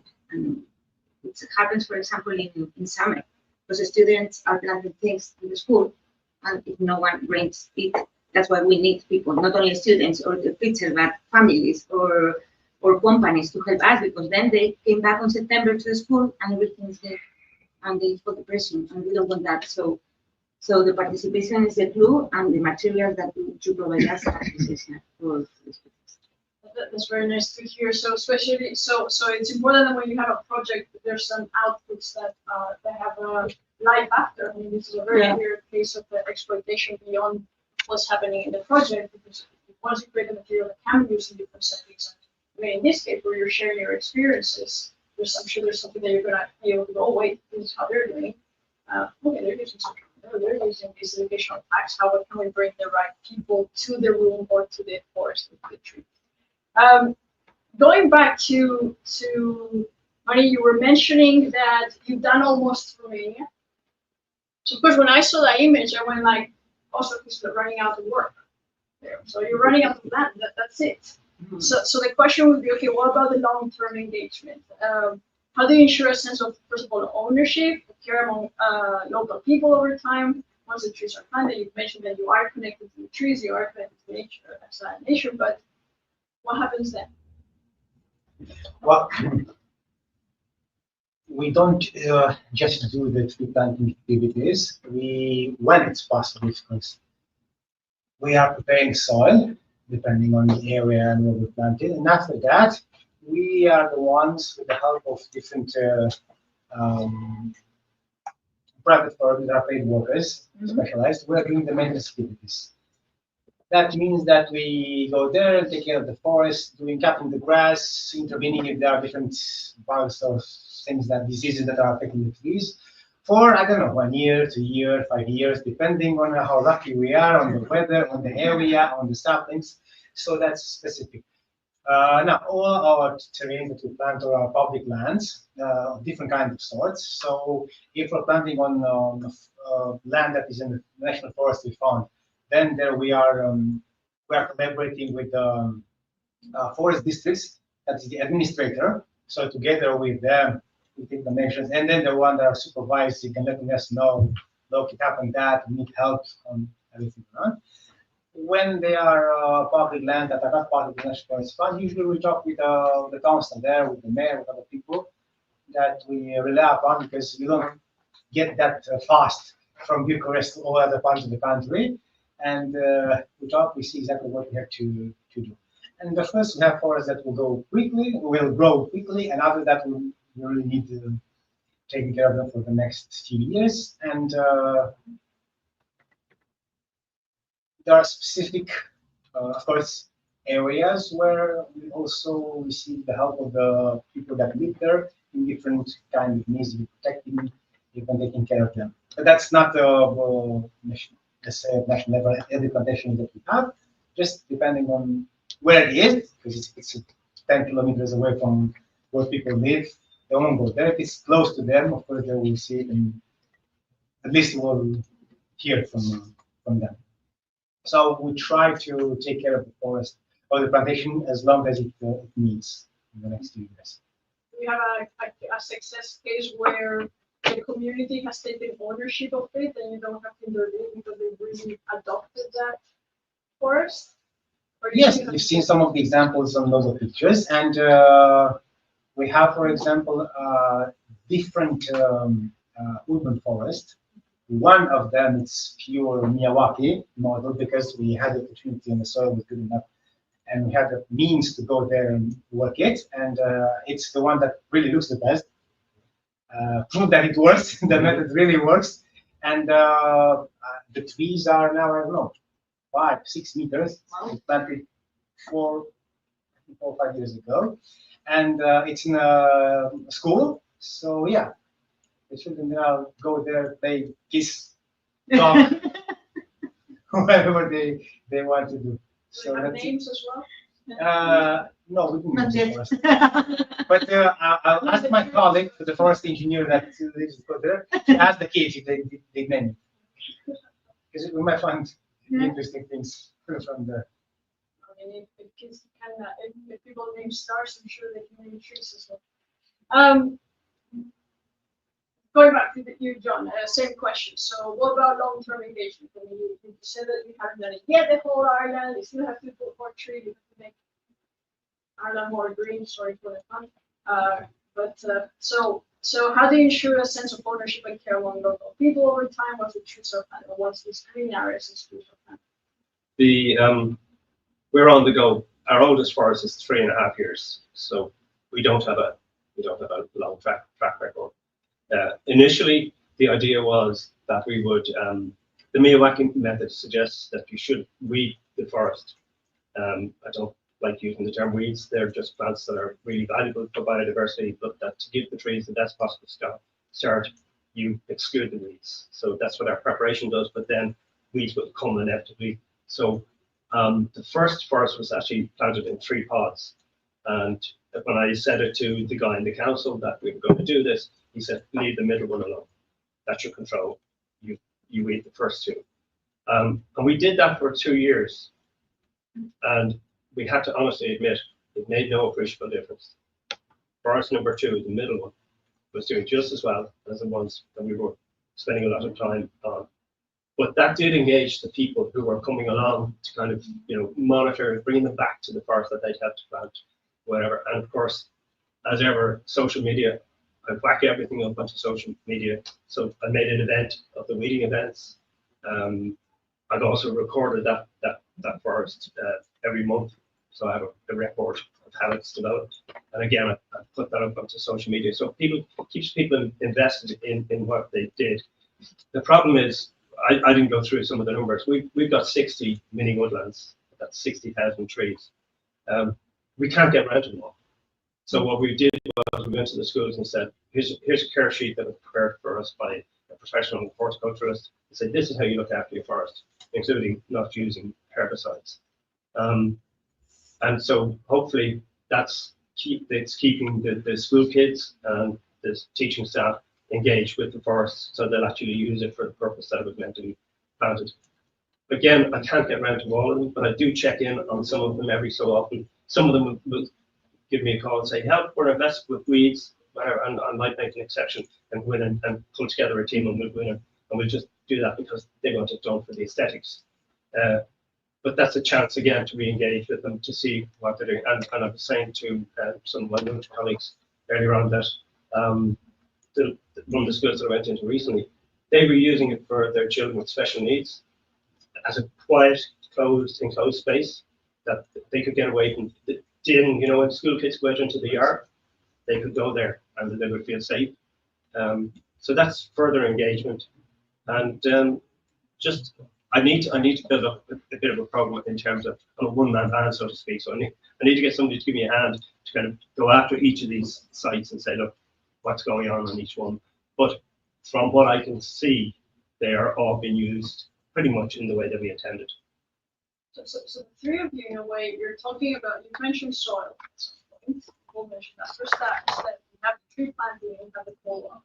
So it's a continuum, it's not just one of them. There are a number of projects also planned by the European Commission right now about soil. I thought because they talk about soil education as well. And there's how did you have to? So how hard was it to go through the first steps of explaining the procedure before? Yes, we really want to go and plant the tree. Yes. We need to understand the basics with preparation. So how do you merge the preparation part with the fun part of going to the field and planting? Is that something you call the schools, the community? How long does it take and how do you shape them at that stage?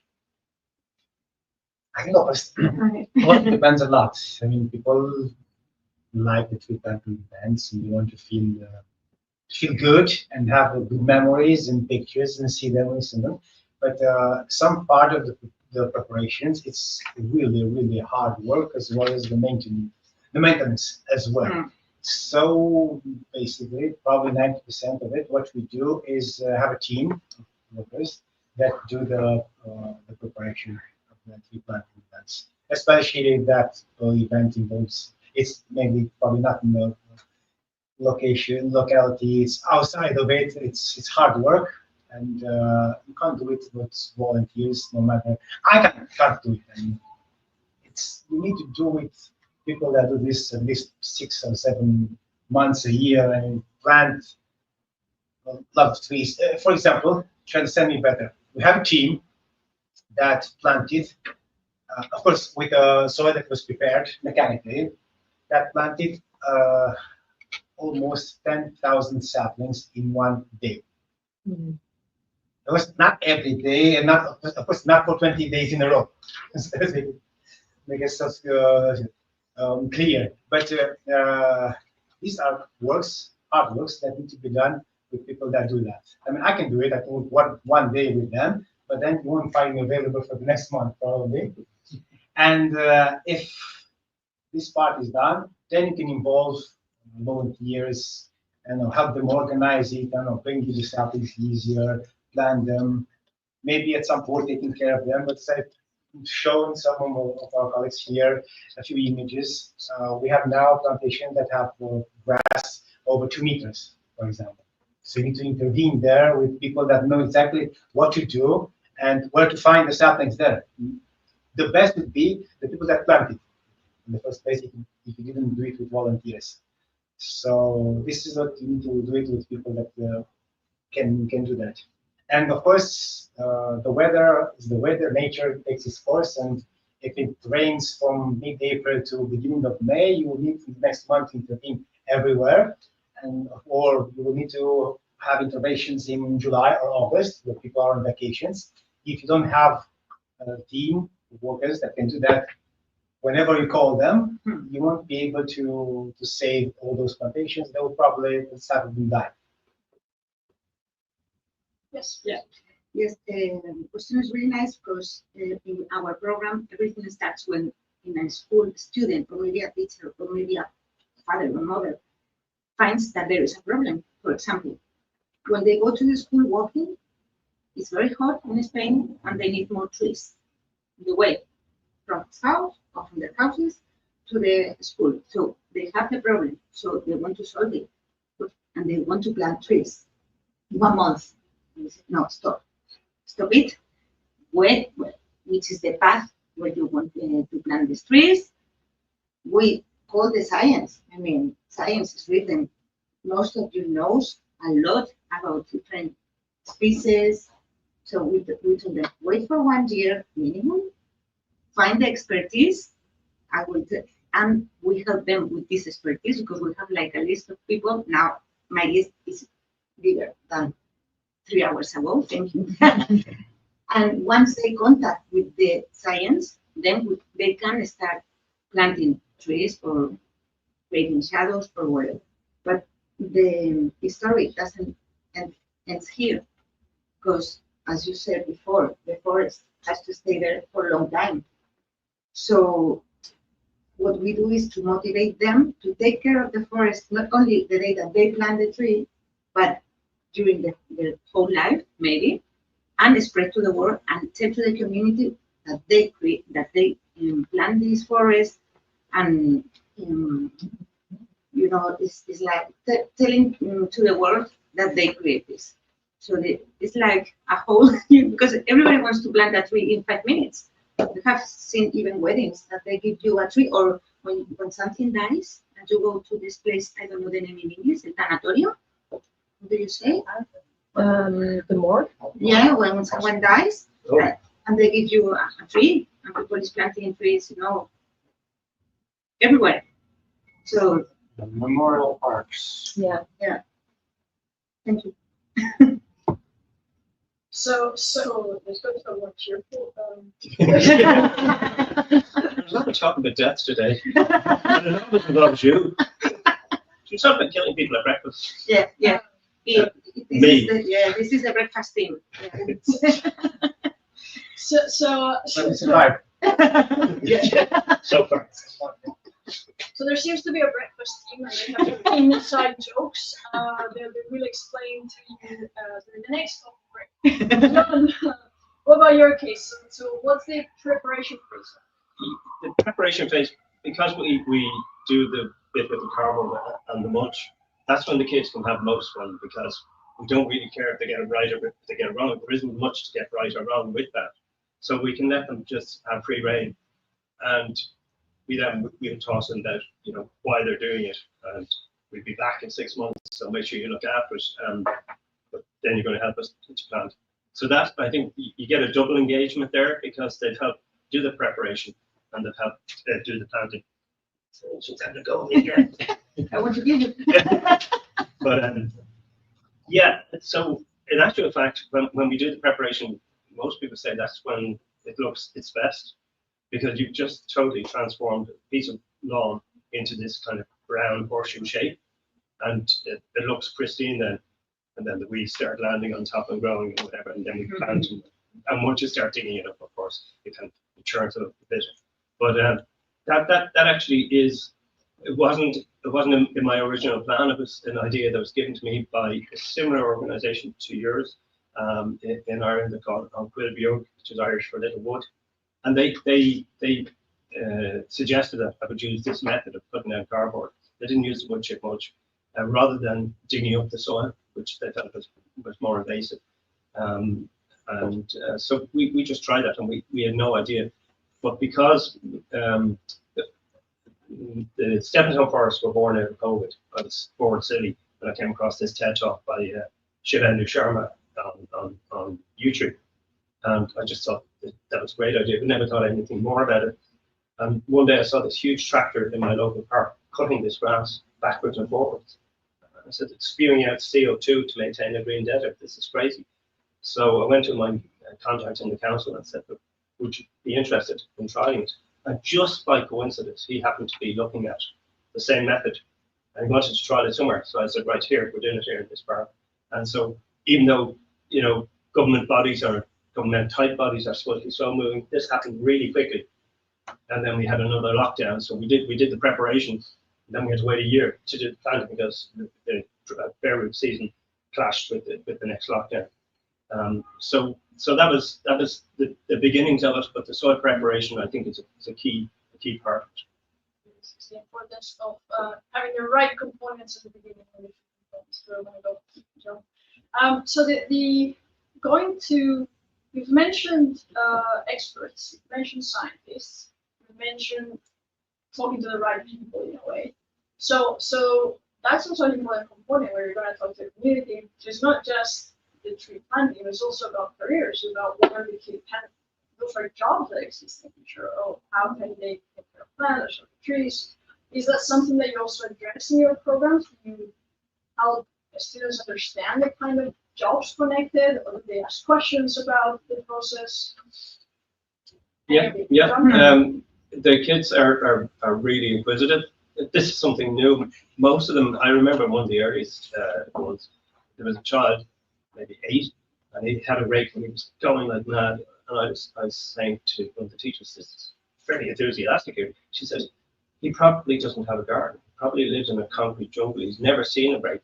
Probably has never seen anything, almost definitely have never seen anything like this. So the children are very engaged with it. And as some of the adults, because it's new to a lot of people when they first do it. But in terms of getting a career out of it, I'm retired. I don't want to go back working. I'll try and confine myself to 2 of these events a week. Anything like that, more than that, it's like hard work. But what we do try to do is we do try and make the sessions not really hard work. We try and overload with volunteers so that it's an enjoyable experience. People can take the time to speak with each other and, explore what we're doing more and still get the job done. But no, I don't think anybody's going to get rich out of what we do. But we'll enrich them in a different way. Exactly. Yeah, in schools that we used to work with families, in every family, maybe there is a scientific or grandpas and grandmas. It's amazing. When kids came with their grandpas, because they have already planted fruit trees years ago, and they know how it works, even if maybe they don't know how to write or how to count. And it's amazing when you work with the whole community, because it's so many people that you will find the correct person, even if it's not like a scientific person, well, but it's very helpful. Yeah. For you, I mean, actually, so partnerships with local authorities and government institutions, that you mentioned them as well, how you collaborate with them and they enhance the effectiveness of the community engagement. Now, should policies from a European or national level better support reforestation movements? Is there any advice or recommendations there? Well, I think there was 2 words that were spoken before.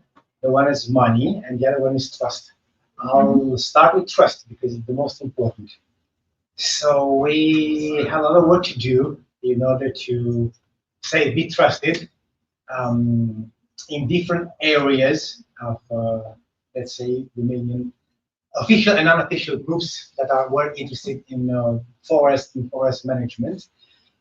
Because in our country as well, probably in the others as well, we are divided. So one of, I think, our biggest achievement, probably with the live conferences that we've done in social media, was to bring people from all of these different areas that probably don't talk to each other. Everyone believing that they have the whole truth we have and forever, which might be possible. We don't know, but the idea was to talk. Going back a few years from that 2021 moment, when we started planting with, let's say, the forest districts, it was very important that the ones going there were forestry engineers. Now we have 6 forest engineers that are employees, work only for us, and we collaborate with 2 or 3 others, mainly on daily basis. And that was the idea. That, okay, we're coming from an NGO. So the distrust was maximum almost. And the idea is that we had someone with a background, with a degree, a forest engineer, that talked their language and, of course, understood many of the problems of the sector. So I think the main idea is to trust, and the idea that every part of a country can help with something regarding the environment. In our case now, tree planting and forest management. If we constantly, I don't know, each other's throats, and we can't stand the table and see exactly what measures can be done, what can we do, and how can we find solutions, for example, on the very degraded soil in southern Romania, because we don't have saplings that can grow there easily, and for now we don't know what we can do in the next years, for example. And if someone else doesn't think about it and really talks and does all kinds of experiments now, when we still can, we won't know what exactly to do in 10 years, probably less than 10 years. So I think the main idea is trust. Everyone can say, okay, this is what we want to do, this is what we can do about it, and we'll need your help with what we've seen that you can do, and let us know if you can help us with something more. And of course, yeah, if you have funding, it's easier at first, but if not, things can still be done if people trust each other and don't talk necessarily what went wrong. Okay, you're guilty of that, you're guilty of that, you did that in the past. Okay, let's see what we can do from now on. Like that, I like that. So we're moving from the 2 roundtables where money was a bit a comment, to the trust and partnership that you mentioned, and the collaboration and volunteering. I'm opening the floor to questions from the audience. So we have one over there. Please go ahead. Yeah, we do community building as well as more trees now, but we do it in a different way. And it may be interesting for you to reflect on. For us, I hear everybody talking about tree planting, but I can assure you that saving trees is even more fun. And that also helps in your community building, because you don't buy trees from a nursery. You go to your neighborhood park and the next door forest, and you take, as a community, you take ownership of it, and you improve that park or forest ecologically, recreationally, and sometimes also culturally restored. So then you have already a community, and you haven't planted any tree. The second thing, you all talk about children, or a lot about children. We don't do much about children. We also include children, but we involve all the children from 3 to 100. And basically everybody that is worried about climate and biodiversity. And that includes companies, government officials, neighborhood people, anybody. So that's something to consider. And that's another community. And then what hasn't been mentioned a lot, we built a different community, which is we have this tree planner. And the tree planner is an ICT tool. I can suggest you to check into that in More Trees Now or Nearby Menu. That is a tool where everybody can go in, and the first thing you see is I join. And you can join as a forest owner to ask help if you cannot manage your forest with a lot of big destructive machines. So you can ask help to manage your forest. So you can take an initiative as a forest owner. And if you have a forester that likes every day 2 people or once a month 30 people, you create your own workforce and your own events. And you can do it with apple pie or with pumpkin soup. Or that's another way of creating communities. Now, as any person that is interested in nature, you can join as a volunteer, as a company, as a school group, as a neighborhood park, anybody. You can do it as a birthday party. So you register, and what you indicate your email address, your postal code, and the range of interest that you're interested in being Well, it can be 10 kilometers, 15 kilometers, 100 kilometers. And then automatically the tree planner generates a mail every Wednesday evening, 6 o'clock, to 33,000 people, where everybody can hear what anybody has organized as events. The third thing that you will register for is if you want free trees. Then you are not called a harvest location, but you're on a planting location. And there's lots of urban gardens that want 5 trees for themselves. But you also have project managers that want to hide hideous logistical warehouses, or you have a municipality that wants to create ownership of a new sustainable neighborhood. We even have someone that is creating his own ecological corridor of 70 hectares of maize land and pine forest that he is transformed. So this is all these things create communities, and everybody that's trust, everybody in the system can generate its own events.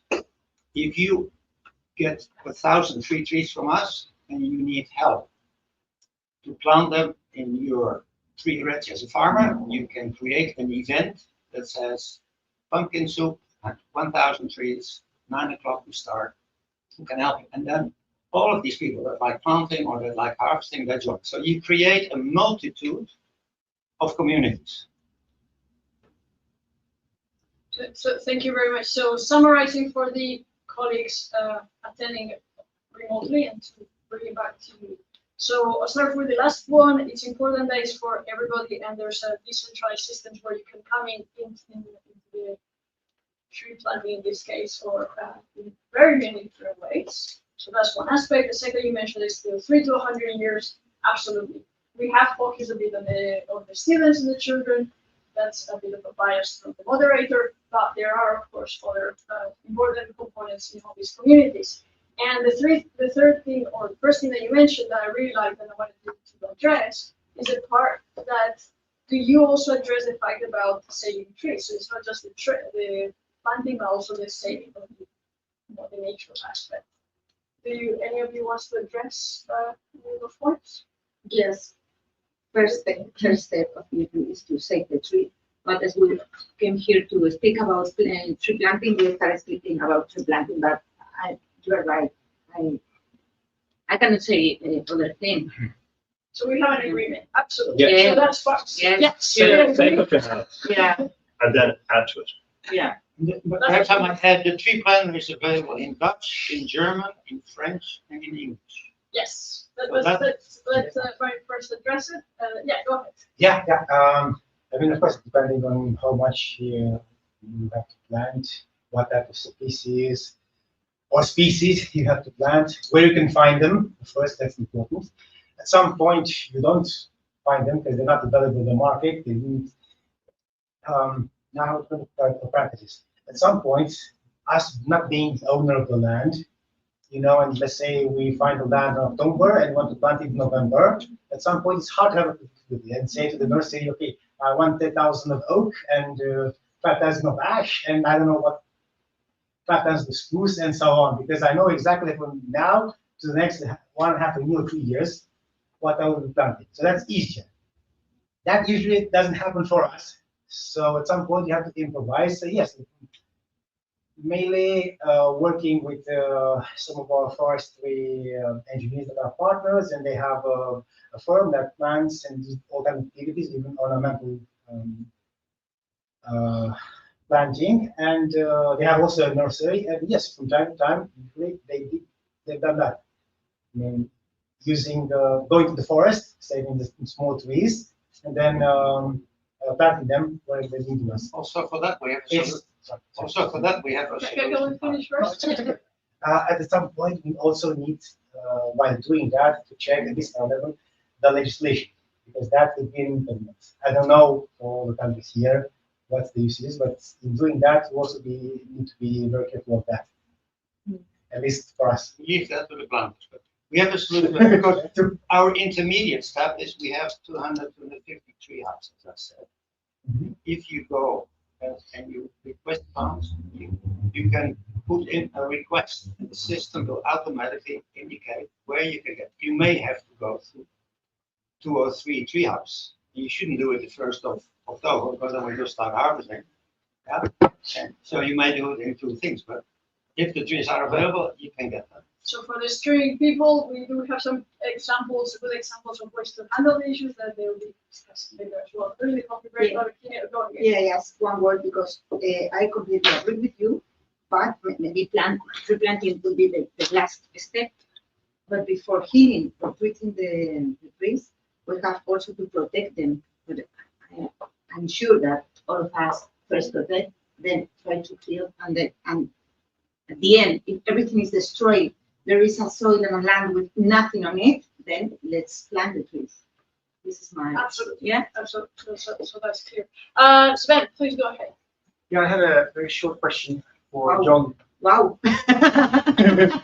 John, Which I think is interesting that you have started out as tree planting, but now you're adding other elements that have to do, in this case, particularly with biodiversity promotion through the building or the digging of ponds.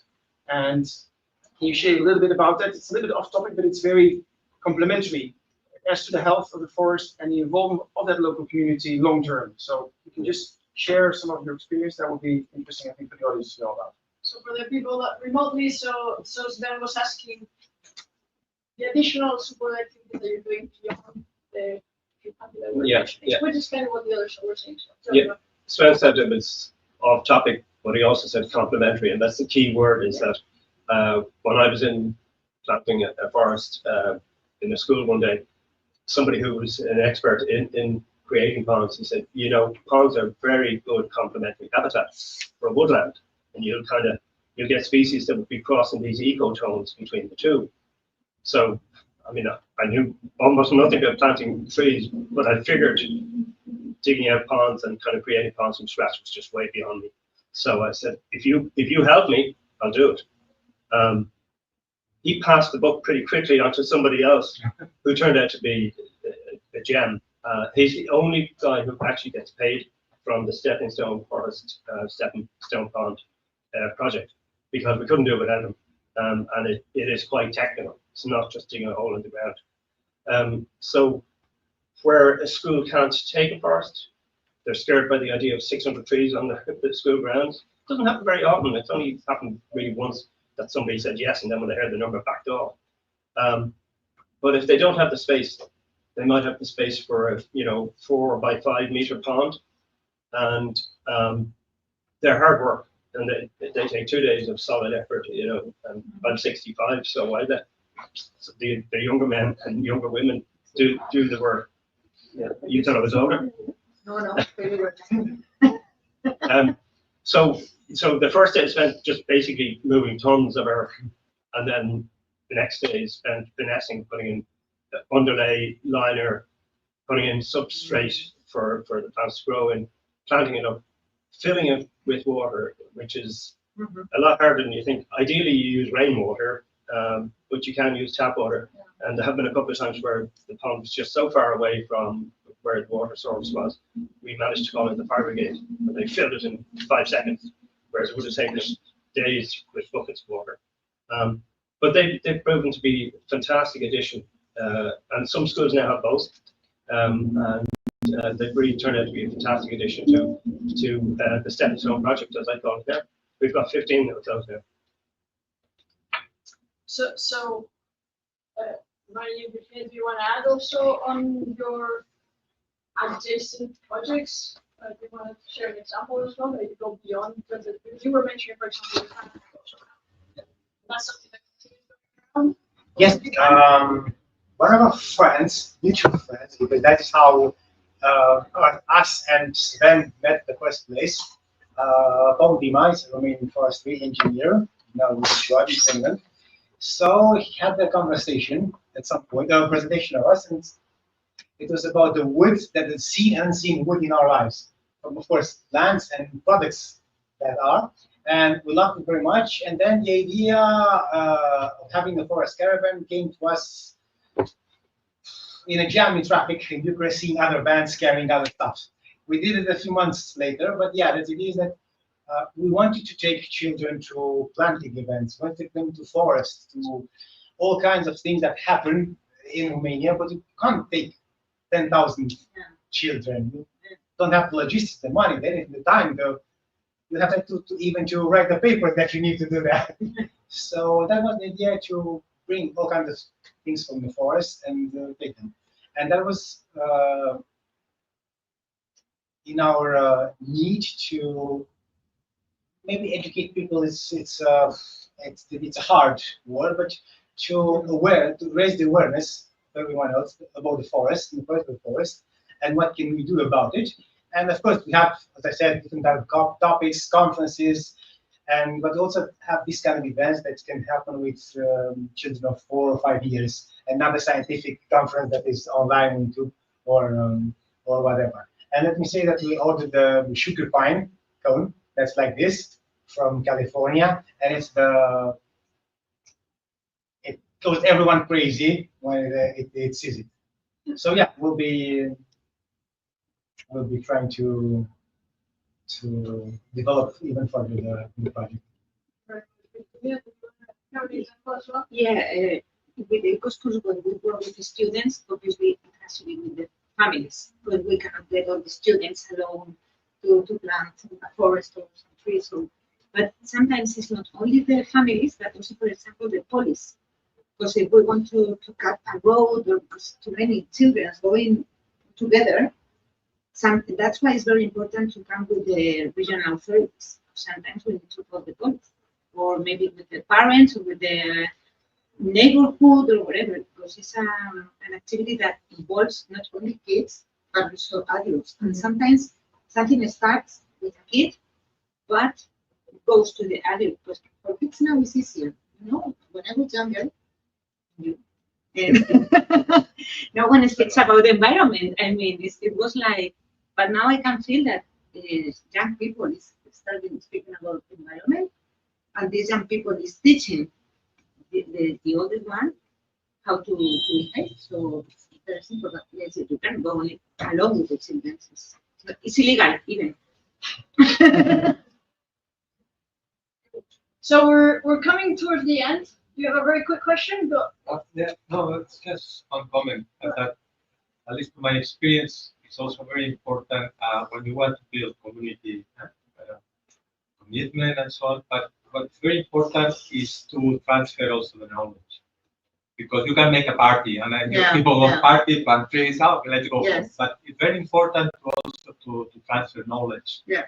And because if you tell someone, hey, you have to plant tree like that, but they don't understand.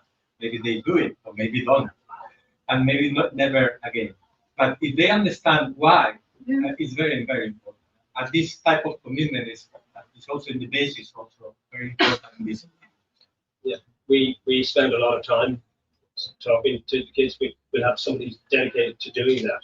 So the classes come out in rotation, and they all get to learn what they're doing and why they're doing it. And we also leave a large infographic sign behind, explain what the forest is, what kind of features it's likely to affect, that kind of thing. So that's a permanent record for them. And also it's a standing advertisement. If somebody comes into the school and say, oh, what's that? It's just a nice colourful sign. And hopefully that's a bit of branding and marketing and whatever. But yeah, I agree. Totally agree. Yeah. And there, I might have one We have another person first.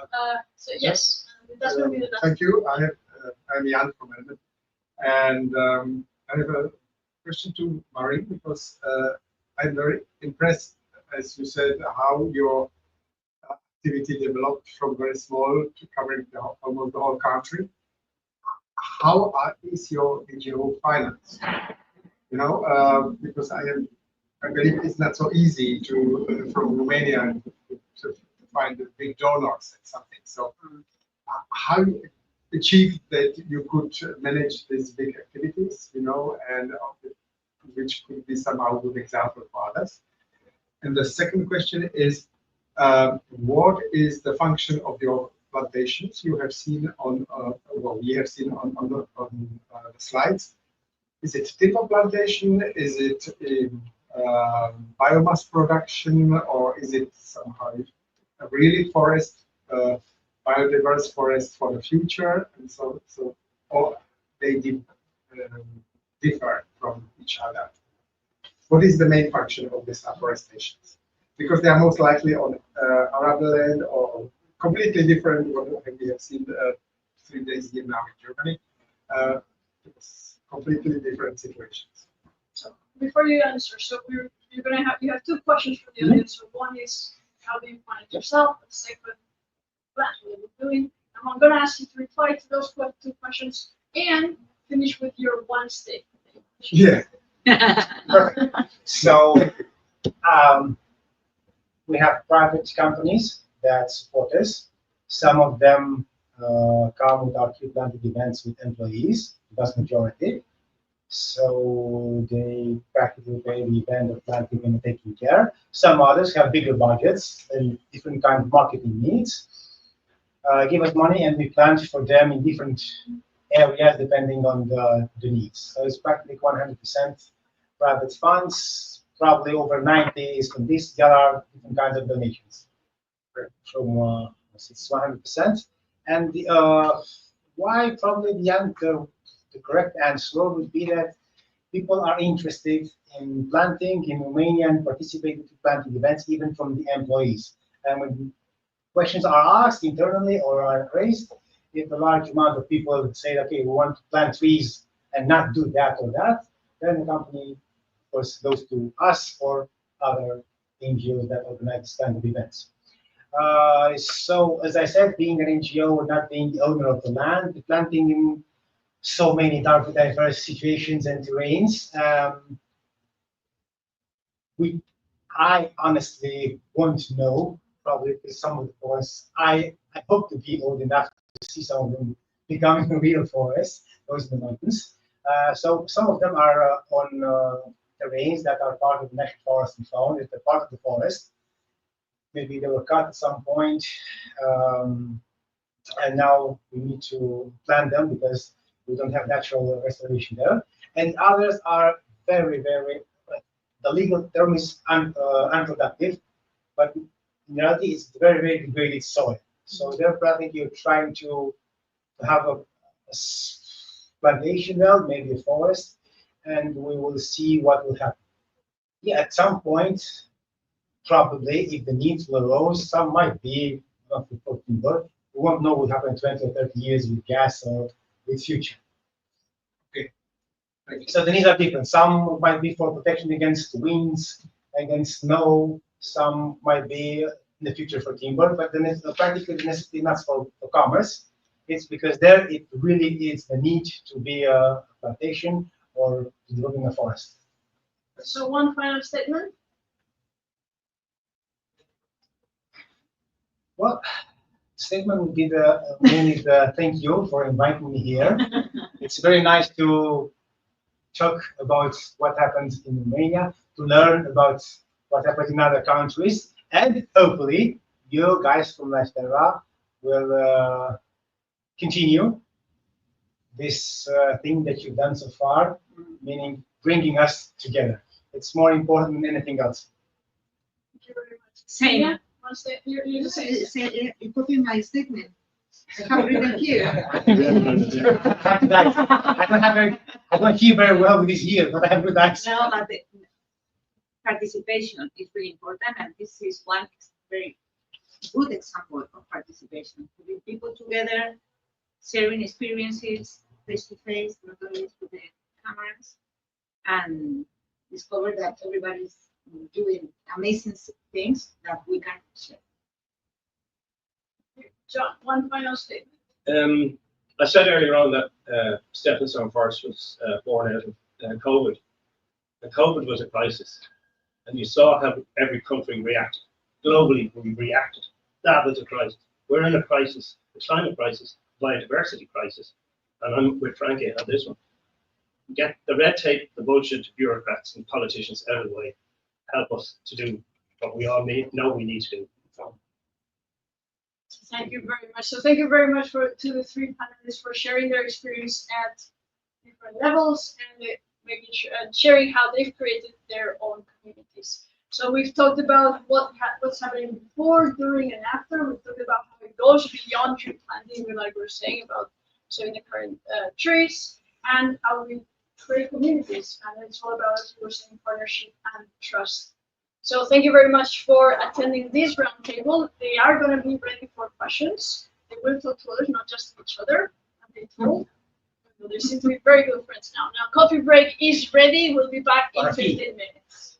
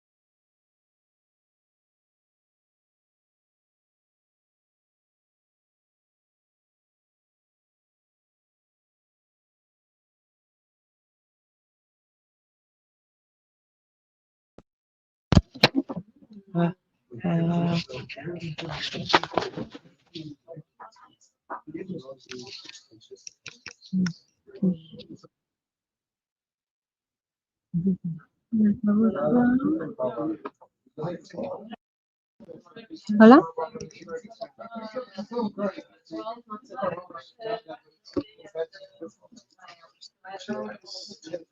USB, no.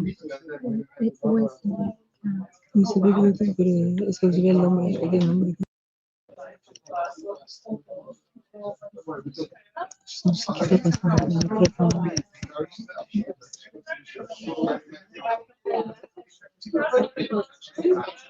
Dejamos de escribir.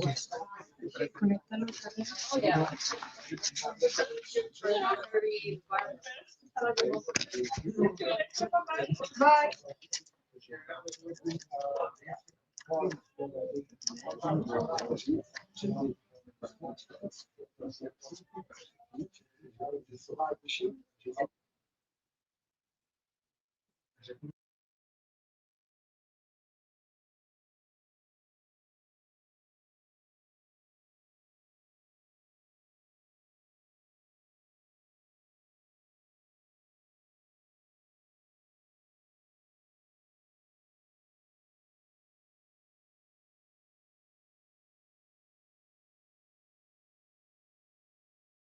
No, Això ja s'ha lo único era de conocer a Pantalla Negro. Tampoco Clar, això entenc que de això cada és... tenda sí.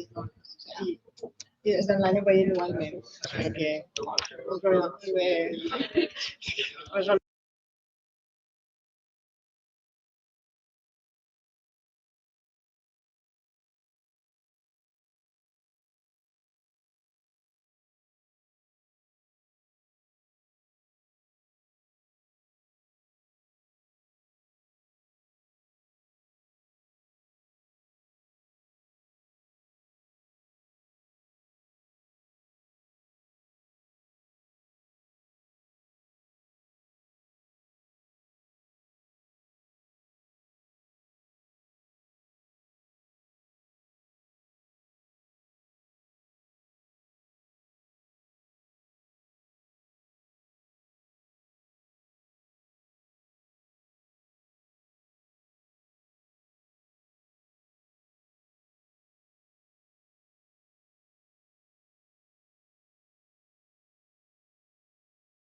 Grabeu-la, en realitat el que voleu és el vídeo.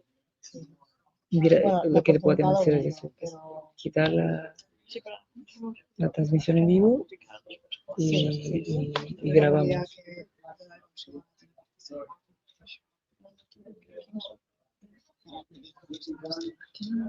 No sé. El altavoz funciona. No sé también si posee tanto tiempo de directo y la plataforma ya va un poco. Entrada, espera. Perquè com no va el micròfon, no, s'ha de posar... Vale, sí, claro. La que quede bien, que se escucha.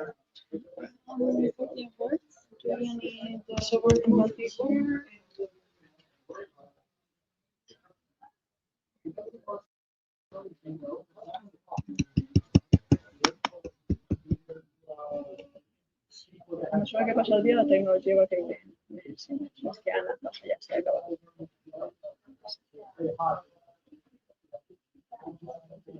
Te escucho hablar con Tiago. O sea, ahora me estás escuchando, Antonio.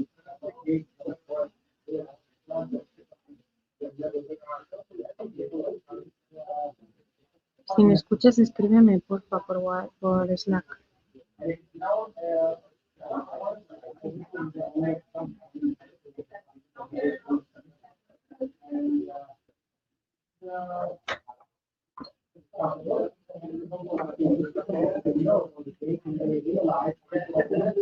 Vale, pues entonces si funciona, déjalo aquí, lo más cerca que podemos.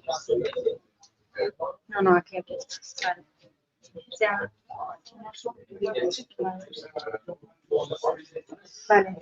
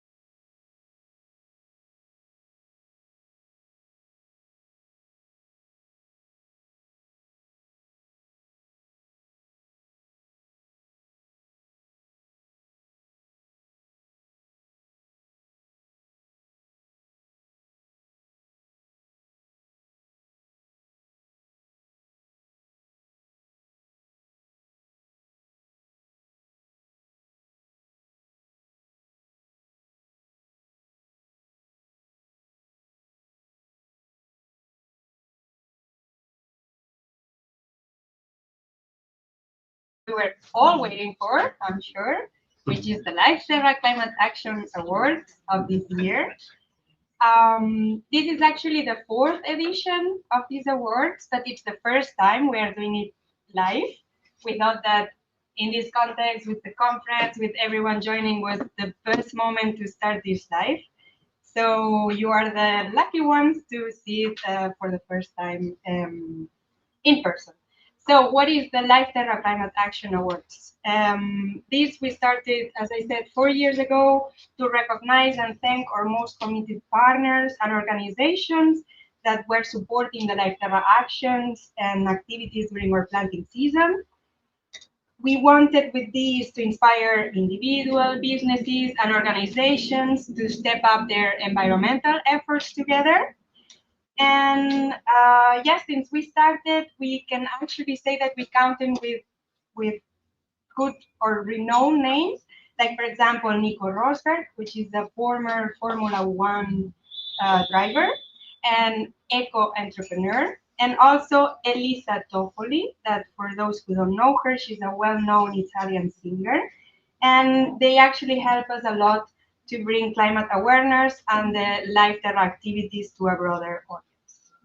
Yeah, so this year we have 10 new exciting winners, 2 awards to keep inspiring climate action in Europe. Unfortunately, as you know, most of them are not here with us today, but still 2 of them are here, so we are very happy to be able to hand those awards to them. We'll start with the Life Terra winners, followed by 2 new categories related to the European Tree Planting Day initiative.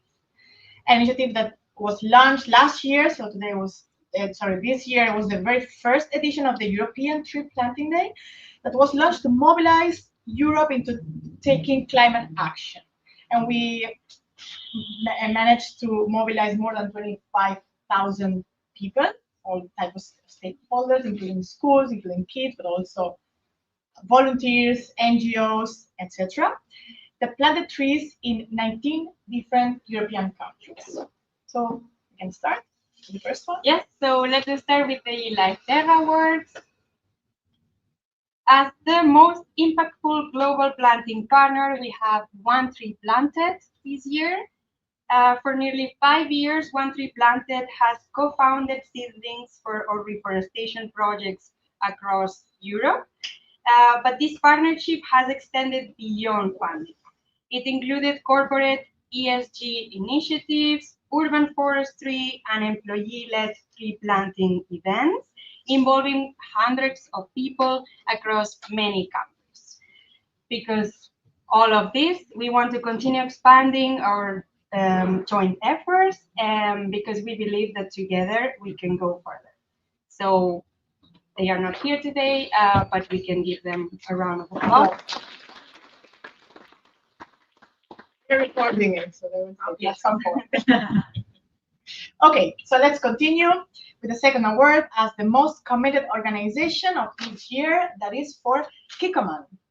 Kikkoman is a world-renowned company best known for its high-quality soy sauce and other food products. As our partner, Kikkoman pledged to support Life Terra in planting 50,000 trees by 2030. We kicked off our collaboration in Engelskirchen in Germany in November 2024, where we planted the first 12,500 trees. Let's continue to plant trees together to reach that fantastic goal.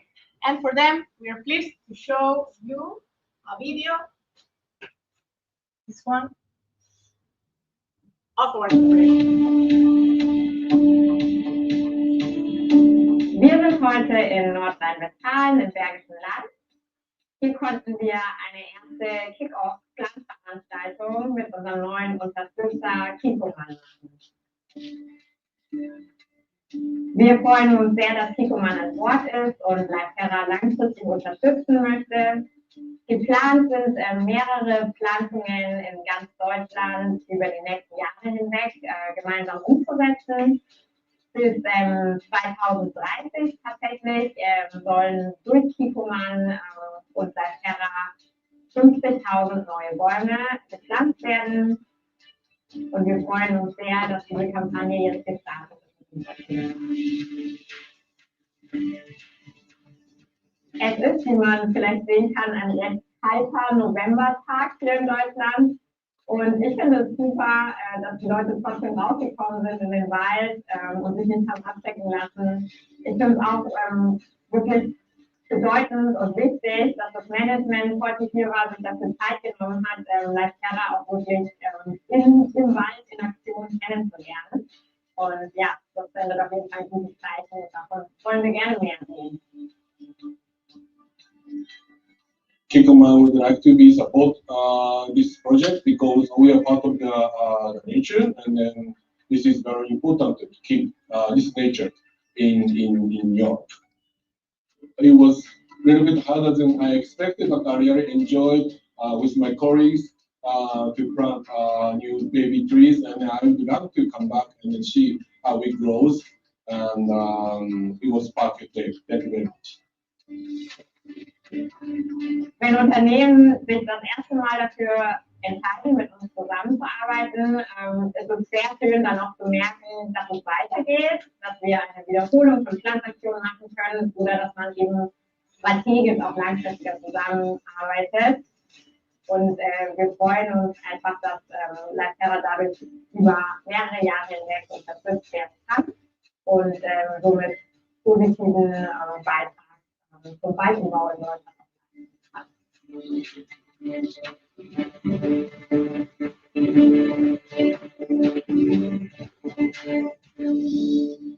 Life Terra is co-financed.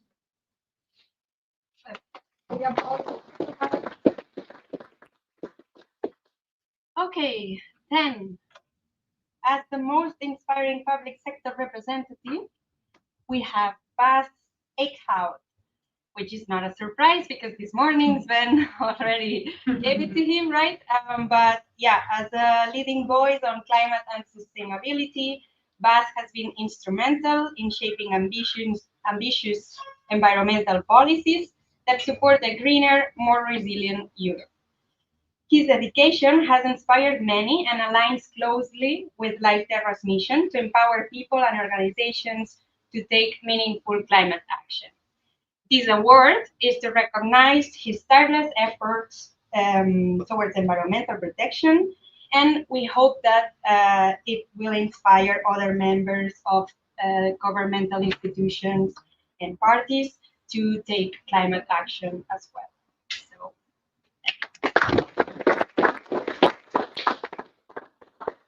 Okay, for the next award, as the best carbon partner promoter, we are glad to award our partners from Kaylee Renewables. They also joined us in the morning. Kaylee Renewables is a company driving the energy transition through innovative renewable energy solutions. They help businesses to reduce their carbon footprint by offering decarbonization strategies and carbon compliance products. Kaylee has supported Life Terra in our journey to offer carbon removal and biodiversity credits from MBS projects. They have served as expert guidance, as business partners, and as innovators by promoting decarbonization solutions within the voluntary carbon market. For all of that, we are extremely grateful and look forward to continuing to collaborate in the future with Kaylee Renewables. Thank you very much. Another applause for them, please.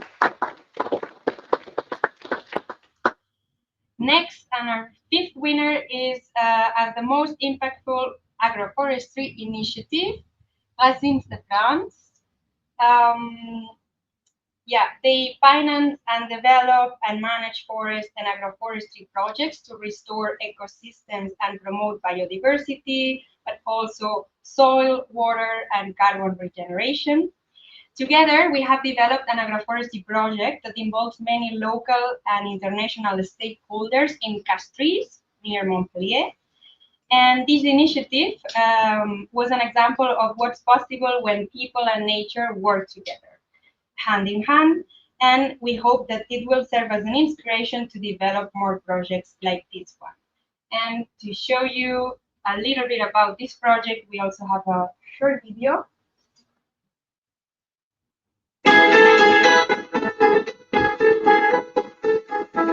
We're here in iconic surroundings of Les Arches de Castellot, which is close to Montpellier. to plant in a very special project.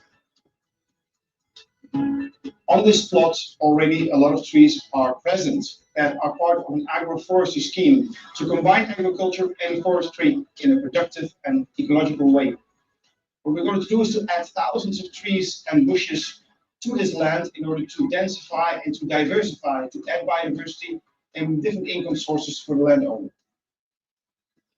Et que je me suis lancé dans ce projet agroforestier, n'étant pas dans un territoire forestier par nature, puisque nous sommes dans le sud de la France. Et donc l'idée était d'apporter une solution à la fois agricole et forestière pour répondre aux enjeux et aux défis climatiques.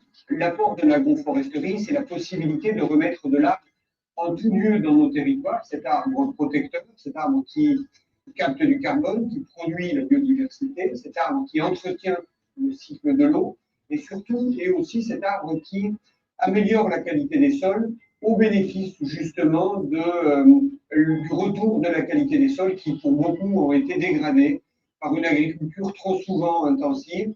Et donc l'idée, c'est de remettre de la biomasse dans les sols et de protéger en définitive contre le réchauffement climatique. As part of Life Terra's continuous drive for innovation, we are adding a special element that is biochar, thanks to our collaboration with Carbon Emergente.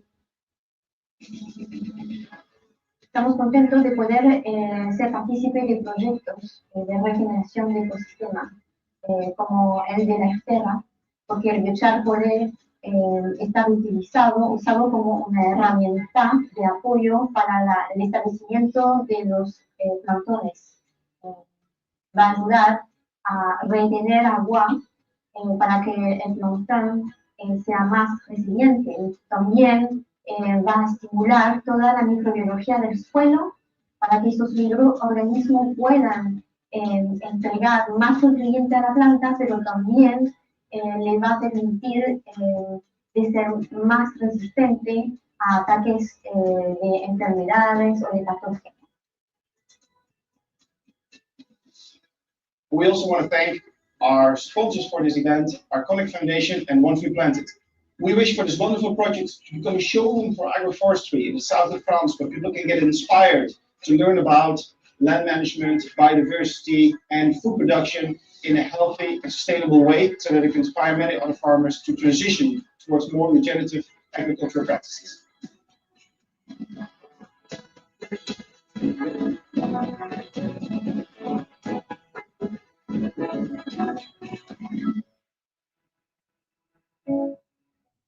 Life Terra is co-financed by the European Commission through the LIFE program.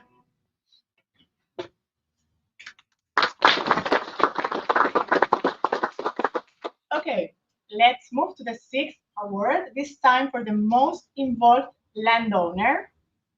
That is, bear with me with this pronunciation, Marienberg owner, who's called Bernard van Verschuur, something like that, okay?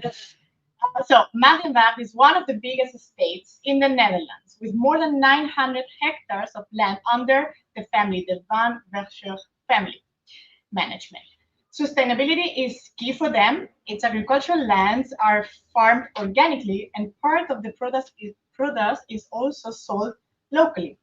We have been collaborating for almost 5 years now to increase the amount of biodiversity in the forest inside the state. Bernard, who currently manages the farm, has been a driving force in increasing local biodiversity. He even attends many of our events when we are there to help us, Life Terra, organize the event and also to join us and be out in the field with the team. We are delighted by how committed Bernard is to planting more trees and boost biodiversity locally. So we hope to expand our partnership further in the future. We're thankful.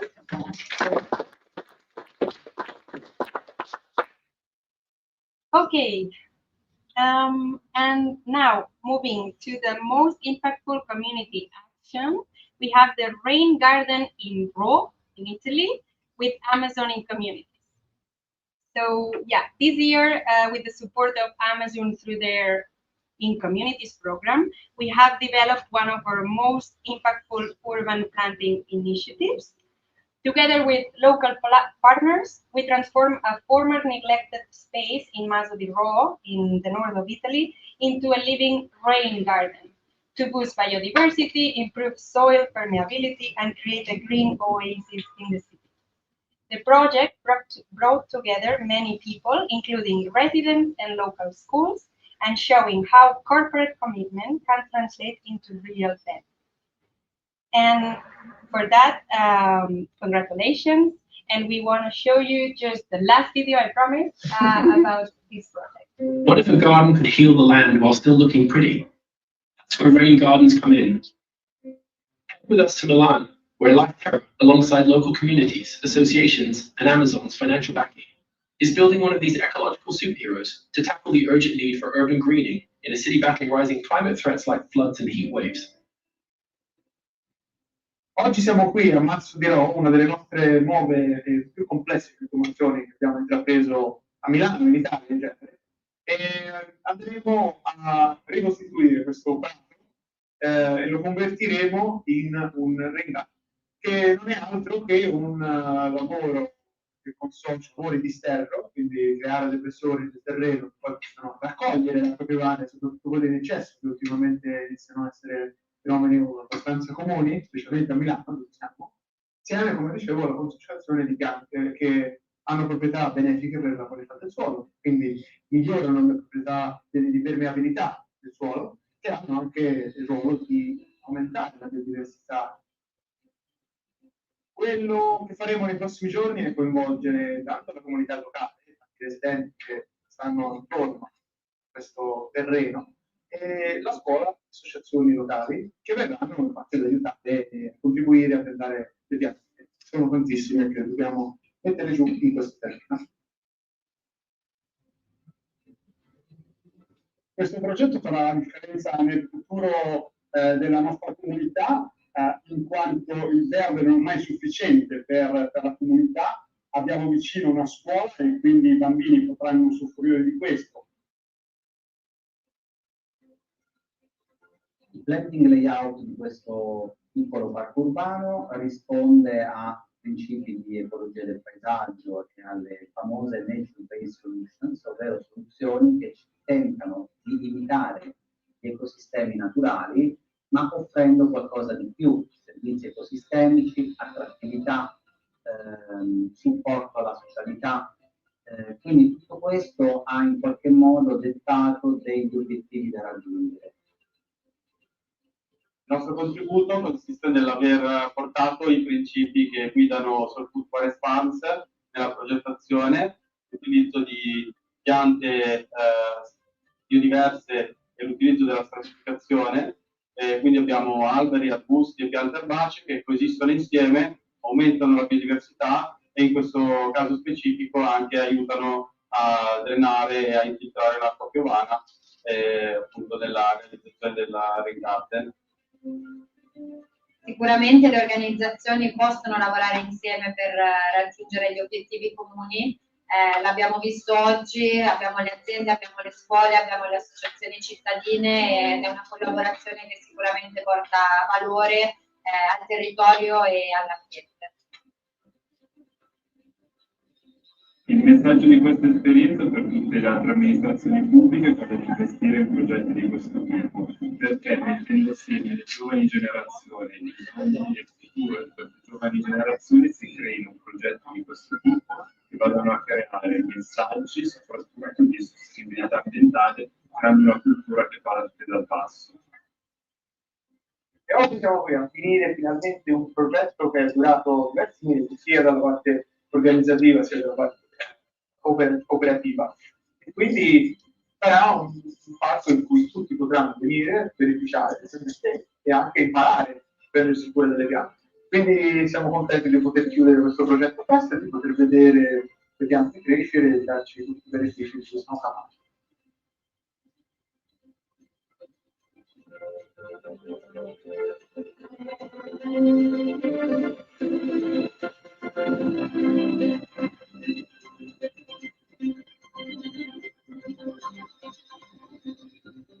Life Terra is co-financed by the European Commission through the LIFE program.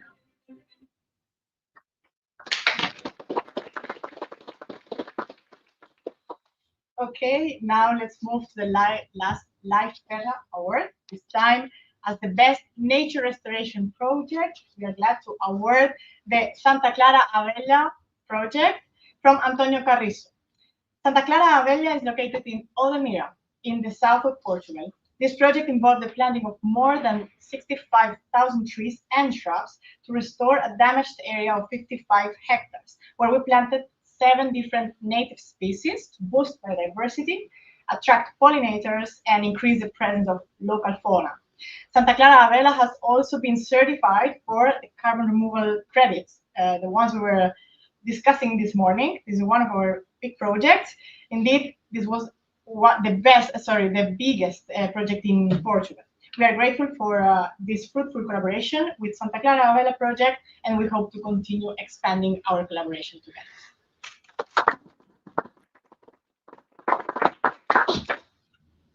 Okay, and now let's move to the 2 remaining winners, which is actually the ones that we have here with us today and related to the European Tree Planting Day.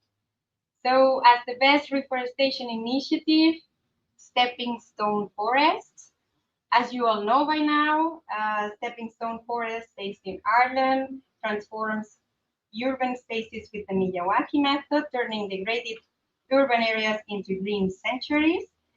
In line with our mission, Stepping Stone Forest helps people to reconnect with nature through tree planting events. And this is what they did during the European Tree Planting Day, where they involved children from local schools to plant trees in their surroundings. Congratulations, John. If you can join us here for a moment at the stage.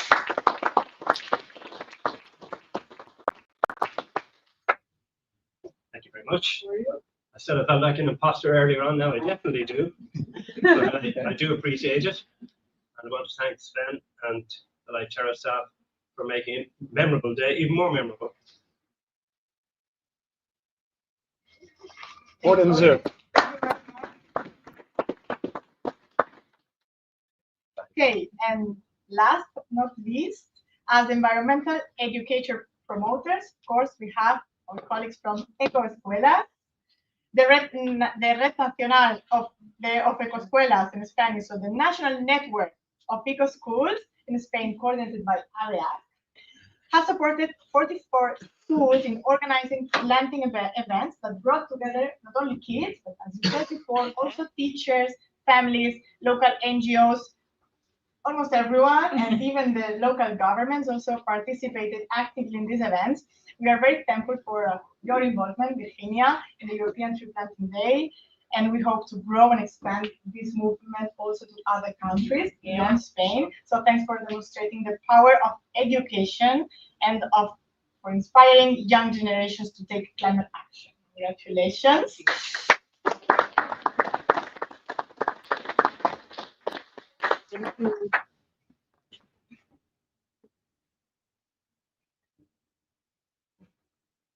Can I say just 3 sentences?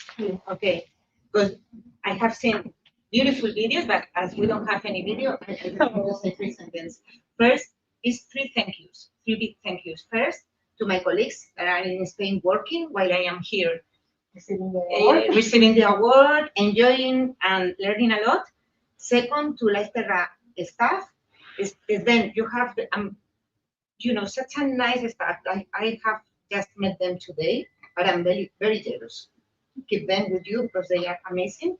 And last, to nature, because nature gives to the humans everything we need, even if we insist on killing him, her, or it. So thank you, nature, for staying with us.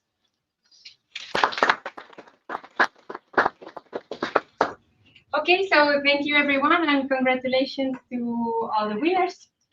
Thank you for being here today. Until now, it was a pleasure to be with you all and to finally meet some of you in person after so many emails and calls and so on. So thank you very much also to our hosts from the European SchoolNet. None of this would have been possible without you. So really, thank you very much for inviting us and sharing your space, your room with Life Terra and all these amazing participants. Thanks so much.